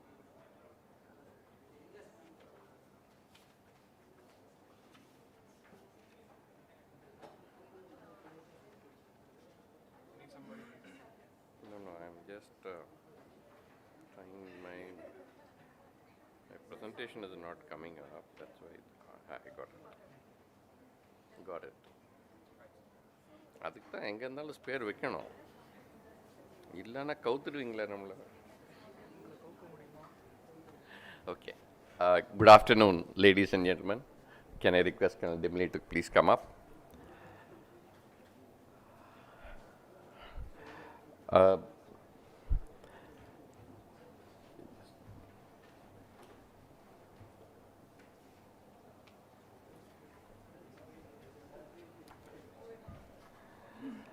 This session is titled Global Security Landscape and Prospects for India. During my presentation in the morning, because of certain technical issue regarding the hyperlinks, 3 of the slides got left out, and those are actually related to this session. So let me just cover them in 2 minutes and then introduce the speakers to come up and give their presentations. The first one is on, China has launched a number of initiatives. The first one that they launched was Global Initiative on Data Security. That was in response to Clean Network Initiative by the US. That was in the year 2020. 1 month later than the CNI, they released the GIDS. The second thing that they talked about was the Global Development Initiative. Okay? And the third thing that and for the Global Development Initiative, they were wise enough. They just wrote it on the Sustainable Development Goals 2030 of the UN so that they got the UN support. And also they've created a group of friends, which is almost 60 countries as of now. They've held a number of meetings. Then last year, on 1st of April, Mr. Xi Jinping came out with the Global Security Initiative. Now, Global Security Initiative is something which didn't start on that day. It started a year and a half before, a year before actually. And in the explanatory notes which was given by Mr. Wang Yi and Mr. Le Yucheng, who was the Vice Foreign Minister at that time, they had indicated 2 things. One, China is vying for creating an alternate security architecture. 2, the One Belt One Road initiative and the GDA, the Global Development Initiative, are subsumed into GSI. So now, on 16th of March, 15 days ago, he came out with the Global Civilization Initiative. Xi Jinping has come out with the Global Civilization Initiative. Why I am bringing all these initiatives together? The reason for that is very simple. All these initiatives have come in quick succession within 2 to 3 years. And all of them talk about a global scenario. So what the Chinese are looking at this point in time is to look at an alternative global architecture. I don't mean to say that they will create a different one. What they would do is to ensure that they benefit out of the present one and suit it to their requirement. So this is the scenario in which you need to understand this. And the second thing is the maritime domain. It didn't get discussed so much. except for Admiral Chauhan when he spoke about. Please look at the number of ports in which they have either bought them or they have stakes. They have got stakes in more than 100 ports spread across 63 countries. So you find a China, correct, thank you. You find a China which is going global, and whatever they are doing, and of course, General Murali talked about Chakfu and other things. You talk about the number of bases that they are trying to create. About 10 days ago, the Ream Naval Base in Cambodia was in the news. You find Gwadar in the news for some time. Hambantota, of course, they may not be able to use it during war, but it has come up in some form. Djibouti. Then, in the US Department of Defense report of 21, if you go, they have listed out at least 12 places where the Chinese are planning to make bases. And the reason why you need to take note of this slide is basically because please look at those dots. These dots are exactly located at the entry and exit points to the seas. And this is the strategy that the British used when they conquered the world. So please take a note of this. This is something that we all need to keep monitoring on a continuous basis. This is the background I just want to give for this session, which is titled Global Security Landscape and Prospects for India. To take us through this subject, we have 3 presentations. First one by Dr. Sailesh Nayak, Director, National Institute of Advanced Studies. I just met him last week when we were there for another seminar, which was run on India-Japan relationships. And he will be speaking on role of academia in national security architecture and policy formulation. The second presentation will be done by Dr. Colonel Dini, who is an old colleague, and he came to fame, particularly you must have seen him on a lot of this TV interviews during the Galwan time, because he commanded the battalion in that area, and so he is well versed with that place. Information operations and externally aided internal disturbance is what is he going to talk about.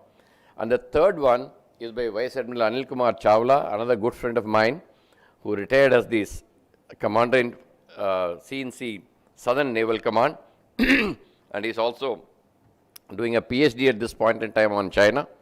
And he is going to speak to us on Indianness of Indian Ocean region threats and capabilities. Without spending much more time, the profile of all the speakers have been given to you in the booklets. Please go through them. May I now invite Dr. Sailesh Nayak to give his presentation for 15 minutes, please. Thank you. Thank you very much, General Narasimhan, and it's a pleasure to see you again in such a short time. I have a brief presentation I'll just share with you.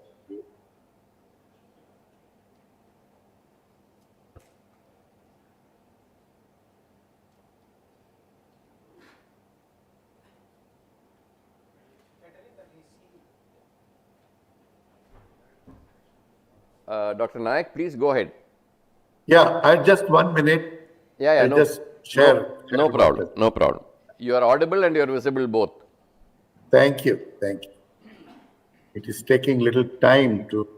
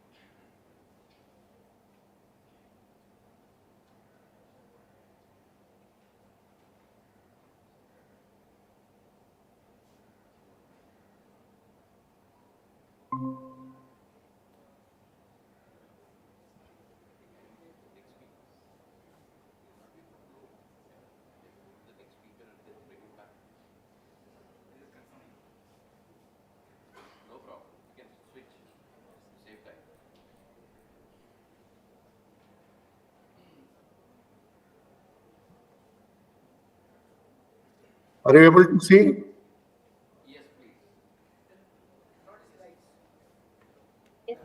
Yes, sir. Your slide is visible. Visible? Okay. Yes, and you're audible, sir. Okay. Can you put the full screen? Yes. Thank you, sir. Yeah. Thank you. Thank you very much for inviting me for this very important workshop on this. And General Narasimhan has a very nicely summarized the global order and the what are the challenges today. And I would briefly touch upon some of the issues which may be very critical for us from the academic point of view, as well as from the security angle. The security, actually, I liked what General Pannu's definition, that it covers all areas of governance, which includes everything: physical, economic, resources, energy, human security, as well as territorial integrity, which you are quite familiar.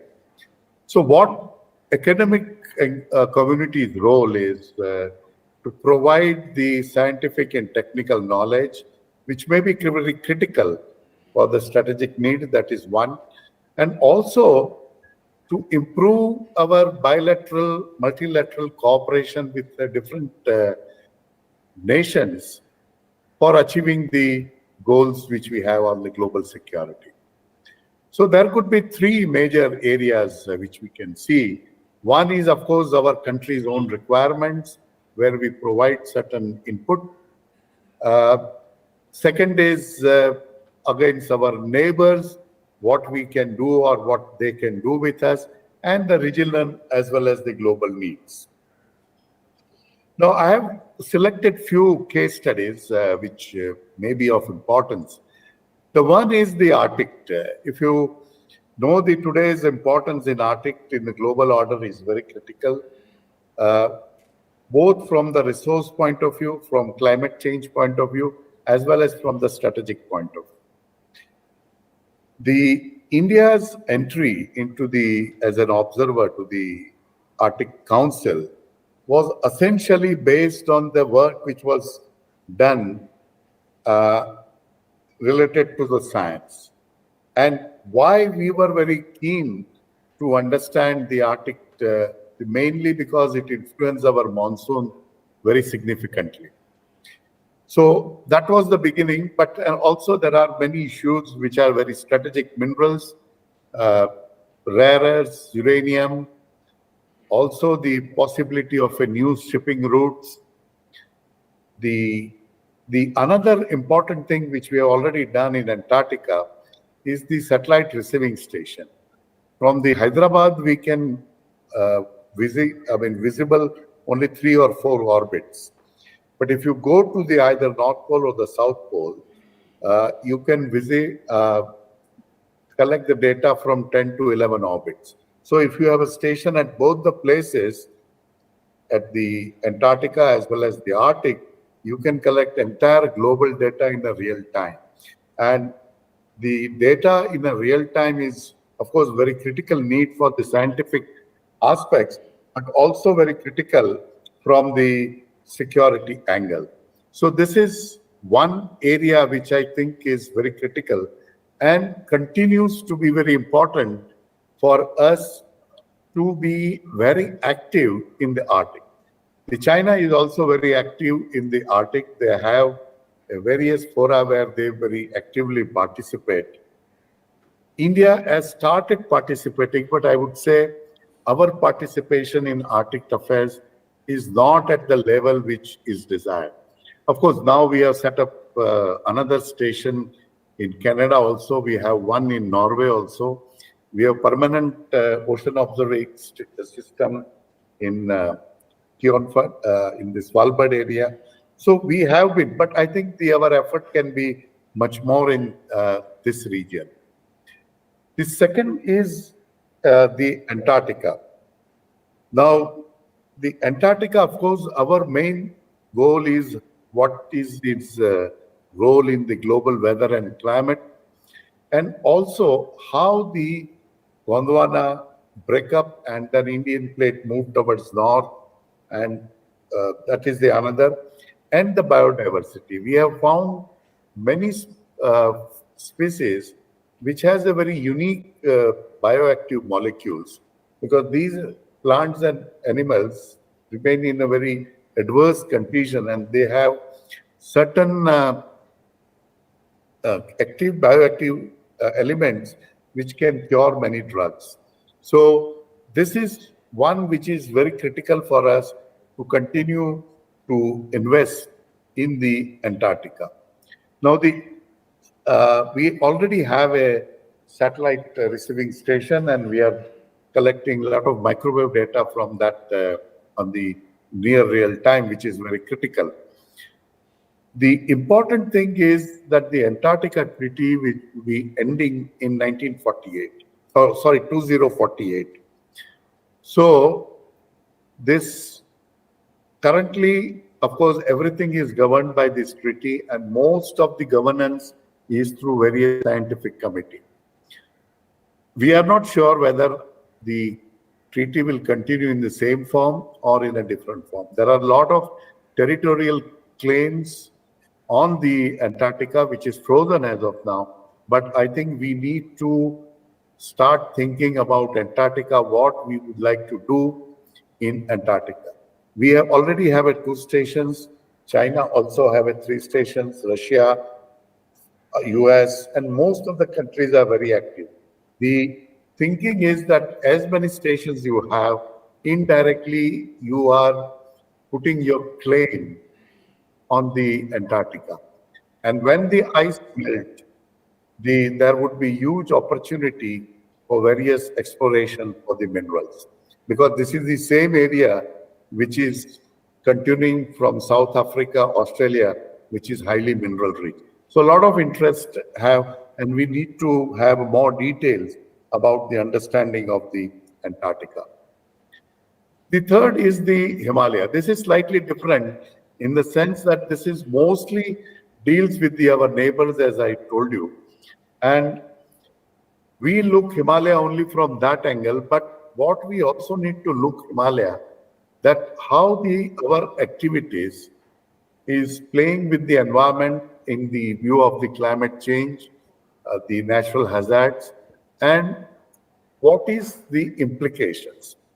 Now, the implications are many, and the information required to address many of these issues is not complete. So the idea was mooted to have a Himalayan Science Council sometime in 2013. It took some time for the acceptance, but the important thing is the BIMSTEC, National Security Chiefs meeting, which held in March 2017. They agreed to this concept that we should have a Himalayan Science Council. It was not done under SAARC, because all of you know that SAARC is not functional. And of course, Pakistan and China may not like to support this. To begin with, this was an idea. This follow-up this meeting, the expert group also met and they worked out what is to be done. Unfortunately, after the COVID came, and then there is no further progress. But I think this forum could be extremely useful for the academia to interact with the neighboring countries, which could be also, the information could be very useful for the strategic purpose. The climate change is another issue, which is very critical from the security point of view also. And what the global north is proposing is on the saying about the climate migration, climate conflicts, and the small island developed states have been fully supporting, essentially to put pressure on India and China that both the countries have to do more than what they have been doing. They also like to discuss this issue in the Security Council. Of course, India and the many global south has been opposing this, because the climate change negotiations are happening under UNFCCC, and that should continue, because it should not go to this. But I think the important point from the Indian point of view to secure the energy security is the prime factor. And our negotiation has to go towards that how we secure the energy requirement of the country. There are many other examples about tsunami warning system, which brought Indian leadership in the Indian Ocean. The High Seas Treaty, which we have signed recently, is a very critical one area, is of very importance, is the demarcation of marine protected areas. And this is, in my view, a ploy to put certain ownership of certain areas in this region. And because it's not clear who will police, who will govern those areas, why any particular area should be marine protected. So this is an area which we have to put a careful. Outer space is again another important area. I will not go into the details, but one important thing in the Afghanistan about the mineral resources is the vast resources are there. And it is not very clear that what will happen under the Taliban rule. So this is an area which needs our attention and assessment, that whether these mineral deposits are there or it was again a ploy of USGS. All these issues, I think, are very critical. I'm not going into details about cyber security, artificial intelligence. So there are many number of topics which I think academia and the strategic analysts should sit together to work together.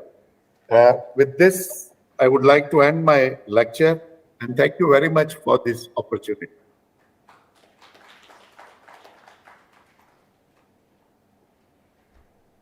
Thank you very much, sir. Now let me invite Colonel Dimni to give his presentation. The closing remarks, I'll do it combined with all the three.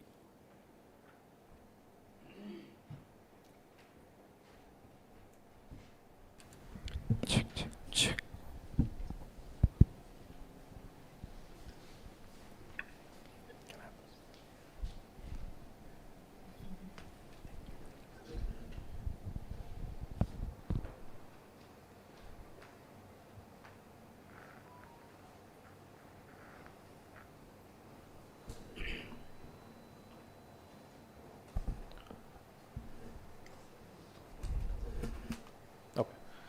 At the outset, I would like to place on record my sincere thanks to Commander Vasan, Shri Bala, Ms. Sapna, and all the team members of 333S for inviting me and giving me this opportunity to share the dais with such eminent strategists like General Narasimhan, General Shankar, General Murli, and General Menon, and all the other distinguished members who are sitting right now here. I know after lunch it's very difficult to get the attention, and that to many such topics. I can and especially some students back sitting there, I can make out from your faces that you are going into a different zone now. But I'll try my level best to finish first of all this very interesting topic, information operations and externally aided internal disturbances, which is actually very challenging for me to finish it in 15 minutes. So, but I've just put the timer on because coming from staff college, sir, I don't want to, even take 1 second extra. So straight away, going into the topic, information operations and externally aided internal disturbances. At the first, I would like to say that this is nothing new. There's nothing new which is there. It has always been there. The various forms have changed. The way it has been delivered has been changed, but it has always been there, especially a country like India. We always know right from our ages, all these things, both information operations and externally aided internal disturbances have been there. I mean, the threats which were given in 3rd century BC, Chanakya had, mentioned about 4 threats. And I think General Menon was mentioning about the types of threat today which we are seeing. And he had mentioned then that there are 4 types of threats and, external, internal. And we today are talking about this, the third one, externally aided internal disturbances or threats, either way which you want to call. Now, when I go into the information operations, there are 2 dimensions to information operations. One is the purely military domain, which many of the military people do understand. And then there is something which is, slowly but steadily evolved over a period of time, which now does not just stick only to the to the military domain. It is now going into all other spheres of the society. So quickly, just for information, that what is the information warfare as far as a war scenario goes? It is primarily a command and control warfare, to make things easier for people to understand, especially the students, that during war, there is a military commander who wants to pass information to his troops so that they can operate. So if you cut off that, so the troops cannot operate. So that is what, as simple as that, is command and control warfare. So you use information, you either destroy the command and control center, you use electronic warfare, you jam the systems, you can't communicate. Then you have military deception, that you show forces somewhere else so that he's or she, the commander, is forced to take wrong decisions. And then you have operational secrecy, and finally you have psychological warfare also. So all these form part of the military domain or the war scenario. But today we are speaking about the strategic competition scenario. We are not talking of peace scenario. We now call ourselves in the strategic competition scenario. Now, how does information warfare play out in the strategic competition scenario? So basically there, it was not allowing command and control system to function properly. Here it is purely manipulation of information, so that a target, which could be anybody, that is my next, sir, it could be everyone. Each one of us sitting in this room have been or are being and will be targets of information warfare. Our views, our thought process, everything, we may think that is not influenced, but definitely, friends, it is all influenced, because we have been constantly being given, being read, and we force ourselves to read, and we then form our opinions. So some of the important things are that one does not, is not sure that when it starts, how it starts, and where it ends. It's always there. Then it's also closely linked to psychological operations. Definitely it is closely linked to psychological operations. You cannot take psyops from, the information warfare which is there. Truth and fiction is absolutely blurred. There is, what is truth, what is fiction, we don't know. The fiction will be put as good as truth, and we like to believe that that is what is true. People who have served in the armed forces, people who have served in diplomatic circles or otherwise, they themselves get confused that, when I saw it was something like this, how come it is coming to be today like this? Because that is the way information warfare works. Just war theory fails. There is nothing known as just war. Everything is fair in this. Of course, everything is fair in war also, but here it is absolutely blatant. Otherwise, you don't have any reasons. When a COVID kind of a scenario happens, then there is an information warfare happening that this particular vaccine is not fit. So that's against humankind, but that's the way nature it is. Now, I want to, the audience to read this particular quote from a book, and the student should read this book, From the Ground Up, Emil Simpson's. He writes, how will, future war, after war, or how will conflicts be defined in the future? He says, war is a competition to impose meaning on people. So whatever is happening in Ladakh, whatever Chinese has done or have done, it is to impose some meaning on us, that we did this because of this. So here what happens is that everybody derives their own meaning. It's because of, because we are weak, or maybe because we are getting closer to US, or because they want to link the CPEC. So many things have been given, and the aim is to give that meaning, that impose that. And whosoever is able to give a better meaning, they are taken as victorious. That's exactly what happened. Like, for example, US, after having spent so much of time and resources in Afghanistan, when they left Afghanistan, it is taken as if they've lost Afghanistan. So that is very important. It's a competition to impose meaning on people. So the people will decide what happened, and how it is decided is what information warfare is all about. So although, let's be very clear that India is not facing one particular threat or from a particular nation, or two nations, or our neighbors. No, I believe that we are facing threats from everywhere in the country, in the world, precisely because it is an era of competition.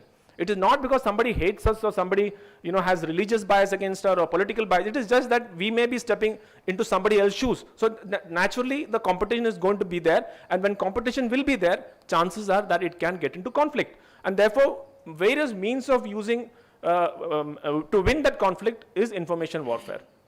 So China is definitely into it. Pakistan, we all know, is into it. Even some Western, I won't say countries, but definitely groups would like that India should not grow. But I am here focusing only on the PLA part, because to touch upon everything else would be very difficult in the short time. So we all know that PLA has a 3 warfare strategy, which is an official, it's a political, informational, non-kinetic theory which they have stated, and in which there are primarily 3 things, what they mentioned. That is use of media or public opinion as a warfare, psychological warfare, and legal warfare. Easy to understand what each it is. But this is what they've stated, and this is stated in their Political Works Regulation of PLA 2003.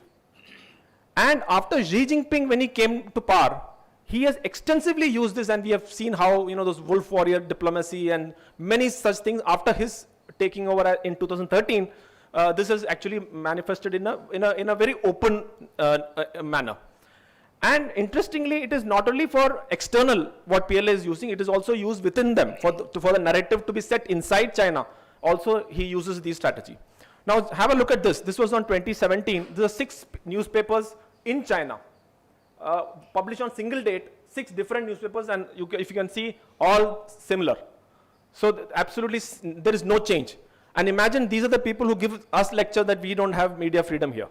Okay. Now, this is what, coming to the next thing. This is, as on 2020, the kind of official presence on platforms, various platforms of PLA, or China rather. Just have the number of viewers or number of things which there. And mind you, many of the, like for example, Twitter is not there on China. It is not, it's banned in China. And you just see the kind of people who are, following them on Twitter. So how easy it is for them to influence, to put across their words, to put across their ideas, to put across their thinking all across the globe.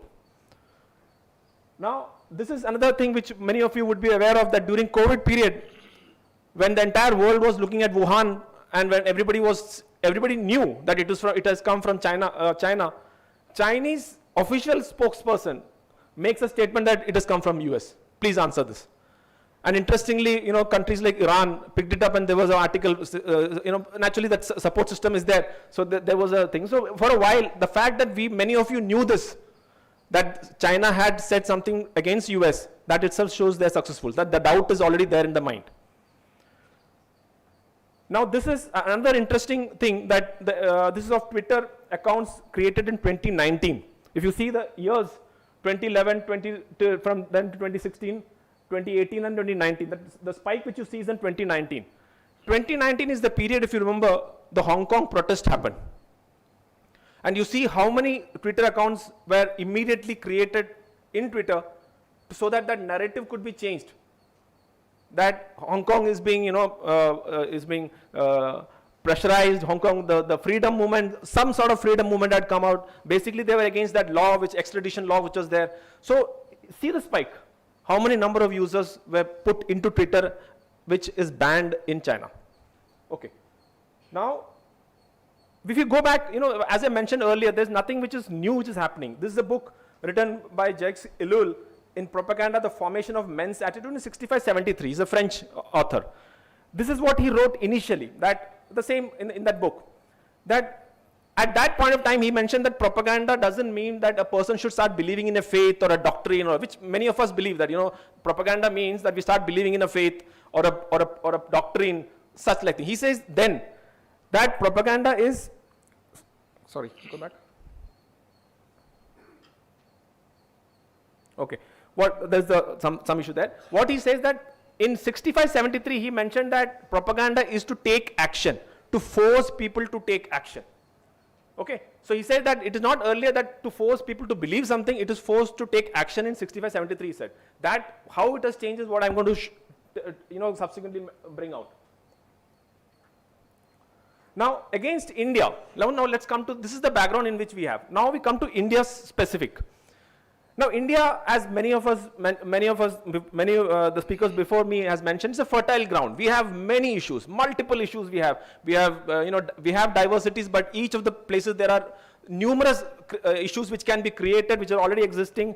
So it's a fertile ground for information warfare. And information warfare campaign is there in our country 24/7 into 365. It's happening every time, every day, everywhere. As we speak now, it is happening because we are such a diverse country with so many issues which are happening, and so some of the other agendas keep happening. Now, interestingly, there are seemingly different campaigns happening. Maybe a farm bill somewhere, maybe a northeast issue somewhere, maybe a Tamil issue somewhere. But somehow all these things seemingly is different, but some coordination is. You will see that immediate. That's what the famous toolkit and all those things. That one agenda has to be pushed in. You will find that there is a pattern which is there, which is being followed by all of the people who, or the architecture which is there, which we loosely call as ecosystem. Now, misinformation, disinformation, fake news, credible planter stories, all this is happening, in a manner that we take it that this is what is the truth. I have seen this happening in Ladakh. Sir mentioned about what happened in Ladakh. I, as a CEO, walked the entire places, and suddenly I saw articles being written by people who were nowhere there, saying that this mountain is this way is going like that, this path will come. I was shocked to see how in 2 years the terrain has changed so much that I am totally. So that is the kind of thing which happens.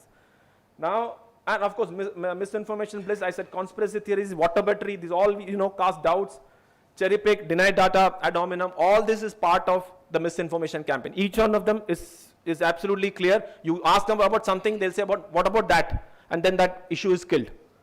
So many theories, people just give up. Now, what I want to highlight, and I'm just rushing because of shortage of time, is that, in India's case, we have our strengths. For example, let's say democracy. Now, democracy is our strength, but democracy, the very fundamentals of democracy is under threat.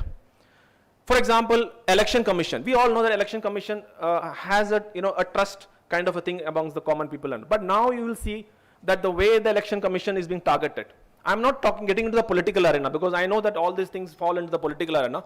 But there is a systematic campaign to bring down the trust factor of the election commission. There is the EVM machines. Everything is under constant barrage of if an election goes this way or that way, or the timings, the date, what to speak of. When Galwan happened, it was Bihar regiment which was there, sir. And there was a talk that Bihar regiment was there because Bihar elections are coming up. We all know in the armed forces that the elections, the regiment don't move like that. Now you see of judiciary. The judges everywhere constantly they are under scrutiny, and they are actually many of the times they're not the doubt, the casting doubts which we say through articles, through tweets. There is just no holds bar. I'm not getting into too much of detail because economy. Now today also we heard two different divergent views. I for myself believe that we are not doing extremely well, but we are not doing bad enough. That we don't have to be that negative mindset that we are not doing anything. But we have done fair enough, and we are, I think, moving in a fair direction. So all these things are being destroyed so that the trust in all these things is reduced to drastically. Now, ultimate desired end state as far as information warfare in India is not to make you believe me, is not to make you believe General Narasimhan, is not to believe in General Shankar. It is to trust none. Nobody, it is to trust none. MEA says something, just don't trust them. Army says something, just don't trust them. You have occupied Trishul Heights, I don't trust. But I don't, it is just that absolutely trust none is the end state which they want. So what happens that? So if you don't trust anybody, you will be in a permanent state of disturbance. The mind is disturbed. You will see that, that's what happens. The mind is disturbed. There is unemployment, there is China on the border, there is COVID, Corona, everything is, there is racial discrimination, there is, somebody brings from North India a curd and he puts dahi. Why should dahi be there? Why not, use Tamil word? So all this thing constant, he is under pressure. So what will happen? It will lead to a kind of a notion that it's a failed state. The system is failing. It's a crumbled state. It's a broken social contract. I am not safe here. This country doesn't function. That is the kind of mindset which they want. So what happens that if you are there, then you can exploit, you want people to be pushed to the streets. That's exactly what happened in CA bill. That's exactly what happened in Farm bill. That's exactly what, like earlier, I think Ambassador Mohan mentioned that, one protest and you could pull back the entire thing. That's exactly what is happening. And now this protest potential of population, it is based on facts. Yes, sir. Just one more minute and I'll finish, sir. This is a research done by this political scientist at Harvard. In this, very interestingly, they analyzed both non-violent and violent means. And they mentioned that 3.5% of the population, if they come to the streets, mind it, just 3.5% of the population, if they come to street, you can bring changes. That's exactly what we saw in Farm Bill, where not even 3.5% had come. So if you look around the world, this is exactly what they've said, and they have brought it with facts and figures. So my take is that all this CA, COVID management, Farm Bill, Agnipath scheme, all these protests, there is a method in the madness which happens. The cause may be genuine or may not be genuine, but how it progresses ahead, then it will be different. So my last point in this is that I started off with external aided internal, but I think the way things are going, it could well be internally aided and giving support to the threat which is from external. And final word, this particular shloka in Sanskrit says it all, Agnina Dhamanastu Shatru Madhye Gato Rene. For foreign friends, when there is fire all around, you are surrounded by enemies in the battlefield. Thank you. I've taken 2 minutes extra, sir. Sorry for that. Thank you very much, Colonel Denny, for that excellent exposition on information operations. May I now request Admiral Chawla to give his presentation, please. Thank you, sir. I trust I'm audible.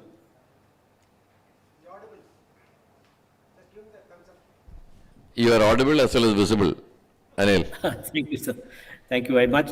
General Narasimhan, fellow panelists, Commodore Vasan, other eminent individuals attending this very fine seminar. It's indeed an honor. And at the outset, like all the other speakers, I would like to thank the Chennai Center for China Studies for giving me this opportunity to speak. I'm also aware that I'm the last speaker in the last session. And so I'll stick to the topic that I've got, because very fine presentations have happened before me, and a lot of the issues have been covered. So since my topic is Indianness of the Indian Ocean and threats and capabilities, I will dwell for a short while on the Indianness of the Indian Ocean, and then I'll go on straight to the capabilities that are required, because I think the threats have been generally covered. I'll just take maybe 30 seconds to refresh the threats that face us in the oceanic domain. And thereafter we can have a discussion, which is, I think, going to be the more fruitful part of any seminar. Now, as far as the Indianness of the Indian Ocean is concerned, we're all aware that this is the only ocean in the world named after a country. We take a lot of pride, rightly so, in this. We very often feel that this is India's ocean, which it is not. None of the oceans are any country's oceans. We are very fortunate and have our civilizational legacy to thank for this name being given to this ocean. And if you really go into the background of how this name came about, it was only really during the colonial era, somewhere around the 1500s, that the stamp was given to calling it Indian Ocean. Before that, it had gone through a multitude of names. In the first century, the Greeks called it the Erythraean Sea, that was the Arabian Sea. And really, the Indian Ocean was not known because of the lack of sailing experience across this wide expanse of ocean, because most of the trade used to happen along the margins of the land. Essentially, it is very interesting to see that most of the ancient civilizations developed around the North Arabian Sea. Whether you take the Mohenjo-daro and Harappa civilization, whether you take the Sumerian, whether you take the other civilizations that developed in the Middle East, even extending as far as Egypt, and of course the Iranian civilization, they all sort of developed in this area. And the striking geographical feature that has given us our name, the country its name, and of course the ocean, as most of you are aware, is of course the Indus River, because that was the main feature in the Indus Valley civilization, which people either invading across land or sailing across the sea encountered, either the civilization, the Indus Valley civilization, or the river. And therefore the land of Indus became India, and that's really the origin of the name Indian Ocean, which was, as I said, concretized somewhere around the 1500s. It's also very interesting that while India has a very deep connection with the oceans, whether you can call it from the Rig Veda time, the Sagar Manthan, the name Lord Varuna itself, the fact that the first two avatars of Lord Vishnu are maritime in nature. There are many examples of history which connect us very deeply to the seas. It was essentially India's civilizational clout, the soft power at that time, as also a maritime prowess. And the fact that we dominated this space, oceanic space, geographically, culturally, civilizationally, and economically, that led it to be given the name Indian Ocean. Otherwise, you might well ask, why should it not have been the African Ocean or the Australian Ocean or the Indonesian Ocean? And some of you may be aware that in 1965, there was a move by Indonesia to try and rename this as the Indonesian Ocean, because they claimed that they were also an ancient maritime power. But it was a soft power, it was a civilizational history that has actually led it to being called the Indian Ocean. And so my submission is that we should not firstly take it for granted that it will always be the Indian Ocean. We have to be mindful of the fact that we need to be or continue to be a civilizational power in all aspects of that power, comprehensive national power. For us, for it to be deserved to be called the Indian Ocean, and we should never rest on our laurels as far as this is concerned. And the Indian Ocean really is very comprehensively dominated by Indian culture and civilization, examples of which are available from Southeast Asia to the Middle East to Africa, all the way down to Australia. In fact, the Aboriginals have a close connection to the ancient people of Tamil Nadu as well, which has been proved by genetics. Now, when we come from this to the second part, where I'll spend more time, that is the threats and capabilities. Now, today, the threats, a lot of people have spoken about threats. Broadly, they can be divided into two: the traditional maritime security threats and the non-traditional threats. The traditional, of course, being the traditional military threats from state actors, and non-traditional being issues such as terrorism, drug smuggling, people smuggling, gun running, threats from climate change, natural disasters, etc., etc. So these are the two broad categories which maritime forces and the country have to combat in the oceanic region. Now, coming to the capabilities that are required, as I said, I'll spend more time on that. India and India's maritime forces, particularly the Indian Navy, have been very closely involved in ensuring maritime security of the Indian Ocean region, particularly since the end of the Cold War. Because before the Cold War, the world was really dominated by two camps, and the role that India could play was rather limited. We were also more insular, inward-looking. It was actually the end of the Cold War that led to the advent of the Look East policy under the Narasimha Rao government, which has been expanded now to the Act East policy. The initiators of the Look East policy was the Indian Navy. Similarly, the outreach to the USA after the Cold War started with the Malabar series of exercises, which was again led by the Indian Navy. I was fortunate to be on the first ship that carried out the exercise in 1991. And so you can see that, the outreach, maritime outreach has really flowered since then. And particularly once our economic opening up took firm root. Thereafter, we have started participating in a lot of multinational exercises.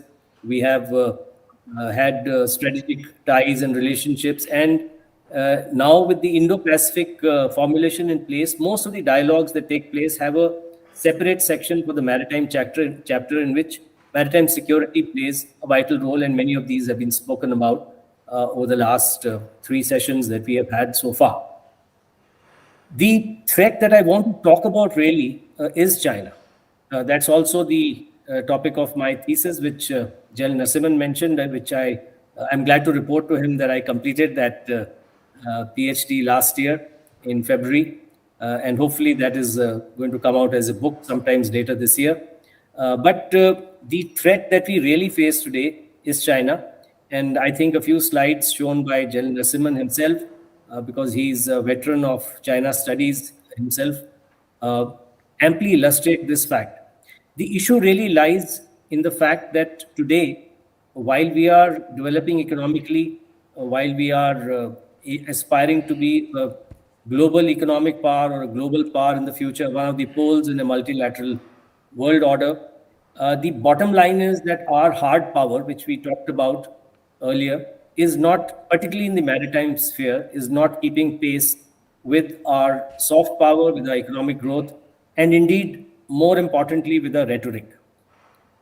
Theodore Roosevelt had said very famously, speak softly, but carry a big stick. We should not end up, speaking loudly, but carrying a twig, because then that becomes counterproductive and people can call your bluff. And in this regard, our growing imbalance, maritime force imbalance with China, is something of a concern.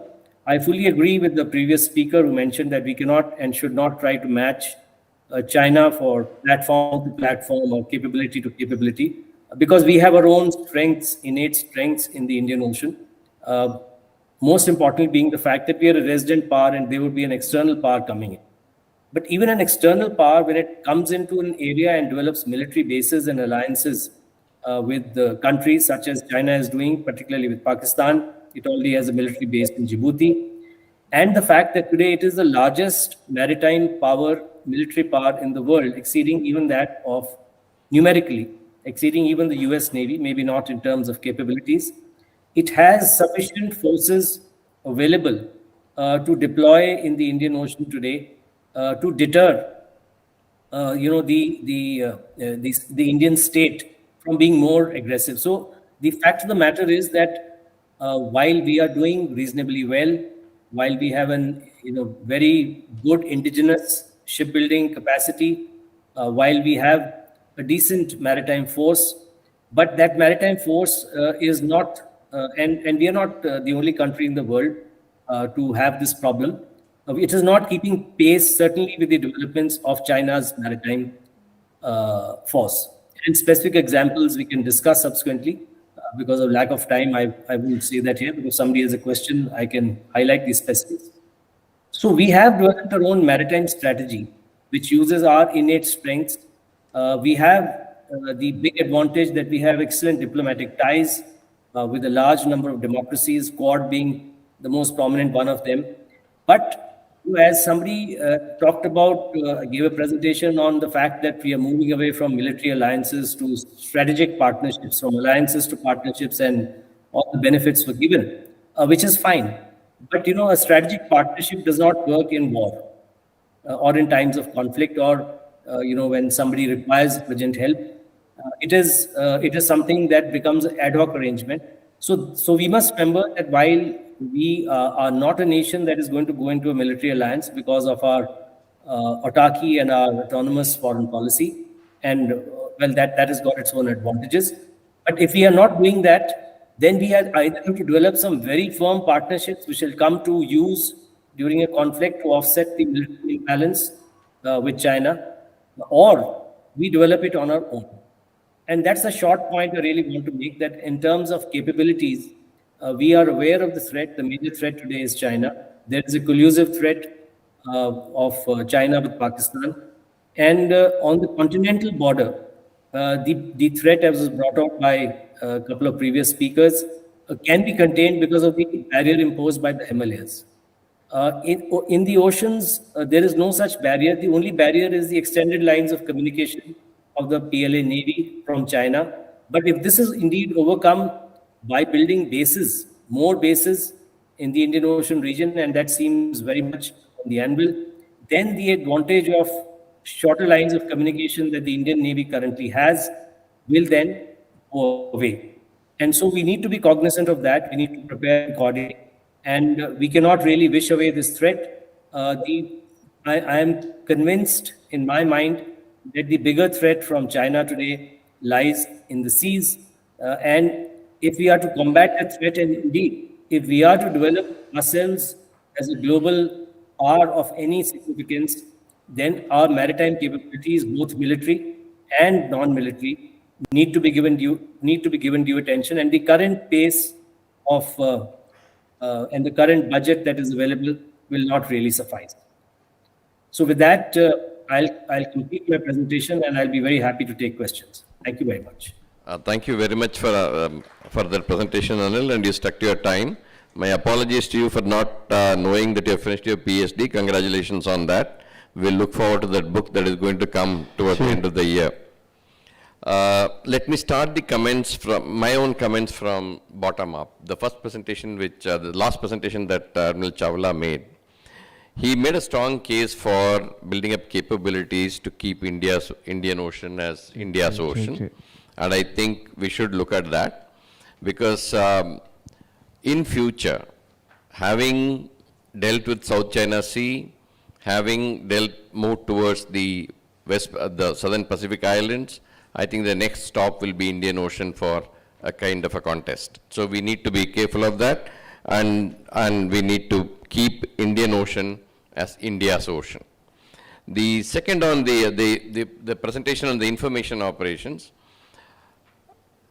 like Dennis said, information operations do not have a specific time frame. They happen during peacetime and they continue during wartime.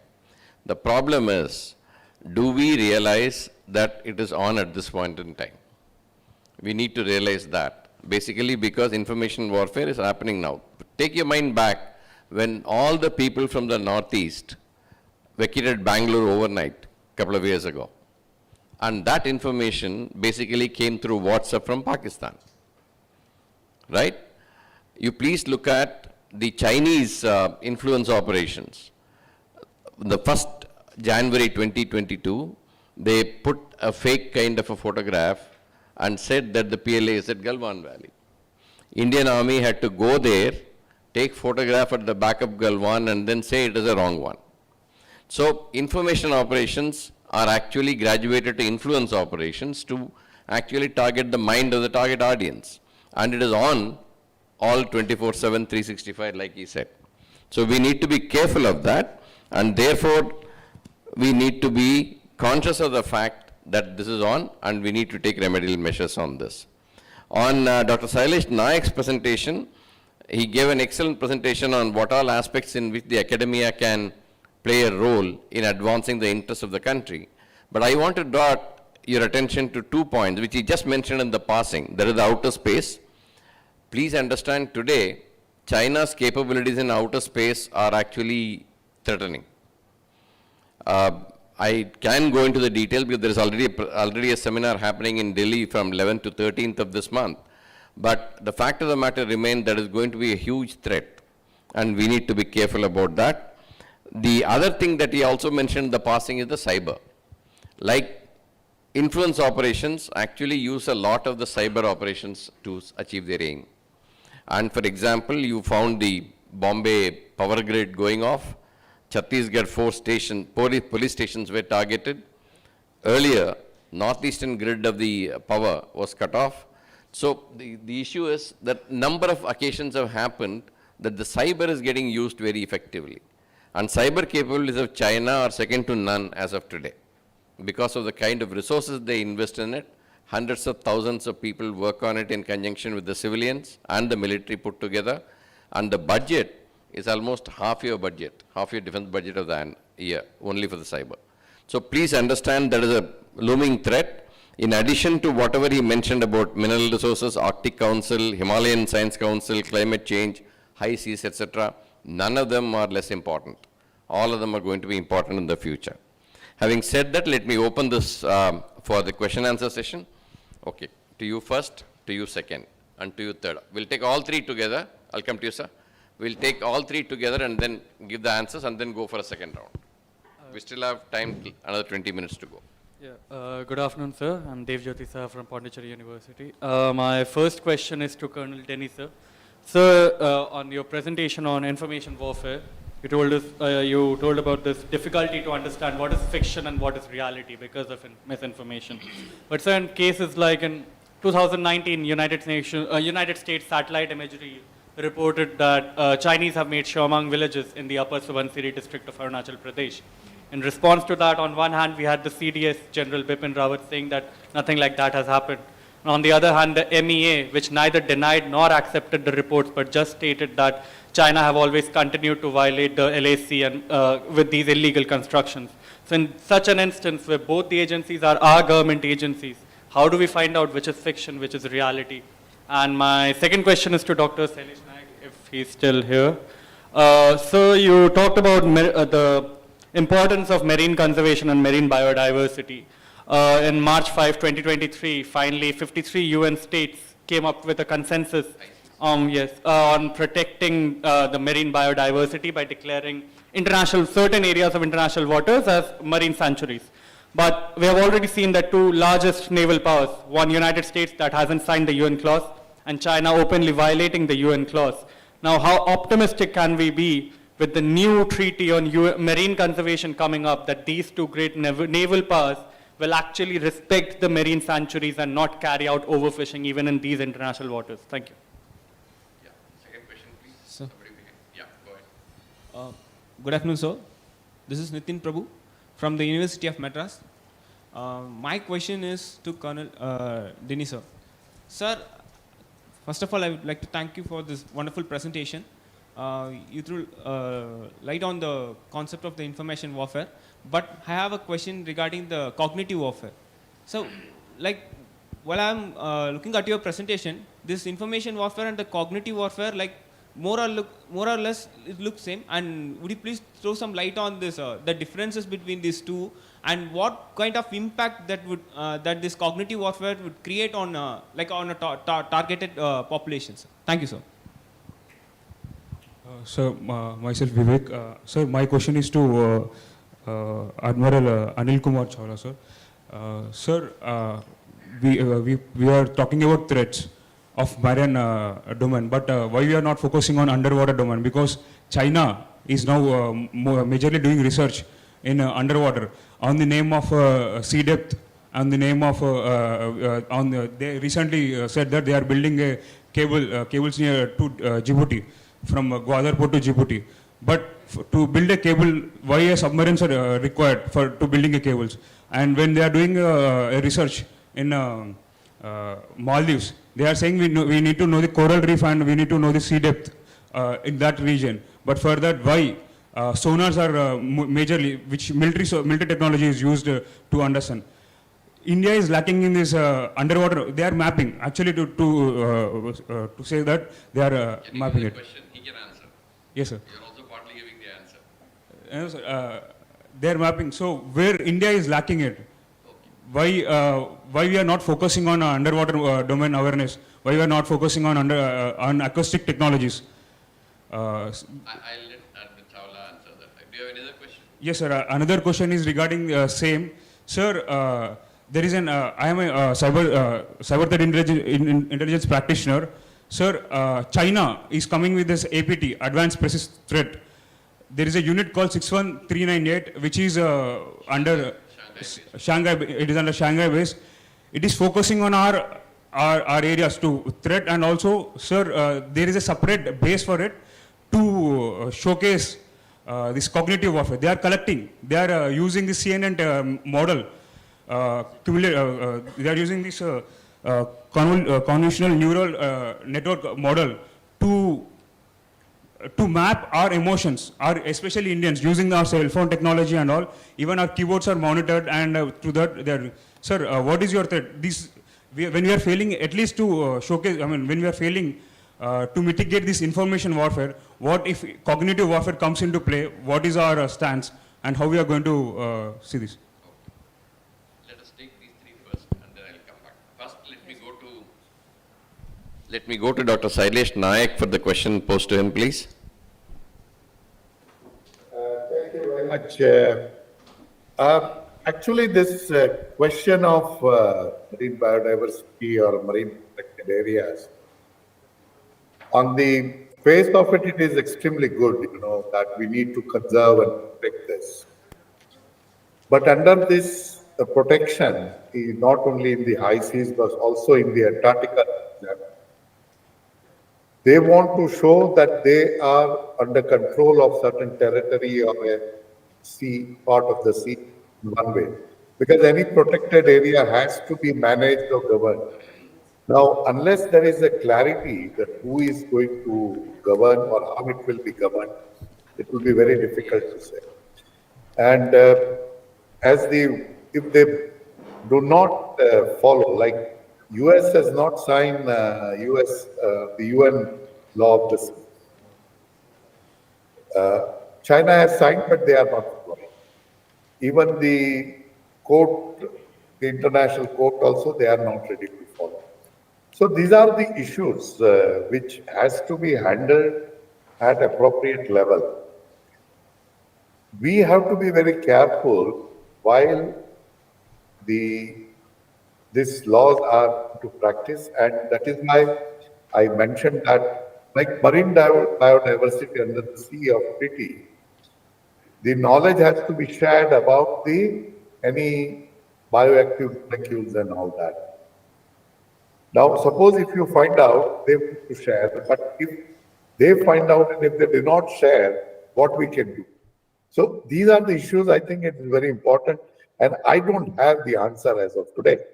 But I think we all have to sit together and see that what should be our strategy to address these issues. That's what I would like to say. Thank you. Thank you, Dr. Naik. This particular question about truth and fiction, how do you distinguish between truth and fiction? That's exactly the point of information operations or influence operations, so you name it, anything. And coming to this particular this question of China building villages, and then that being picked up by US, and then that becoming a news story, and then that being, being discussed in India. See, it depends upon what is the kind of story which comes out. If the story is China is building villages in Indian controlled area, then there is a red alert which should come. If the story is China is building villages along the border, that is the kind of thing which is there. Along the borders, they've always been doing it. It is not something they have constantly, infrastructure development has always been there. It is us who have taken off at a later stage, but we are also catching up now. Now the question again, interestingly, is it in disputed territory? Then again, it's an issue. So what I was trying to say is, what is the exact truth is what is more important. So if you just leave it like that, the China is building villages along the border. So what will the implication mean? India is not doing anything. Why does the Indian Armed Forces doesn't stop it? So a common man does not understand that along the border means it is in his controlled area. It could well be on the other side of the line of actual control where we don't have any control. Even the line of actual control, even though it is not demarcated, there are areas which Chinese have control and Indians have control. And there are areas where both don't have control and trying to control. That is the area of disputes. So it's very important. That is why I said truth and fiction. So you should be very careful what is the kind of exact. And now also another thing. When India and China is engaged, there are multiple other people also who will like to keep it on. So you should know from where the story is coming, why at that point of time the story is coming, the timing, all these things also is important. Secondly is cognitive warfare. It's actually everything more or less is the same. Influence operations, cognitive operations, psi operations, all these things basically are influencing your mind and making you think that you are taking the right decision, you're thinking the right way, but you are not knowing that you are being tuned by somebody else. Okay, if you're going to believe that Indian economy is absolutely gone, like for example, this Hindenburg report which had come, the economic one report, and the entire the shareholders, they felt that something is wrong and that's gone. So I'm not going into the merit of what it is, but I'm showing how a hit job can be done through this. So cognitive, influence, informational, everything is the same. Information is only a means of psi operations. Using information as the means, but ultimately all what you're saying is affecting the mind and how you behave.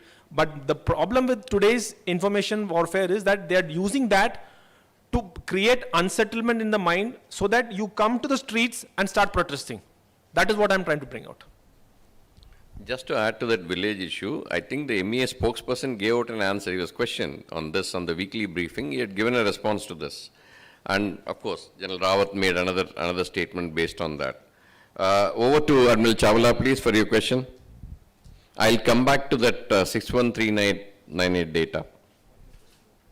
I'll come to, on the second round of questions, I'll take it. Go ahead. I'll just make a comment on the earlier, there was a statement made by one of the questioners that the US had not signed the UNCLOS.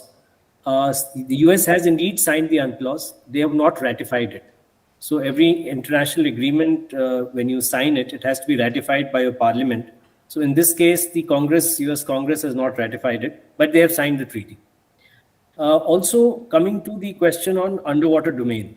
Now, you must understand that the maritime domain today is 7-dimensional.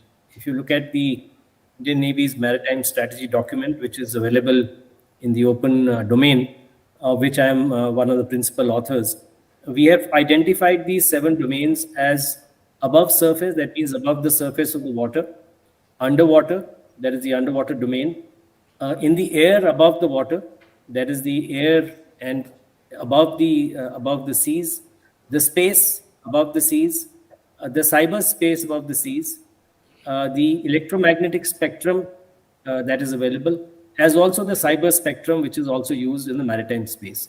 So the UDA, or the underwater domain awareness, is an integral part of the maritime domain.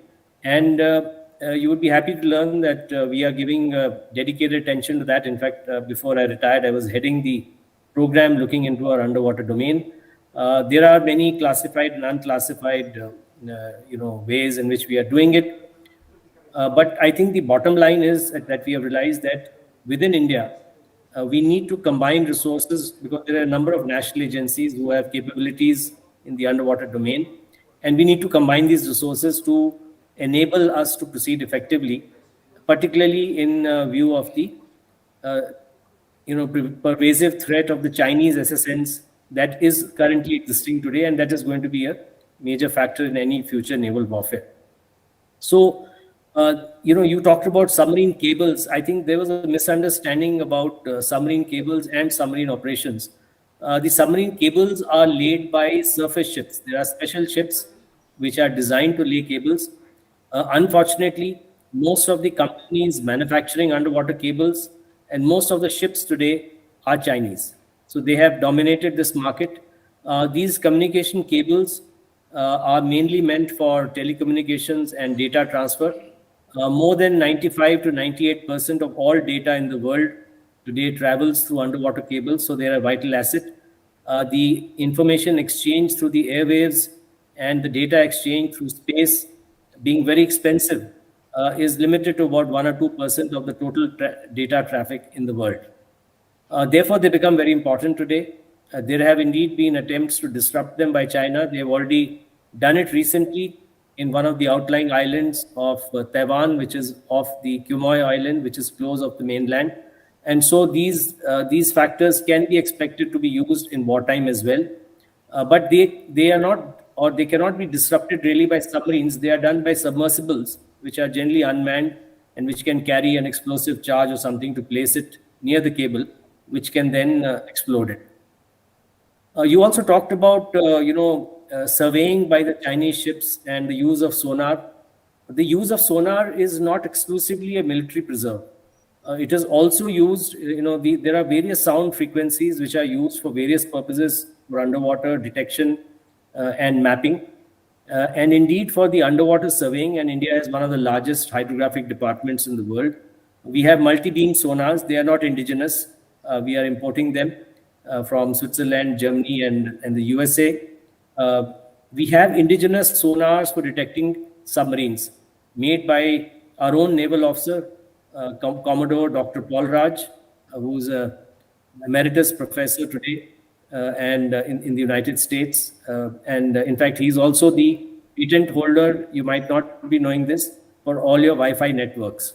He's the inventor of the Wi-Fi protocol as well. So he was the officer who sort of designed the first indigenous sonar in the late 1970s. And since then, we have been building our own sonars. Today, almost close to 100% of all the sonars meant for submarine detection are built in India, and a high degree of technological capability is available, but much more always needs to be done because technology is never static.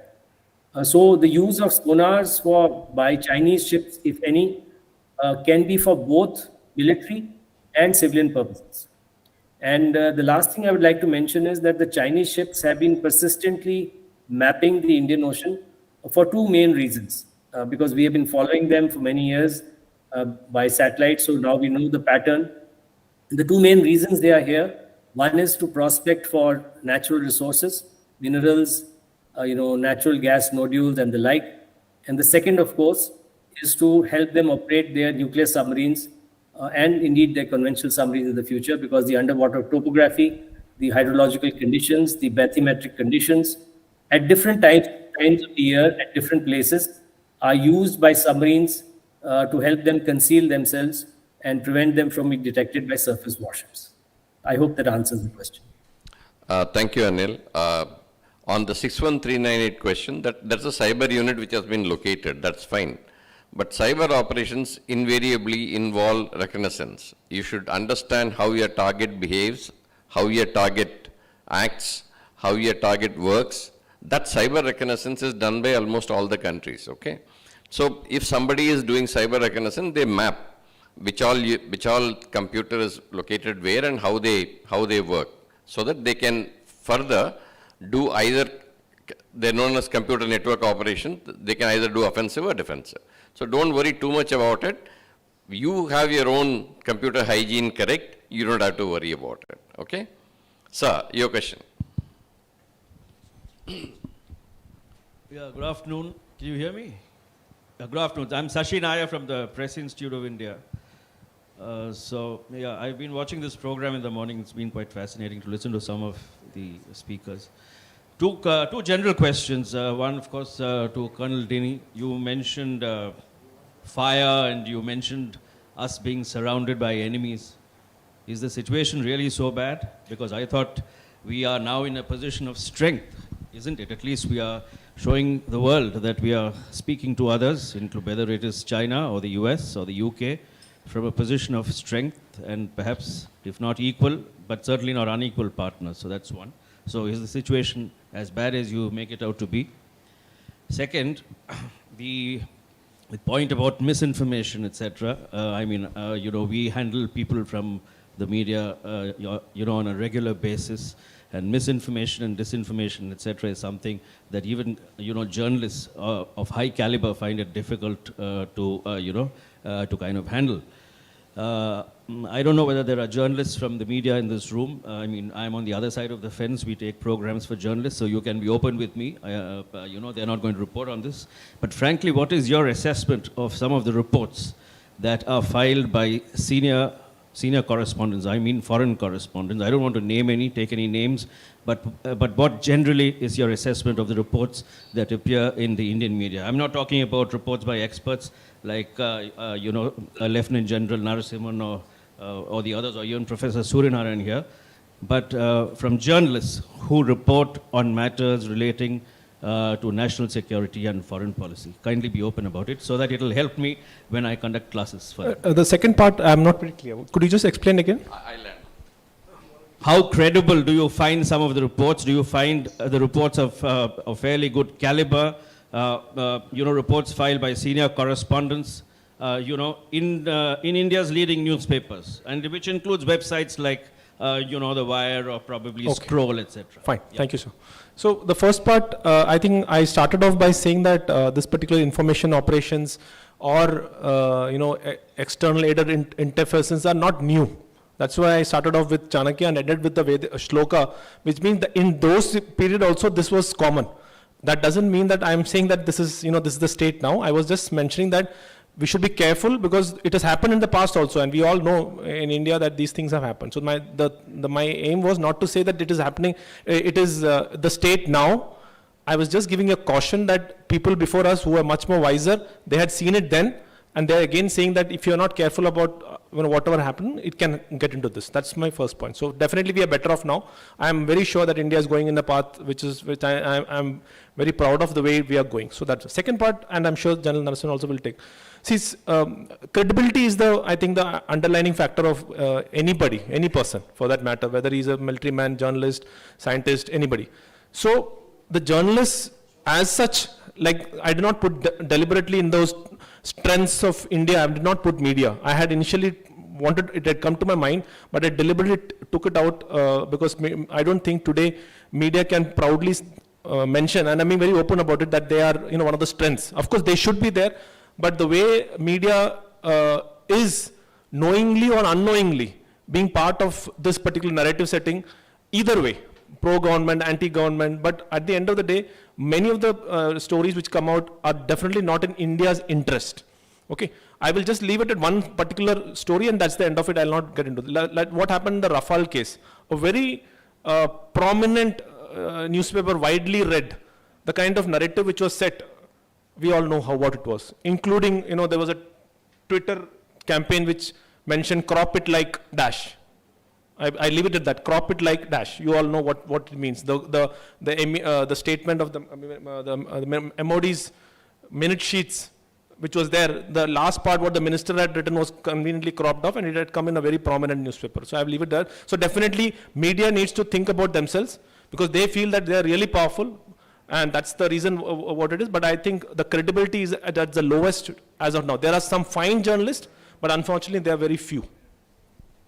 You see, two things happen when people report on issues related to, say, border and other things.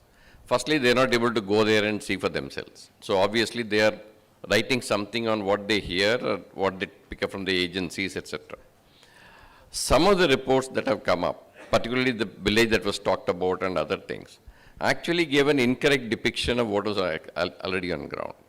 Immediately after that, if you had realized, there was an Arunachal boy who had crossed over and was picked up by the PLA. So everybody said Chinese have come and picked up this thing, that thing and all. It's a narrative that gets built up. So I would suggest that we need to discount a certain amount of, I would say, activism or whatever you may call it, but I think you need to discount certain things to get to the truth of it. Even senior journalists are found to be faulty in this. The second aspect is the kind of briefings that they get. That is the other thing that you need to be looking at. If they are getting decent briefings, probably they will be much more objective in their reporting. So I think we can stop with the questions because we are... Right. Yeah, I can take that question subsequently and answer to you, sir, if you don't mind. Since the time is short, let me bring this session to a close, and I thank all the three panelists for their excellent presentations and for the audience for their patient listening and active participation through questions. Thanks a lot. I thank the chair and the esteemed panelists for having successfully completed the last session of today. And I request the chair, Lieutenant General Narasimhan, to felicitate Colonel Dini with a memento.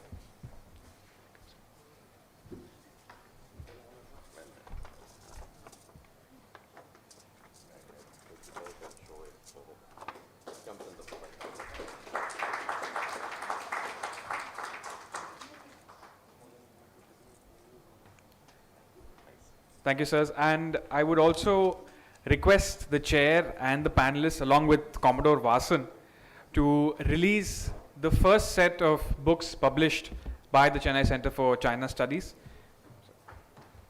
And may I also take this liberty of acknowledging the presence of Vice Chancellor of Pondicherry University, Dr. Gurmeet Singh, and request him also to come to the stage.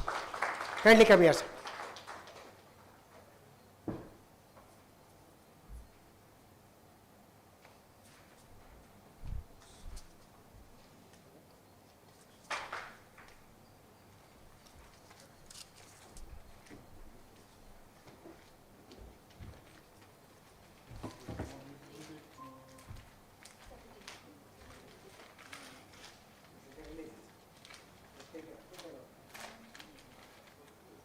What one doesn't appreciate is so beautifully packed stuff we unpack it.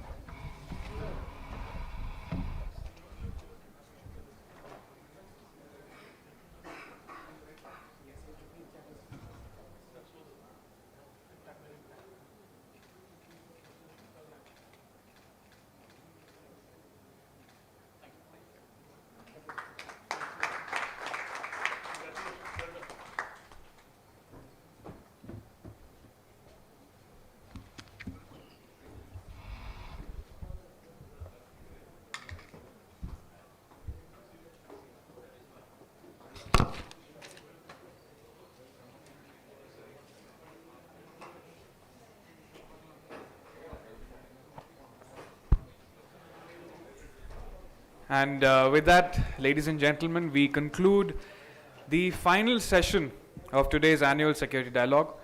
We have had engaging discussions and an excellent exchange of ideas, a good deal of professional knowledge and experience being disseminated by exceptional speakers. And although I am no more than an amateur to comment upon it, I can vouch that I've learned a lot. Thank you, ladies and gentlemen. Now, we've reached the valedictory program of the second annual Security Dialogue. We are honored to have with us among the audience Ms. Kajari Biswas, Director of the Policy Planning and Research Division of the Ministry of External Affairs, Professor Dr. Gurmeet Singh, the Honorable Vice Chancellor of Pondicherry University, Rear Admiral S. Venkatraman, the Flag Officer commanding Tamil Nadu and Pondicherry Naval Area. I welcome you, Madam and Sirs. It is now my pleasure to invite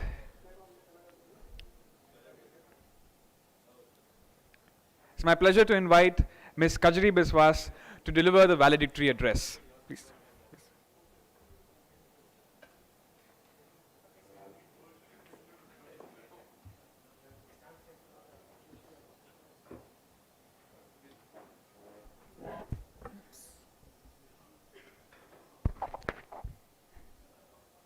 Good afternoon, everybody. At first, I'd like to thank Commodore Vasan for inviting me to this very, very interesting and engrossing session for me. And I would also like to thank him for constantly keeping in touch with us, because otherwise, as he was also saying, that all our outreach to the think tank community is always in Delhi. And that becomes our comfort zone and we get a bit lazy. So thank you for inviting me and keeping in constant touch with us. And on behalf of Krupakar and Dr. Sumit Seth, I would like to thank you for all the effort you've taken in building an organization which is so valuable. And being here has been an eye-opener for me. And I realized the amount of insight and knowledge that I've gained today just by sitting and listening to all my senior experts. It's been very, very fruitful for me. I understand that the Chennai Center for China Studies is on its 15th year of existence, and it's become a very important arm of outreach for the Ministry of External Affairs to the think tank community in India outside the precincts of New Delhi, and we're trying to expand more and more. It's been doing invaluable work in the field of IR by producing a steady volume of regular publications which we look forward to, and analysis that are increasingly becoming of great significance for policymakers in government like myself.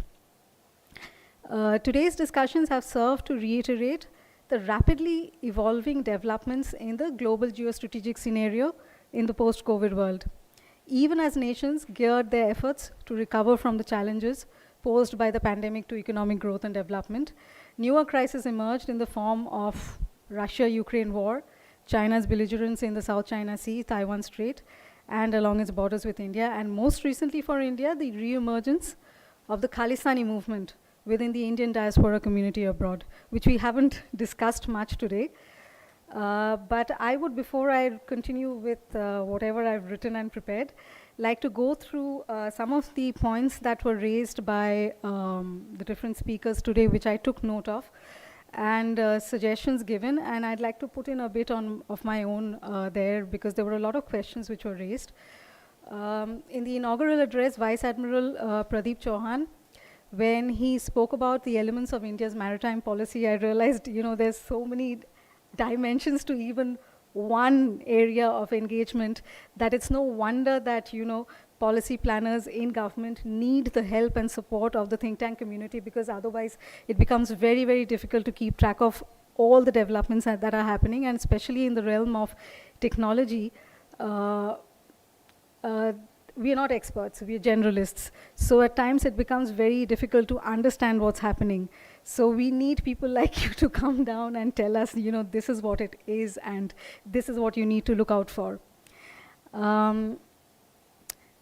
Then when Ambassador P.S. Raghavan, he spoke, what I really loved is when he said that, India needs to recognize the new realities and be ideologically agnostic. And that is exactly what foreign policy is all about, and national interests are all about that. Interests are what is abiding and permanent. Ambassador Mohan Kumar's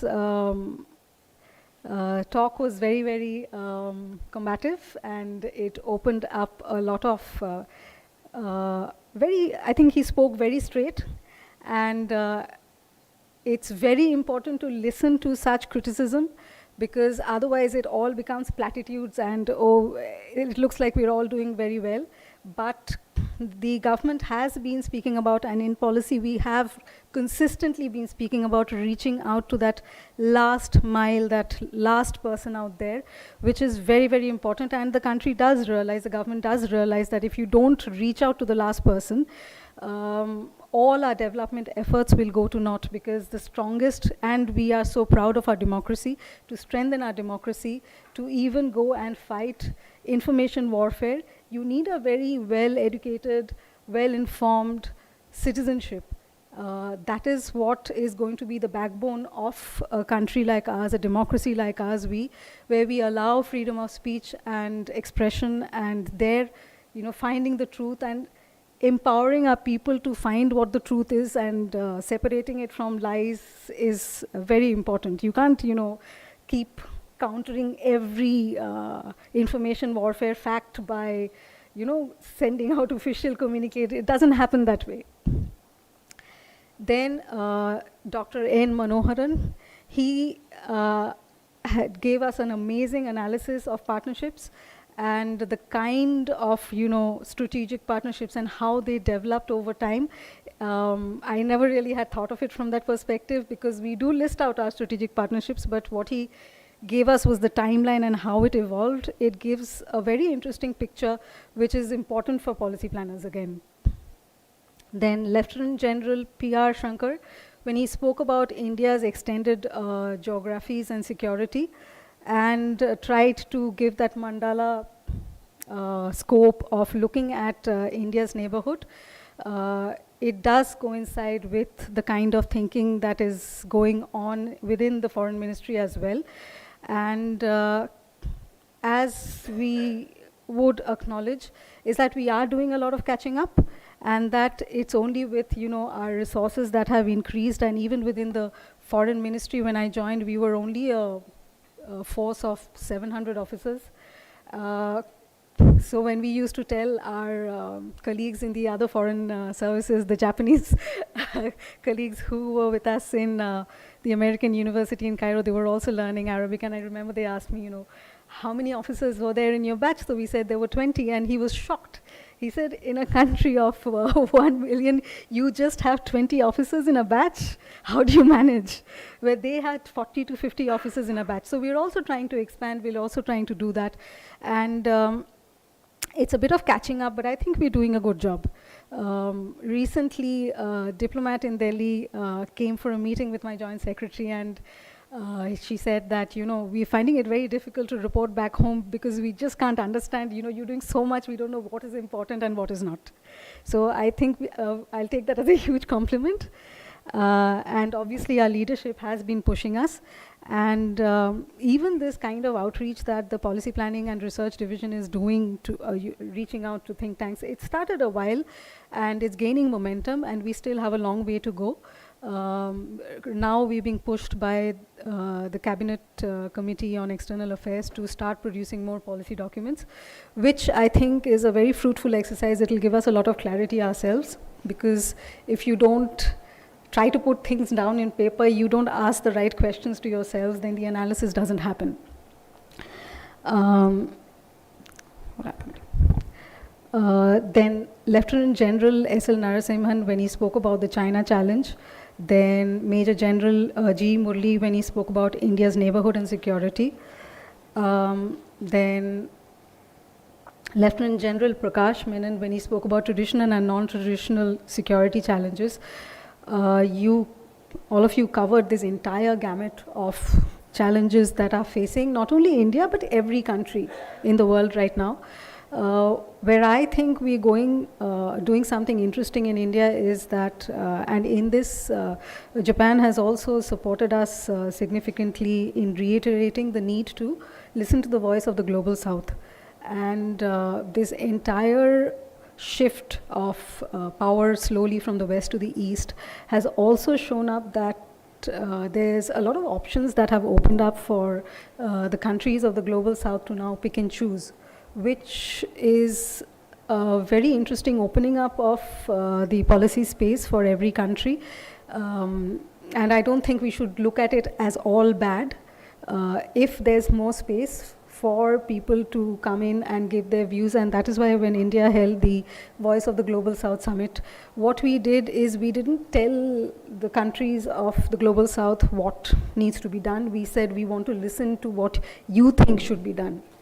And this is, I think, an extension of India's neighborhood first policy, where I believe there was a little bit of confusion as to why our engagement in the neighborhood is non-reciprocal, where we reach out and give aid as an assistance to countries in need, and we don't seem to get much recognition or gratitude for it.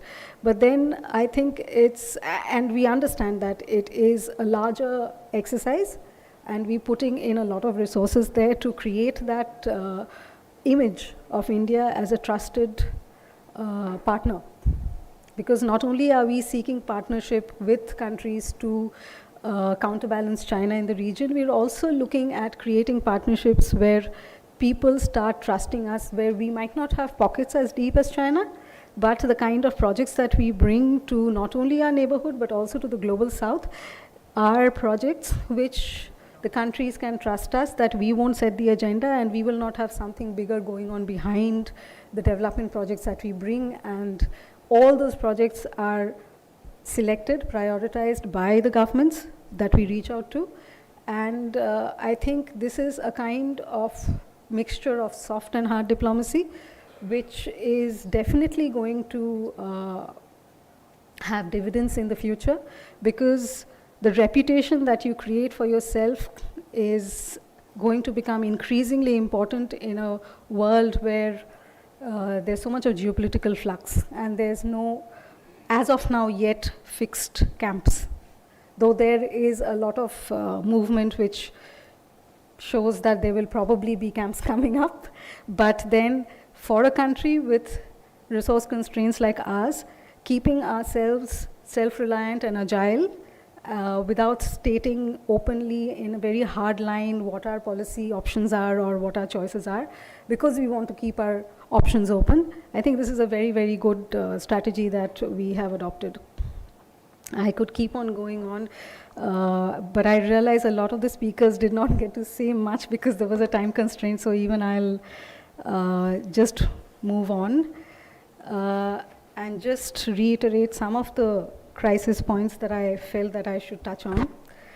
The Ukraine crisis serves as a mirror of our times. The global order as we know it seems to be in a state of frozen conflict, just as much as the war in Ukraine. While everyone realizes the immediate need for an end to this war, there has been no serious attempt at seeking a credible roadmap for the solution of the same. Both sides seem determined to bleed the other out till the bitter end. Multilateralism is in a state of crisis as smaller plurilateral, minilateral, regional organizations or groupings attempt to clobber together resolutions and mutually acceptable mores of engagement and understanding. The great power rivalry between the US and China has seen countries like Japan and Germany, with hitherto pacifist policies, ramp up their defense spending, talk about decoupling of economies to deter China from weaponizing the economic dependence of countries like Australia and Germany on it, and the US's attempts to contain the flow of strategic technology to China. One watches on with some concern and hope, depending on which side you're on, the seemingly endless traffic of global leaders traveling frenetically across countries, declaring their visions of cooperation support, and most importantly, their strategies for peace, conflict resolution, and solutions for the challenges facing humanity, such as climate change, economic recession, the sovereign debt crisis, terrorism, challenges to international treaties and agreements, weaponization of economic power, etc. The list of traditional and non-traditional challenges seem endless and at times are overlapped, because what is non-traditional for the Western world have been traditional challenges for the Global South for quite some time. And any global consensus on seeking solution to these seem quite elusive till now. In such a scenario, the task of the policymaker is rendered very difficult. Indeed, what is of prime importance is the continuation of dialogue, of agreeing to disagree before acceptable principles of mutually respectful principles of engagement are worked out. In a world where the geopolitical equations among nations are evolving so rapidly and with such startling realignments, let me give the recent example of the Saudi-Iran deal mediated by China, following on the heels of the US-sponsored Abraham Accords. And this took everyone by surprise and forced the world to take fresh stock of power equations in the Middle East. It has thus become increasingly difficult for policymakers in government to take stock and make decisions that will be the best for their national interests. The role of the think tank community in this context is of vital importance for meaningful engagement to take place between nations. It's important that dialogue is based on a certain degree of mutual respect, trust, and understanding. While the craft of diplomacy flourishes under conditions of discretion and secrecy, the inputs of a well-informed IR community with veterans from government, from both civilian and strategic backgrounds, are instrumental in assisting government to be better informed of international trends. It needs to analyze this in the context of historical developments, in the light of rapid advances in technology, the complex web of interconnections and interlinkages among state and non-state actors, and the opportunities and challenges that arise therein, and work toward a deeper understanding of the mind and culture of our neighbors, partners, and adversaries, and see how they perceive India and the world. And this is a point I really cannot, highlight enough, because while we spoke about a lot of strategic solutions to the strategic challenges facing India, I think we really should focus on understanding what our neighbors and partners are thinking. Because a lot of criticism that the US is facing in losing its strategic space is also because, and we've been openly telling the US in several meetings, is that you don't seem to have read China's mind well enough, and they did, when they were surprised when we did not go out against Russia after the Ukraine-Russia war, we said that you didn't seem to have even understood our minds. We seem to talk so much, but somehow we fail to understand, what we are going to say and speak or decide, and it seems to take everyone by surprise, which is quite amazing. While research papers, policy recommendations, and trend analysis are the main outputs of think tanks like the C3S, there is another broader and more dynamic functioning of outreach that think tanks fulfill through their interlinkages with international think tanks and IR scholars.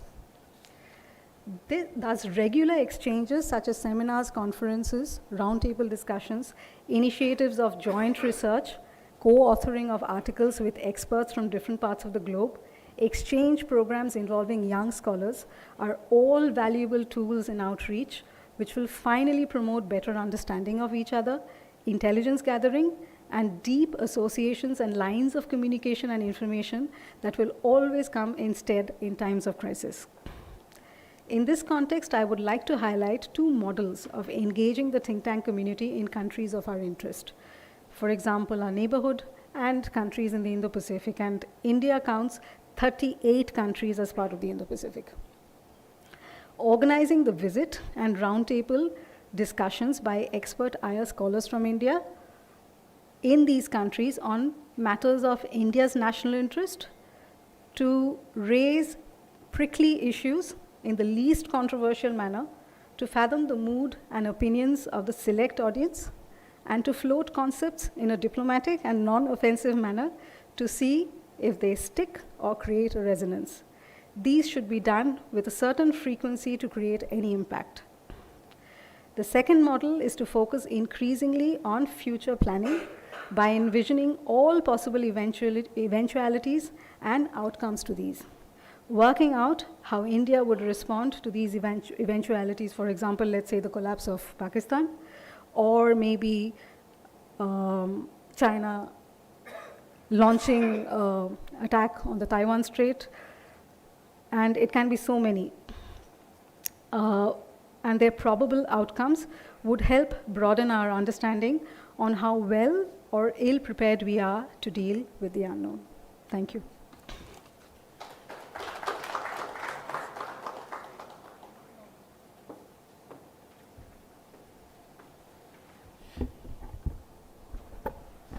Thank you, madam, for your comprehensive overview of the whole and the second annual security dialogue that we have here. We are having the pleasure to invite you here, and thank you for being a part of today's event. And I would love to invite our dignitaries on the dais, Commodore Vasan, the Flag Officer commanding Tamil Nadu and Pondicherry area, Rear Admiral Venkatraman, and Professor Gurmeet Singh, Vice Chancellor, to please join us on the dais.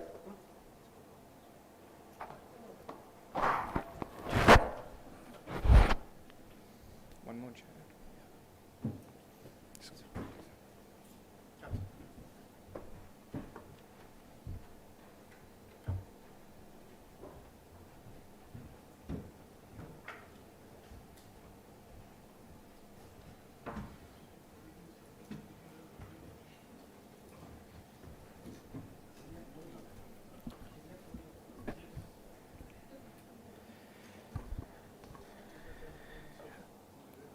It's my honor to invite Professor Dr. Gurmeet Singh, the Vice Chancellor of the Pondicherry University, to deliver a special address.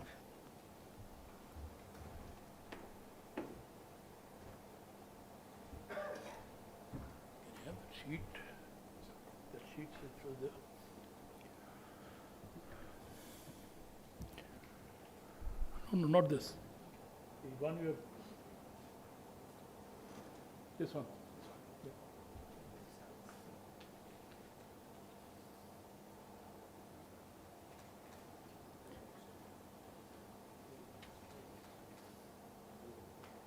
No, who is going to be there with me?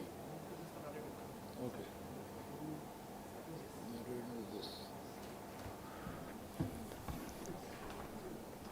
Well, good evening, friends. I just reached the stage and I was invited. So this, for a special address, I don't know what exactly do we mean by special address.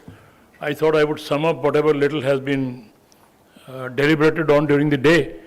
But then Mrs. Kajori Biswas has so beautifully summed up everything, that who said what and in what direction probably we can take. And in medical terms these days, we don't believe in slow treatment, we believe in giving capsules. So she has given a kind of capsule which has summed up everything, and probably even if somebody would not have a mind to register here, would have taken everything so very beautifully. Well, I am delighted to be here in presence of my old friend, Commodore Vasan. I will tell you how old friend, and in presence of Rear Admiral Venkatraman and our own IFS officer, Mrs. Kajori Biswas. When I said my old friend, let me tell you, you will find a little difficult to believe. I was in Southern Command Naval Headquarters, where Commodore Vasan was heading the education wing, if I'm remembering everything. And I was a young teacher at University of Delhi, working on corrosion. Electrochemistry was my area. And corrosion is a major problem our Indian Navy faces. So when I was doing this, I thought, why should I not work and help our sea force? And during my interaction there, I found there were a lot of things which were being done in a very incorrect manner. So I interacted with him and I said, can I not give some lectures to the officers who are here? And there was a huge lot of officers. There were about 50 ships, each having number of officers, and this was a command. And when they summed up, the number was about close to 200. They said, where do we accommodate them for this kind of a lecture? So it was done in a movie theatre picture hall called Sagarika. They have one there. They said, that's the place where Vice Admiral Ganesh was the CNC there. They said, that's the place where every officer can be put and probably would listen to that. So I gave them a similar capsule which Mrs. Biswas has given today. I said, what is corrosion? Probably many of you may not understand, but then I'll give you in a very simple way. You'll all understand, and then you'll come down to the nitty-gritties of what best can be done. So this is where I explain, and people really appreciate it. There is a thing called chipping in Indian Navy, when we remove the paint and put a fresh one. I started working on that, and I thought that when they do this, there is a lot of damage which is caused in the ship to various gadgets. So we worked on it, and with the Naval Laboratory in Bombay, we, after doing fair bit of work and making a report, we said this should be banned straight away, and instead of this, we should design paint strippers. You put it and the paint will get chopped off, you put a fresh paint. So that's how these things developed. Chipping eventually was banned after 92. This lecture I gave in 1986. So subsequent work that we did, and then another part of the work that we did was, of course, it was classified that the cathodic potential was lowered from 280 millivolts to 140. Technical terms, I'll not get into that. The idea of this was that the battery's life had enhanced. That's my connection, and that's where Commodore visited my university when I started heading that in 17 onwards. And we interacted again. This is what we say, life comes in full circles. And when I got an invitation from him for this, I immediately accepted. I said, whatever may be my commitments, I'll definitely go there. Because this is one area which is of a special interest, and they rightly said special interest. So this is how it comes through. Now, when we look at the political science syllabi at all the universities, you would have also probably come across that your children would have gone in for political science, and everybody would have said, this is no subject to take. This is something which is there. Once it is there, you cram up and put it in the examination, and that's about it. This stays as it is. I have always been maintaining this is one subject which is most evolving. Every day the scenario changes, and this has become more relevant after this Ukraine war and the way things have changed in the last about 15 years. I think all our political science books and international relations books need to be rewritten in terms of where we are debating ourselves. I'll give you one or two examples probably that will highlight what I've said. We have a state called Arunachal Pradesh, you all know about it. 30 years into the freedom, we probably could not do anything because whatever you do, I will give you a small example. We have a university called Rajiv Gandhi National University, it's a central university. When you sort of increasing economics honors seats from 20 to 40, message will come from across, no, that is not to be done. You can't do that. This is a disputed territory. What the hell was a disputed territory? It is our own domain. We are thinking of altering things. So we did that after a fair bit of a struggle, then 40 to 60. Similarly, in other courses, when we thought of doing something, there would be a full stop here and there, and we would listen to that. Now, this slowing down of that was a result of our own position not being very strong. We were not a force which the world was reckoning at the right level. Then things went on. I'm not going to take too much time on this, but then I will give you another data probably that will highlight what I've said. You know, we have a lot of solar potential in our country, and that northeast, this Arunachal state itself has a hydel potential for energy creation. Solar is one side we are doing, we are second in the world now. Hydel, we never explored. We were thinking about something in Himachal, something in Uttaranchal. We did that. Himachal became energy surplus, Uttaranchal became energy surplus, they are giving it to others. But when we started doing this, I am talking about last 30 years, leave aside 2014 onwards. You will be shocked when I tell you that the total hydel potential contracts that we would have awarded was 500 megawatts. That's about it. 30 years of time. Reason was that there will be some smoke here and there, and we will not be able to do it. 14 onwards, we started acting on that. And when we will do that, anything which comes, we will say, no, it's our land, we will do it. How would you be able to say that when you're strong enough, when you're firm enough, when you have some opinion, when world listens to you? So we started doing this, and let me tell you, that state alone has a potential of generating 60,000 megawatts of power. The moment we harness it to the fullest extent, probably the whole country's need would be fulfilled. In my own university, when I joined, I had so much of solar energy, and I thought, why should we not put it to the right use? And I did this. We had a solar plant. I managed all my energy requirements through that. 1/3 surplus I am giving to the Pondicherry city. This is the way one has to look at it. So this hydel potential of Arunachal alone, in the last 10 years, we have now given contracts of about 30,000 megawatts of generation to other countries. People across the border are making noise. They are saying no roads, no this, nothing of that kind, but we have never bothered about it. We have started this. All this has resulted in the way world has changed. I'll give you 3-4 examples. Probably, again, it will be a kind of a capsule. Middle East was very important all through. We were also giving very important reasons. There are 3 reasons. I'll not dwell on that. A large minority is from that, so we need to respect that.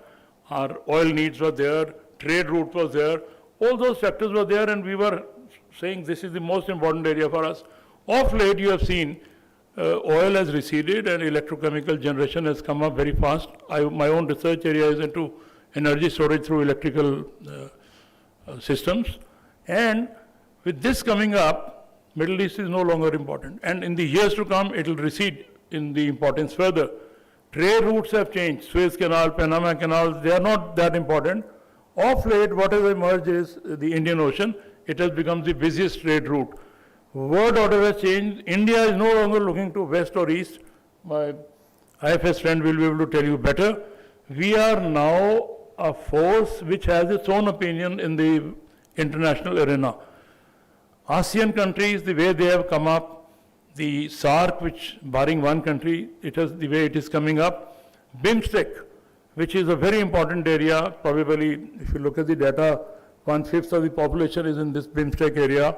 About 2 trillion economy, GDP is here in this area. But did we ever bother about it in the past? Never.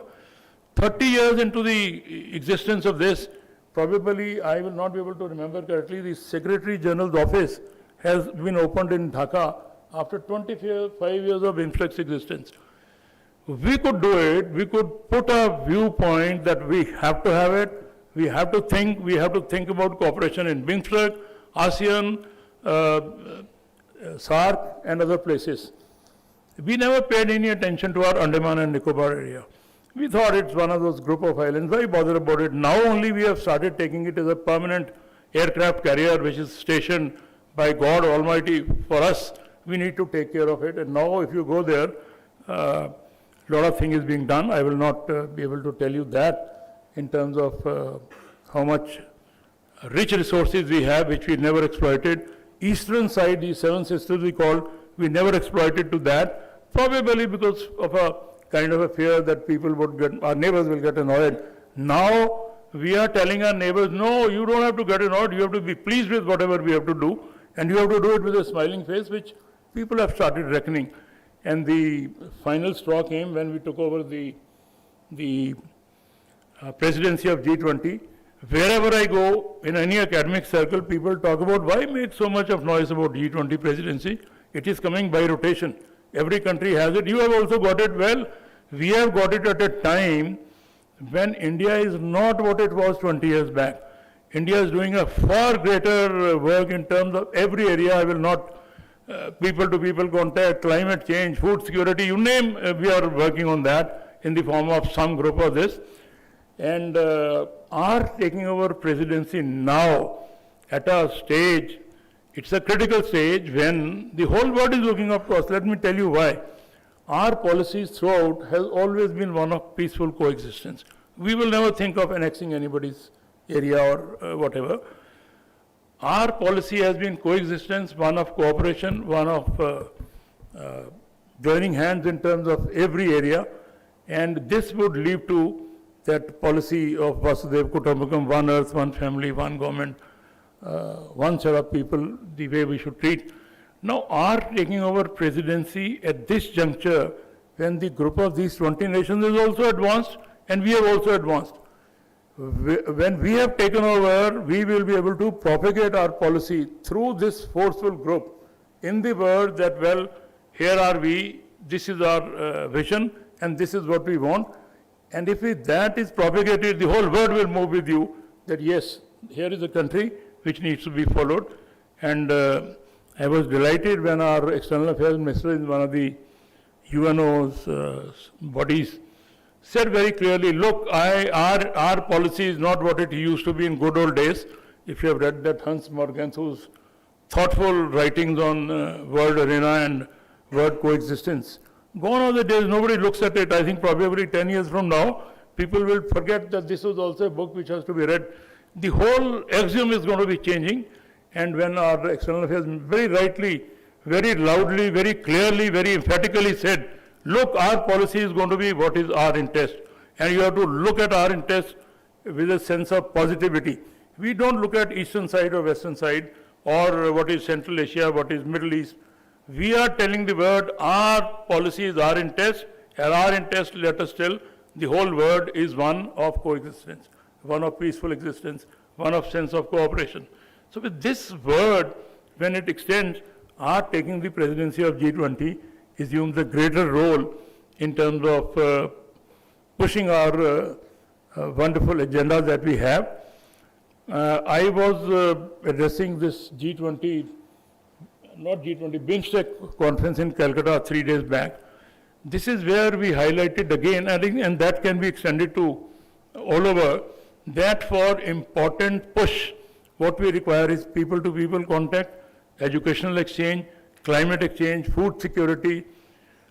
If I can drive in Europe from one country to another on one visa, why can't I be doing it from Calcutta to Myanmar and to Thailand, other areas? Can we do it? You have to have 20 breaks. I was attending a conference somewhere in Rajshahi in Bangladesh, when some people came from Sikkim and other northeastern states.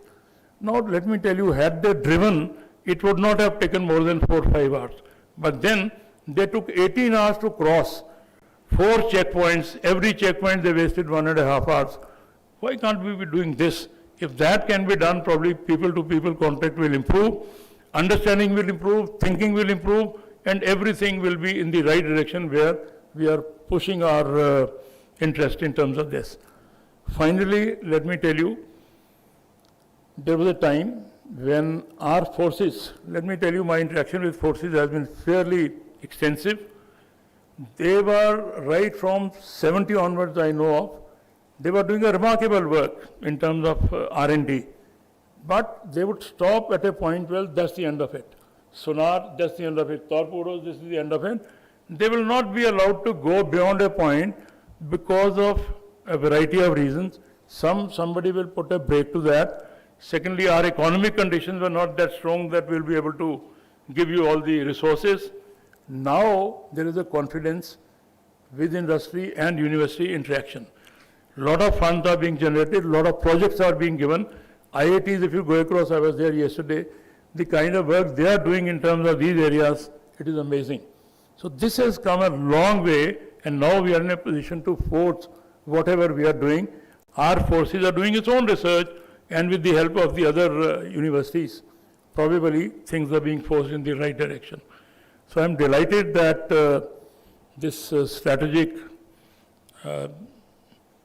workshop or a day's seminar on these security issues have been taken up, and this has been taken up particularly in the context of China looming large around us.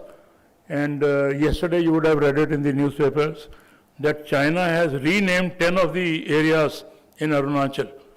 It is our area. Who the hell are they to change these names?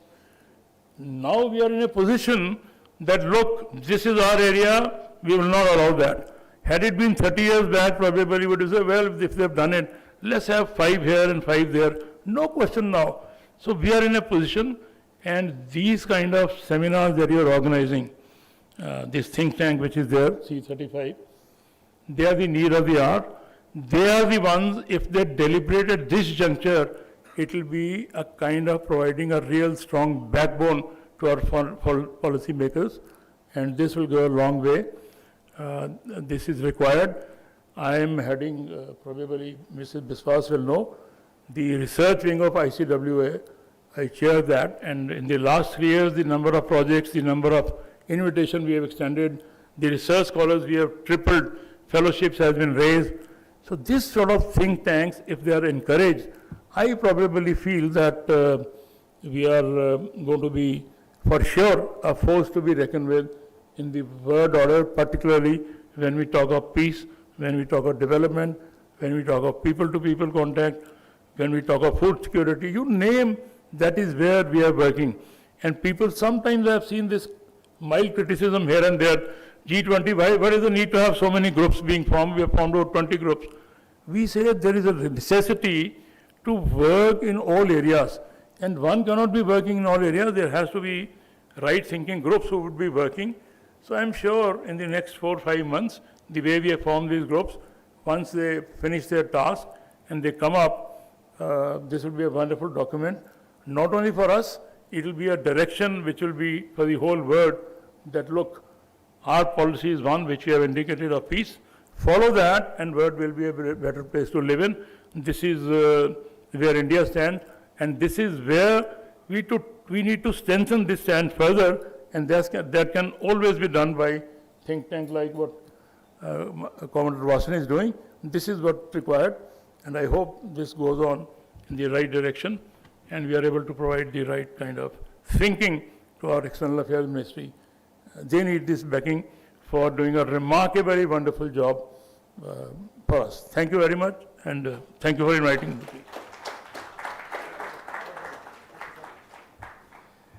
Thank you, Honorable Vice Chancellor, for sharing your experience and valuable views on India's position in the world. It is my privilege to invite Rear Admiral S. Venkatraman, the Flag Officer commanding Tamil Nadu Pondicherry Naval Area, to deliver a special address on enhancing India's comprehensive national power. I welcome you, sir.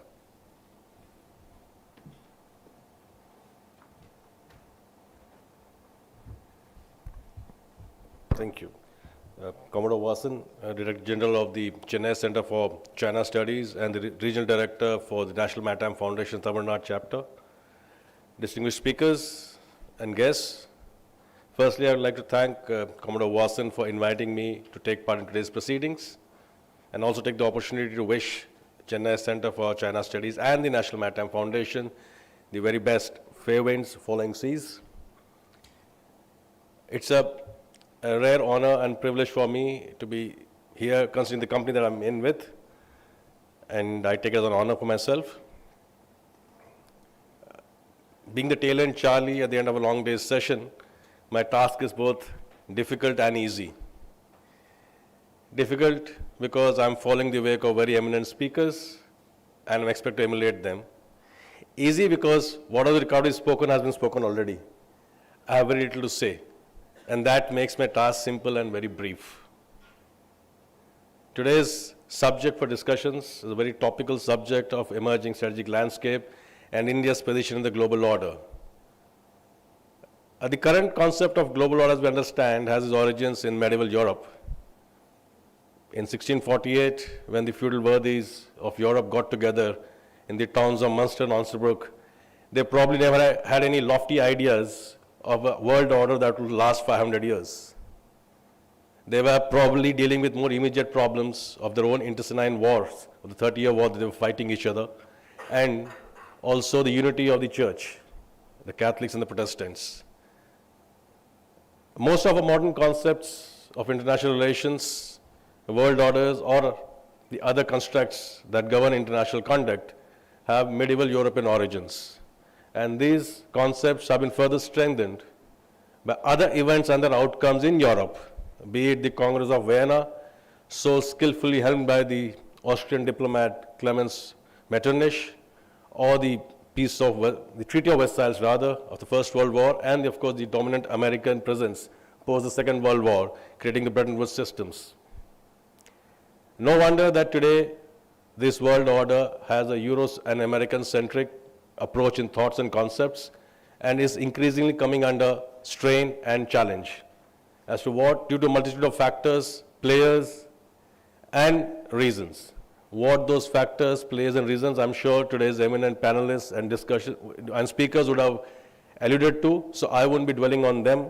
Just to say that these concepts requires a change. I will just submit for this august audience 3 points for consideration based on geography, history, and demography. In about quarter of century back in 1997, the late American political scientist and President Carter's NSA, Zbigniew Brzezinski, had very presciently observed 5 countries to be the geostrategic players in the context of American global interests. I'm talking of 1997. One was, of course, Russia. There are 2 European countries, France and Germany, and 2 Asian countries, China and India. A quarter of a century down the line, he couldn't be off the mark. He's spot on. India today at the cusps, both literally and geographically, of 2 emerging contours of world orders. One is the Eurasian-centered continental, and the second is the Indo-Pacific-centered maritime world orders. Now, India inherently is a maritime nation. There's no disputing that. The day, because, and I say this frequently and wherever I get to speak, the day we lost the command of the seas around India is the day we lost our freedom. And that's can be dated back to the decline of the Cholas in the 13th century. Well, yes, we do have long borders and land needs to be defended, but India's destiny is with the seas. And even after 7 decades of independence, we still had a continental mindset, which fortunately in the last 6 to 7 years has changed. The government of India in 2015 clearly articulated the Prime Minister's vision of Sagar, an integrated maritime outlook. Security and growth for all in the region based on 4 key elements, including a free, open oceans, cooperation with the maritime neighbors, and Mr. Kajri Biswas already alluded to the cooperation in the Indo-Ocean region and the larger Indo-Pacific. From geography, I'll move on to history. While the concepts of modern international relations and world orders I mentioned emerged from medieval Europe, but the concepts of national interest, raison d'etat, the French statesman Cardinal Richelieu's concept, which led to the 30 Years' War, actually have resonance in our own history and civilizational history, going back to the Mahabharata. As our Honorable External Affairs Minister, in his book, The India Way, clearly mentions, indisputably, and I quote him, Mahabharata is indisputably the vivid description of Indians' thought in statecraft. He also describes the Arthashastra as a compendium of political principles for governance. So if we look back on our civilizational history and the accumulated wisdom, we would be able to draw lessons and create a space for ourselves, as Professor Gurmeet Singh brought out, without looking east or west, to stand on our own. Kautilya's Arthashastra brings the Saptanga theory, which is essentially the comprehensive national power, the 7 arms of the state, Swami, Amatya, Janapad, Mitra, Kosh, Durg, and so Janapada is the demography, and we have 1.4 billion population. In a country of 1.4 billion population, I'm just doing some statistics. The next 10 countries other than China don't add up to India's population. The next 10 strong militaries don't add up to our population. The next 10 strong economies don't add up to our population. So our key lies in this demographic dividend that we have, particularly the younger lot of people that we have. So a combination of a history which provides us the ways, looking back to a civilizational context, our civilizational accumulated wisdom across thousands of years. History gives us the ways, our geography, the maritime geography, and the demography gives us the means to the end, which is India's own status as a global power in the new emerging world order.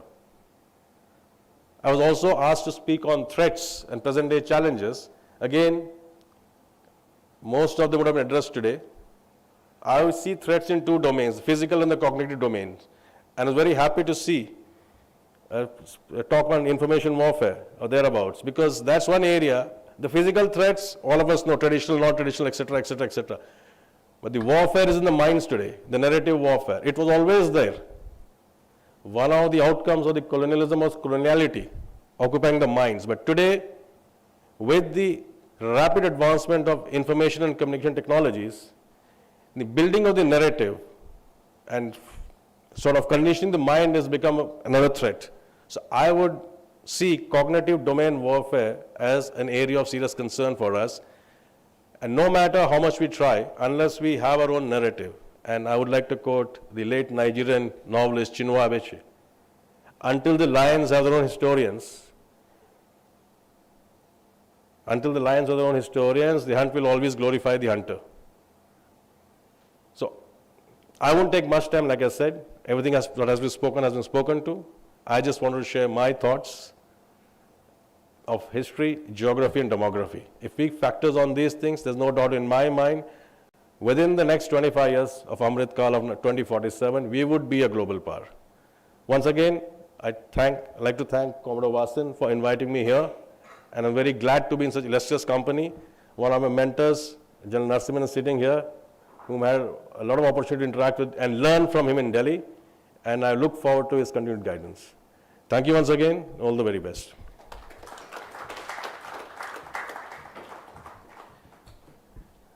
Thank you, Admiral, for highlighting the importance of our civilizational history and the imprints that left behind that help us to look forward into the future.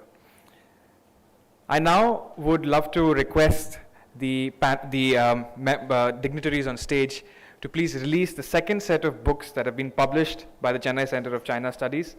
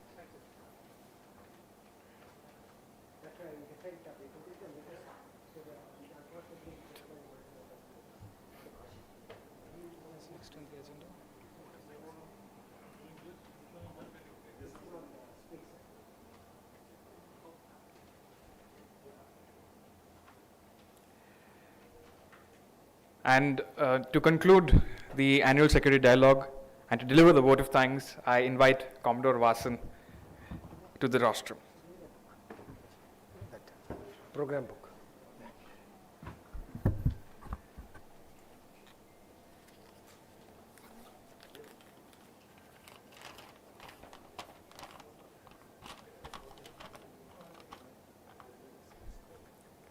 A very good evening. We have come to the last of this program, and I must first of all compliment the young team who has worked very hard for putting this together.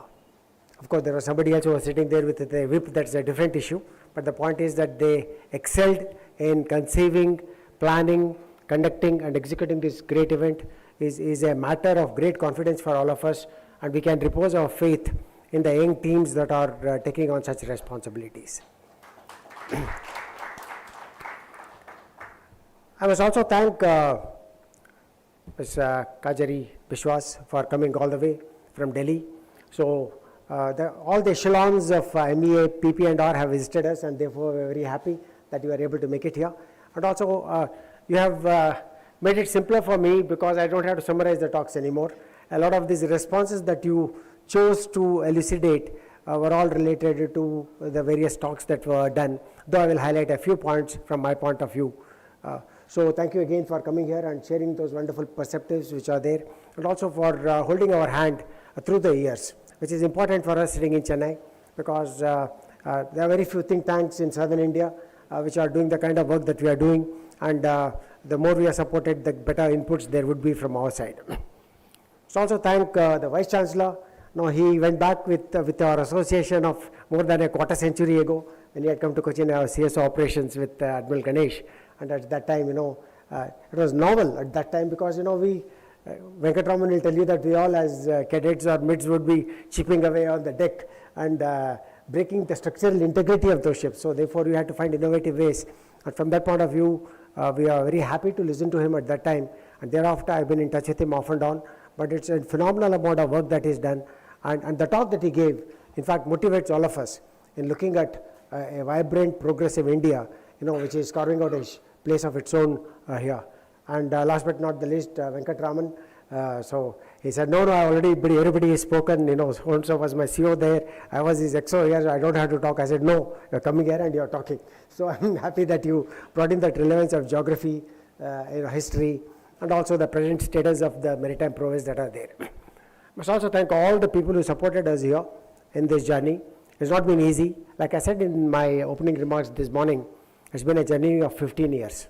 Never easy to sustain a think tank with minimal support. Initially, in fact, we hardly had any support, and even today to such extent, a lot of our members here, senior members, we all pull out money from our own pockets and put it there. And luckily in the last 2 years, thanks to the MEA, that requirement to pull out more money has come down. So must thank you for that again. And this is something that will keep us going. And like I said in the morning, our focus is on empowering the youth. So the numbers which I mentioned in the morning are of great relevance in terms of building a community of thinkers. The young thinkers, the young minds, whoever we call, they are the future of this country, and we need to ensure that they are integrated in the academic and strategic communities. Now, there's one question which I wanted to ask Dr. Shailesh Naik, but because of time constraints, I kept quiet, in the sense of what are we institutionally doing to bridge that gap between the academic and strategic community? That's not happening. A few conferences here, a few roundtables there is not going to give you the answer in terms of bridging that gap which exists today between the academia and the strategic community. That's important for policy making, policy options, including for the MEA.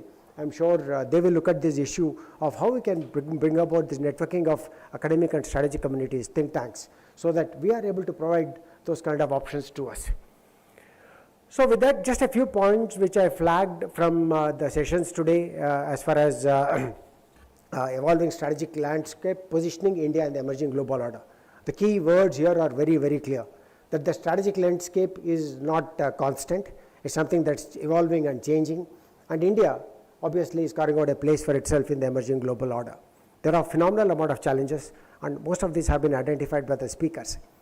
The primary of this was coincidentally by a talk by Admiral Chauhan, where he looked at the maritime dimensions and the maritime prowess of India. Nobody can change geography. We are central to the Indian Ocean region. Whether China likes it or not, we are the Indian Ocean. And so therefore, the happenings which are here, whether you call yourself the net security provider or a net security facilitator or net security coordinator, the point is that India is at the center of things which are happening. Whether it's the 2004 tsunami, whether it's supplying water to Maldives, whether it is going to Sri Lanka after tsunami, or even in the later parts wherever we went in providing what is now being referred to as HADR, Humanitarian Assistance Disaster Relief. So we are in the center, so let's assume responsibilities where it's required, and here is where our maritime, comprehensive maritime power, not that the national power, the naval power or the Coast Guard power, but we are again referring to the comprehensive maritime power, which includes ports, infrastructure, efficient handling of cargo, having more ports which are there, the connectivity, the cold chain which are required for deep sea fishing vessels. So there's a world out there, and India is at the center, and it can make things happen. So this is something that came out in few of the topics related to how we must leverage our maritime potential to build on comprehensive national power, which will contribute to the overall national power. Narasimhan has spoken at length on China. In fact, I think Admiral Chauhan said, if we remove China from the map, all that remains is the maritime constituent, but we can't remove China, unfortunately. And therefore, what General Narasimhan brought out in terms of the challenges that we face from China, whether it is along the border or whether it is as General Murli brought out, is he here? As General Murli brought out, the question of keep it constantly alive, because it helps them. Or in terms of what Colonel Denny brought out, in terms of information warfare, and in terms of their capability, which transcend the traditional and non-traditional threats that we face today. So, China is real, the threats are real, and nobody is imagining those threats, and we have a fair degree of accurate assessment in what they are trying to do, and we have our options. And Ambassador Mohan Kumar, I am sure all of you were provoked, which was his intention, and I am happy that he did provoke all of us in terms of saying that, look, with just a $3 trillion economy and with 400 million people perhaps below whatever yardsticks of BPL, it may not be applicable here. I think later on one of the speakers said we can survive on $2. That's not the point. The point is that when will you become a $10 trillion economy? That was the question. That's a pertinent question. And this $10 trillion economy, is it going to be in the hands of the few? That is another relevant question. So, while I think we are well poised to move on the trajectory to increase our national GDP and also the happiness index and everything else, and maybe become a 10 trillion by 2030 as is being expected, $5 to $10 trillion. The point is that that does not change the complexities faced in a democracy like ours, which point was very well alluded to in many of the lectures that were brought out. So we have challenges on the ground because of the system of governance that we have chosen on one side, which is the democratic issues, and the kind of neighbors that we have. Two nuclear adversaries is something that we need to worry about. And which is where, I'm happy that the Japanese Consul General is here, we are looking at not being able to do alone means have alliances, partnerships, call it alliances, call it partnerships, whatever you want to, but the point is that what you cannot do alone, you need friends. And which is where when you are looking at strategic autonomy, it's not about just carrying on regardless without any reference to the neighborhood and others. So from that point of view, we are happy we have friends and wonderful friends who hold our hands. And I don't have to go public on what all has been done together on those issues, but the point is it provides us opportunities to grow and bridge this economic differential that we are talking about. It's not going to happen overnight. You need a space in which you are stable, you are secure. And that comes by these alliances that we are talking about, the Squad, you call it IPOA, you call it BIMSTEC, whatever you want to call it. So there is a certain amount of economic angle to it, there's a certain amount of strategic angle to it, and there's a certain amount of strategic autonomy complementarities which work with this. So this is what we have to remember when we are looking at how we position India in the emerging global order. So it's dynamic, it's challenging, it's complex, and therefore the leadership is, luckily for us, I think the leadership has changed the way we look at things, whether it's the External Affairs Minister, or whether it's the G20 leadership, or whether it's the Sherpa who is out there, or whether it's the Prime Minister, or the various technically highly competent ministers who are working in each domain. I think Dini and others brought out this issue of the infrastructure development in the borders. We're doing it on our side. We were worried earlier about doing it on our side. We are not scared, we are not worried about doing it on our side anymore. So these are some of the things that are happening, and so we are conscious of the fact that we are at that moment in history where we can choose the trajectory that will take us on this positive growth. But that's not going to happen just by sitting here and imagining those graphs which are hitting the roof, and as was brought out by even the director. So she said, it was one thing to say that, we can offer all these platitudes to things that are happening, but the other thing is also to look inwards and see which are the areas in which we are lacking. Be a little more critical. Critical not with the negative sense, but with the constructive sense, in terms of establishing, assessing what's gone wrong and how we can correct it. So constructive criticism is what we are looking at, and that's the need of the hour, and not what you see in the newspapers every day or in the media everywhere, where there are slugging matches. So that's not what I'm referring to, but I think at least in the thinking community, the think tanks which are here, the institutions, the academic institutions, I'm so happy that Professor Gurmeet here, set the tone for this approach of how we can, attain this position in the global order. So all of us need to work together. The policymakers, the education institutions, the academia, the think tanks, and the practitioners of the art, the people like General Narasimhan, Dini, General Murli, General Prakash Menon, who have been in the field, who have seen that they are here today. They are quite PhDs to tell everybody, look, I'm just not a practitioner of the art, but I'm also an academic. So which is good for us in the sense that, that is where they are able to bring their practices and evaluate it in the sense of academic qualifications that they have, which has far-reaching consequences for this academia strategy synergy that I'm talking about. So I don't want to carry on forever. I do have about 20 points, but I think I best check that paper because we have heard enough since morning, and some of you are catching a flight, including our director today. So I do not want to indulge in delaying her flight. So thank you very much again for this wonderful opportunity. I must thank the Alumni Association of Anna University for giving us this premises as a wonderful place, and with the kind of facilities that they're given, we are motivated to come back here again and again. So thank you. Jai Hind.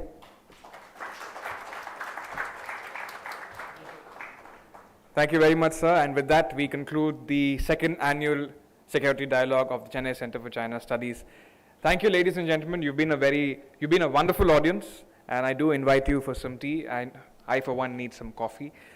Please do join us for some tea. Thank you. She needs some coffee without milk. Without milk, black coffee. Thank you.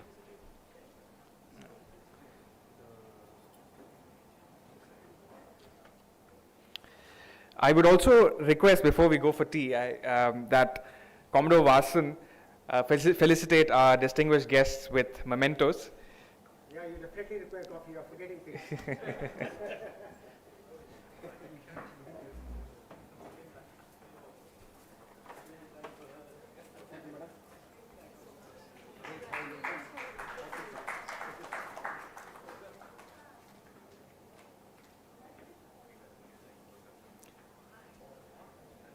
I request the Commodore Vasan to felicitate the Vice Chancellor. Sir, thank you so much. It's a great pleasure to meet you.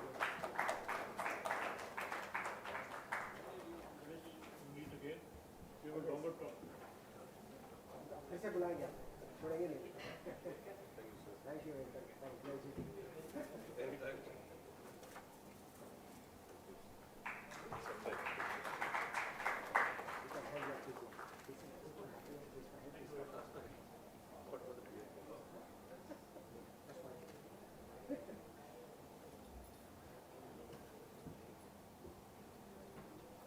Thank you, sir, for that. Thank you.